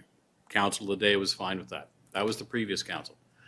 This council has approved 6-story apartment buildings overlooking all single-family homes in Milledgeville off Sandy Point Road. So it's certainly, we need the density. Apartment buildings is a product that is filling. We heard it, and contrary to what Loyalist City News Chaser says, that all these developers are building big empty apartment buildings. Developers don't build big empty apartment buildings, then move on to build another big empty apartment building. We need them in the city for the money to do the stuff. This does step up, and my concern being on PAC and seeing this before, coming out of PAC, I was concerned at the time. I did vote in favor at PAC, but I was concerned about the density and how the density was stepping. And I had planned on asking those questions tonight. And the proposal changed coming into tonight and has more of a step-up density of the Galt Road. My concerns would be, and this would be my challenge back to us, is if you approve something like this, you know, the, whatever you call the intersection of the top of Galt Road, it's got to be the second worst to Sims Corner. Locals understand it, but nobody else does. If we approve it, I think this is a matching principle in accounting, that where you get money should be where you put expenses. And I mean, if you approve something like this, the good news for me arguing for things, being the money guy, would be with the density in this project, the city would see revenues that really we should be spending on the Galt Road, making it safer. The other piece that comes into play, it ties into Sims Corner and was brought up regularly, isn't just because of the development, but the increase in the train traffic from industry says it's sending more to the top of Galt Road, which just puts more pressure on us and really industry and all the partners to fix the top of Galt Road. So certainly those things are separate from the land planning issue, but related in that if this goes forward, we've got some work to do out there. So, thanks. Thank you. Councillor Radwan, second round. Yeah, thank you, Mayor. Yeah, so I just really have some comments. So, I mean, I think unfortunately what we've looked at with the current neighborhoods that are there is this RSS zoning. When I talked to staff earlier today, they said when they did Plan SJ, they got rid of it because of all of the problems with the ditches and things that happened at that time. So that's not going to be some, you know, nothing in the city is going to get zoned like that again. You know, there's certain things that I liked when I looked at this. The second access point is huge. This is really important. When I think about any sort of emergencies that anybody would have, you want to have 2 access points. So that's definitely a positive thing. This is an intensification area. So with Plan SJ, it is planned. This is planned to intensify this area. It's already there. We don't need a new plan. It's in the plan to intensify this area. You know, I talked to staff earlier about, you know, water runoff and stuff like that. They also mentioned that these rooftops, these flat rooftops that are in these apartment buildings actually hold a whole bunch of water as well, which I was not aware of, but that's pretty cool. You know, I think, you know, some people have said, what has changed in 11 years or 20 years? Well, I was, you know, I'm a born resident, and what's changed in 11 years is we didn't have a housing crisis. We didn't see a tent in the city. We didn't have all of these pressure problems when, yes, we actually don't want population growth. We actually need it. Like, you actually can't keep the city sustainable without it. So one thing that I think that residents really need to understand, and I was always such a nerd watching council, but we have a $500 million infrastructure deficit in the city of St. John. So when people are talking about let's get the sidewalks here, let's do this here, that sounds great. I'd love to make promises like that, but without tax reform, you know, we've had over 50 years of St. John taxes staying in Fredericton. This is why you're not getting those services right now. So we need those changes to happen, and we need it to happen with this term from the province. It has to happen because we do need to give those services, and you deserve those services. You're paying taxes for those services, but you're not getting them. When you look at our budget, it's $194 million. Just think about it. 1/3 of it goes to fire and police. Okay? If you wonder why there's no sidewalks, that's why there's no sidewalks, because there's just not enough money to go around. And look, at fire and police is very important. I'm not taking away from that, but there's just not enough revenue. So as we're looking at needing developers, and I am tired too, hearing Moncton's growing, Fredericton's growing, St. John's not growing. We've lost a lot of people because they're growing faster than we are. But we actually need developers to be doing things like this. And I'll tell you, most of the time they're coming in saying, I wanted to put 2 massive buildings on this lot. I'm really happy to see Mr. Kavanaugh decrease the amount from listening to residents, 38 units, you could actually have that here today. We could be voting on that. I'm glad that that's not there. Putting in townhouses, single unit lots, this is amazing. We're not seeing this. And I want to see more of this type of mixed development because that's what gets communities growing, having more diverse incomes in your neighborhoods, and that's what we need to grow the city of St. John. So I'm in favor, Mayor. Thank you, Councillor. Councillor Ogden, back to you for your round two. Just some comments. I'd like to see the community and the developers go back. I'd also like to see the city take care of the infrastructure deficit in these key areas like Monte Cristo Park and the Galt Road, and even if it takes changing some priorities for next year. I'm a big advocate for recreation and green areas in community neighborhoods, which we've been shutting down, and I've taken some heat over that, but it is really the way to go. It's understanding recreation has to be in neighborhoods. And so when I look at I went down and looked at the little skimpy little thing in Monte Cristo Park they call a playground, and those types of things have to be improved.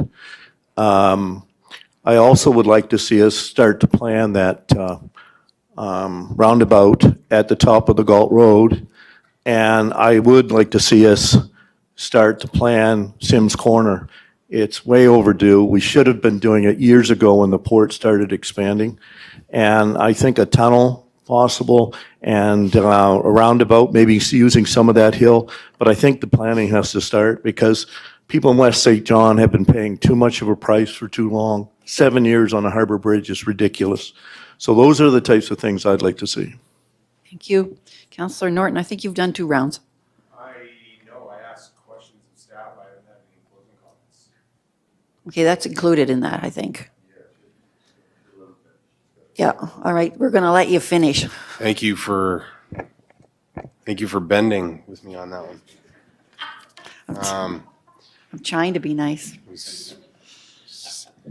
10:14, you're doing a good job. I guess there's a couple things. If there's a title for this evening, it's a failure to communicate. It's a failure to communicate in terms of the timing of this rezoning. There's a failure to communicate where I believe that there was some impression that it was incumbent upon community to go ahead and trigger the community consultation rather than the developer and the city bringing that to community. I think that that was certainly an error. It's not up to Mr. Kavanaugh to fix some of the infrastructure woes that the host community currently experiences on a daily basis. It's not his job at all. It's the city. But it is also the city's job before we consider rezoning in specific neighborhoods to make sure that the table is set and that the table is set appropriately so that the host community can then accommodate a development of this scale. We as a city haven't done that. We've heard about everything from the fact that it's incompatible with the size and scale with the proposed rezoning. We've heard about safety concerns for pedestrians, whether it's school-aged children or their parents and those everywhere is in between. We've talked about the fact that there's ongoing traffic calming and volume issues. I myself have had to go right to the ends of the earth to get small sections of sidewalk in non-existent space plowed, even though Hamilton's daycare sits right on that main corridor. We've talked about the fact that there's disconnected traffic infrastructure there with a lack of a traffic circle or what you want to call it.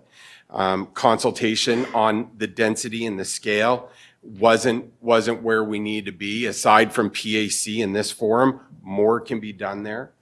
We've talked about the character of the host community. I think Mr. Morrison talked about the variance and the scale and the size of those buildings in comparison. Some of those variances are disjointed and they're out of touch. We've talked about water. We have a responsibility to make sure that if we're going to entertain this and we're going to give consent for this to happen, that at least the community can host it in a responsible way. And that means some of these outstanding issues are resolved. I understand that we have a capital budget and a process. That's not their problem. That's our problem. Counselor, I'm at 0:27 seconds. Thank you for your grace. That's all, Your Worship. Deputy, over to you for your second round. Thank you, Your Worship. I don't disagree with a lot of stuff that's being said here tonight. I think that what we need to do, and I think we will do it, I think we will, is, we need to have more consultation like this. I mean, I've been on council since 2012. This is the most interesting and long, it's long, I know you're tired, and we are too, but you learn a lot from this process, okay? And what I'm not going to say, let's stop development in St. John and do a plan and do this and do that. We can't do that. We have to grow the city or we're never going to catch Moncton and Fredericton. But what I've learned tonight is there's ways of doing it. And I think that, we talked about safety in the roundabout at the top of the hill. Well, from my perspective, I'd like to see, by the time that phase one's done, I'd like to see us be on track to get that roundabout done, so that we get a payoff for doing it. And, this is the way we're going to have to do it. I agree with, Councillor Sullivan. When you get money coming in from a neighborhood and increased revenue, I think it should be reinvested. And that's why I asked about the playground. There's a lot of kids there, and I think they deserve a nicer playground. So we take some of that money and we reinvest it into that neighborhood, And maybe we like the idea of a new section of that neighborhood having some sidewalks and curbing. And, you start reinvesting the money. It might take a few years, but before you know it, you've resolved a lot of your issues that you otherwise wouldn't have resolved. So I think that, we need to think a little bit more about the issues that we've learned about and how we're going to resolve them, to Councillor Norton's point. And with that in mind, I would support this going forward under those conditions. Thank you. Councillor Killen, over to you. We're going to turn your light on first. There you go. I'll be quick. I have a 3-month-old who's been away for 7 hours at this point. So this one is, I've struggled so much with this because I want to see the West Side grow and I want to see it thrive and have a place for everyone. You can go on my Instagram and watch a 10-minute video of why I don't live on the West Side currently. And it's due to the housing crisis. It's due to not being able to find anything that is affordable and, has good access to things and all of that. So I see there's a huge gap for people who want to live west and who can't. And I'm one of them. And I'm your counselor. So this has been an extreme struggle for me to work through the details on this. And, I have lots of folks in the area who I know very well. But ultimately, this to me feels like to Councillor Norton's point, like poor communication. I understand that to Councillor Radwan's point, yes, it is in the primary development area. It is a place we want to see growth in. However, there's so many other places that I feel could benefit from something of this magnitude. And I lament the fact that in 2022, we did propose a municipal housing entity that would help people shop around for things like this, to go deeper into it, to really try to find the best fit. And so that still hasn't happened. There just feels to me that there's poor planning, poor execution, poor communication. I can't support this tonight. I wish I could, because I believe in housing. I believe in housing people on the West Side. But ultimately, this is just too much, too fast for a neighborhood that literally doesn't even have sidewalks, and is very dangerous and is going to require significant capital investment from the city to be able to pull off. So I fear this neighborhood of Monte Cristo is a red flag that we let things be rezoned in the past. irrationally and look at what they're having to deal with. And I take Ms. Donaldson's point, actually, I thought it was poignant about, we're willing to deal with this, but not if you're going to add more to our plate here. So until we're able to be the city that we want to be, I think we need to be cognizant of where we're putting significant development like this. So I just wanted to explain my decision, and thank you, Your Worship. Thank you. Okay, if we're done, you're gonna, well, I'm gonna wrap up. I'm gonna make a few comments. I don't vote unless there is a tie. Just listening around the table, I might be voting tonight. But I've made myself a few notes. One, Councillor Sullivan said that Candlewood Lane brings more bang for their buck than Cedar Point. And Uptown St. John brings more bang for the buck than Cedar Point. So it's because of the density, and we're only like 3 square kilometers, that's where I live. And everybody always says, that belongs uptown, that belongs uptown. Irving Oil built a building on King Square. It did not fit with anything. Now we have, it was a wonderful investment, don't get me wrong, I was happy to get it. But now I have Percy Wilbur, who's going to build up 17 stories or whatever he's going to do there. So that will come as we grow. The past is the past for St. John. Were those developments right to do ditches and no sidewalks? No, but we are living with it now. We get the complaints all the time. And yes, people, they have beautiful homes and they pay lots of property taxes and they want those amenities. But that work was done, and I agree that we should be investing when we get new development back into areas where we get that development. I think that's a reasonable thing to do. I also think that there's also the cost of providing expenses goes up every year. So there's some monies, we're trying to get your debt down. We've done a lot with that. We've dropped your tax rate by 23.5 cents in 4 years. So we're trying to do a little bit of everything for everybody. I say we need to be cognizant as a team of what message we're sending to developers. We say growth is what we want, but what are you telling your developers? The neighborhoods should belong to everyone. Everyone should have an opportunity to live in these wonderful neighborhoods that you've all come out to describe tonight. But there's people that can't afford to live there, and people that don't want a house in there because it's an older person. Like as I look at downsizing, do I want to buy another house? No. If I leave my house, I'm going to an apartment. If I wanted to stay in my neighborhood, I would be able to find a place to stay in my neighborhood because uptown there are apartments, but not every neighborhood does, so people need to move out. I disagree with that. I think neighborhoods should not be exclusive. I think they should incorporate everyone, as many people as they can, into the neighborhood so that everyone has an opportunity. And the last thing I'll say is, I've heard since I've sat on council time after time, people say, I pay fantastic taxes. I pay a lot of taxes. I'm not getting anything in my neighborhood. But everybody who's here tonight, I was going to say mostly except for me, drove here. And all of those roads are part of what you're getting for your tax dollars. The road from here out to the Galt Road and all of those other things that you have. Those are all part of what we have to maintain and plow, et cetera. So like roads is the one thing that drives me crazy in a lot of ways because no one sees them as a service, but they are a service and they're an amenity.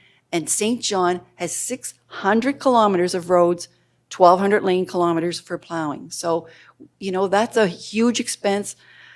Mike Hugenholtz over there has transportation and that infrastructure budget, and that's probably about 20% of your total budget is all that for the city of St. John. So I don't vote. If I have to vote, I would be supportive of the project tonight. I know there are things that do need to be tweaked. I know we need to look at absolutely that having a roundabout or whatever at the top, yes.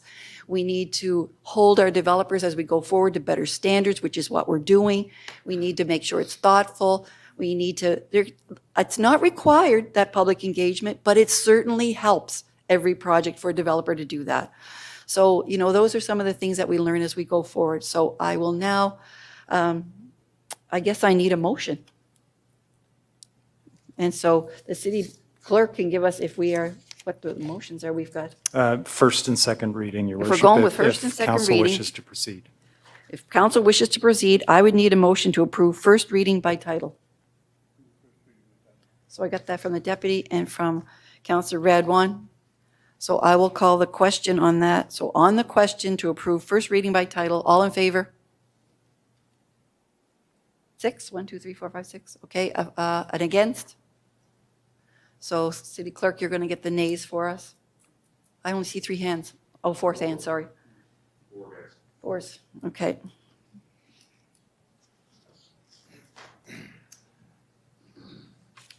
This is titled A Law to Amend the Zoning Bylaw of the City of St. John. Okay, and I'll need to get a motion to approve second reading by title. Councillor Stewart and Councillor Lowe. And on the question, all in favor? And opposed? With the 4 names? Okay. A law to amend the zoning bylaw of the City of St. John. Okay, in the optional alternative, the Common Council adopt the recommendation by the Planning Committee to prohibit cannabis, et cetera, through Section 59.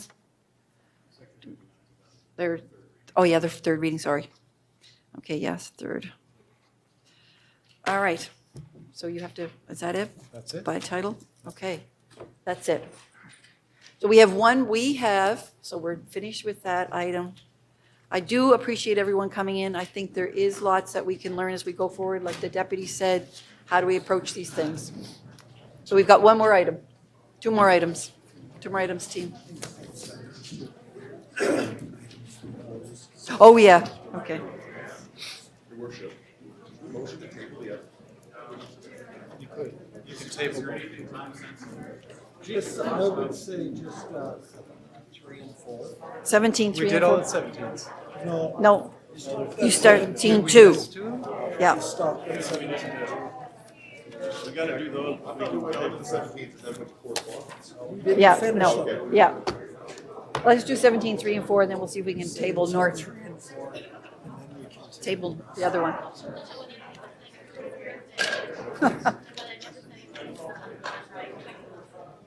Listen, I'm on transit commission, you can't. Might as well let everybody vacate if they go, whoops.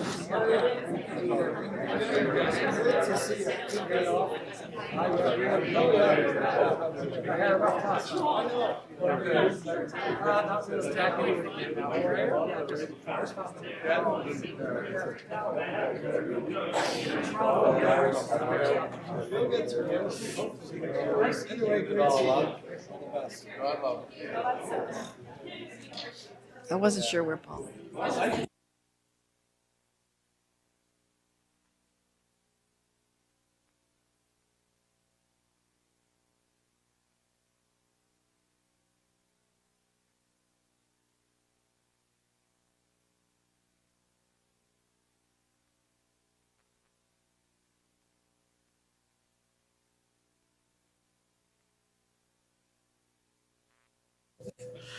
Next item, City Clerk.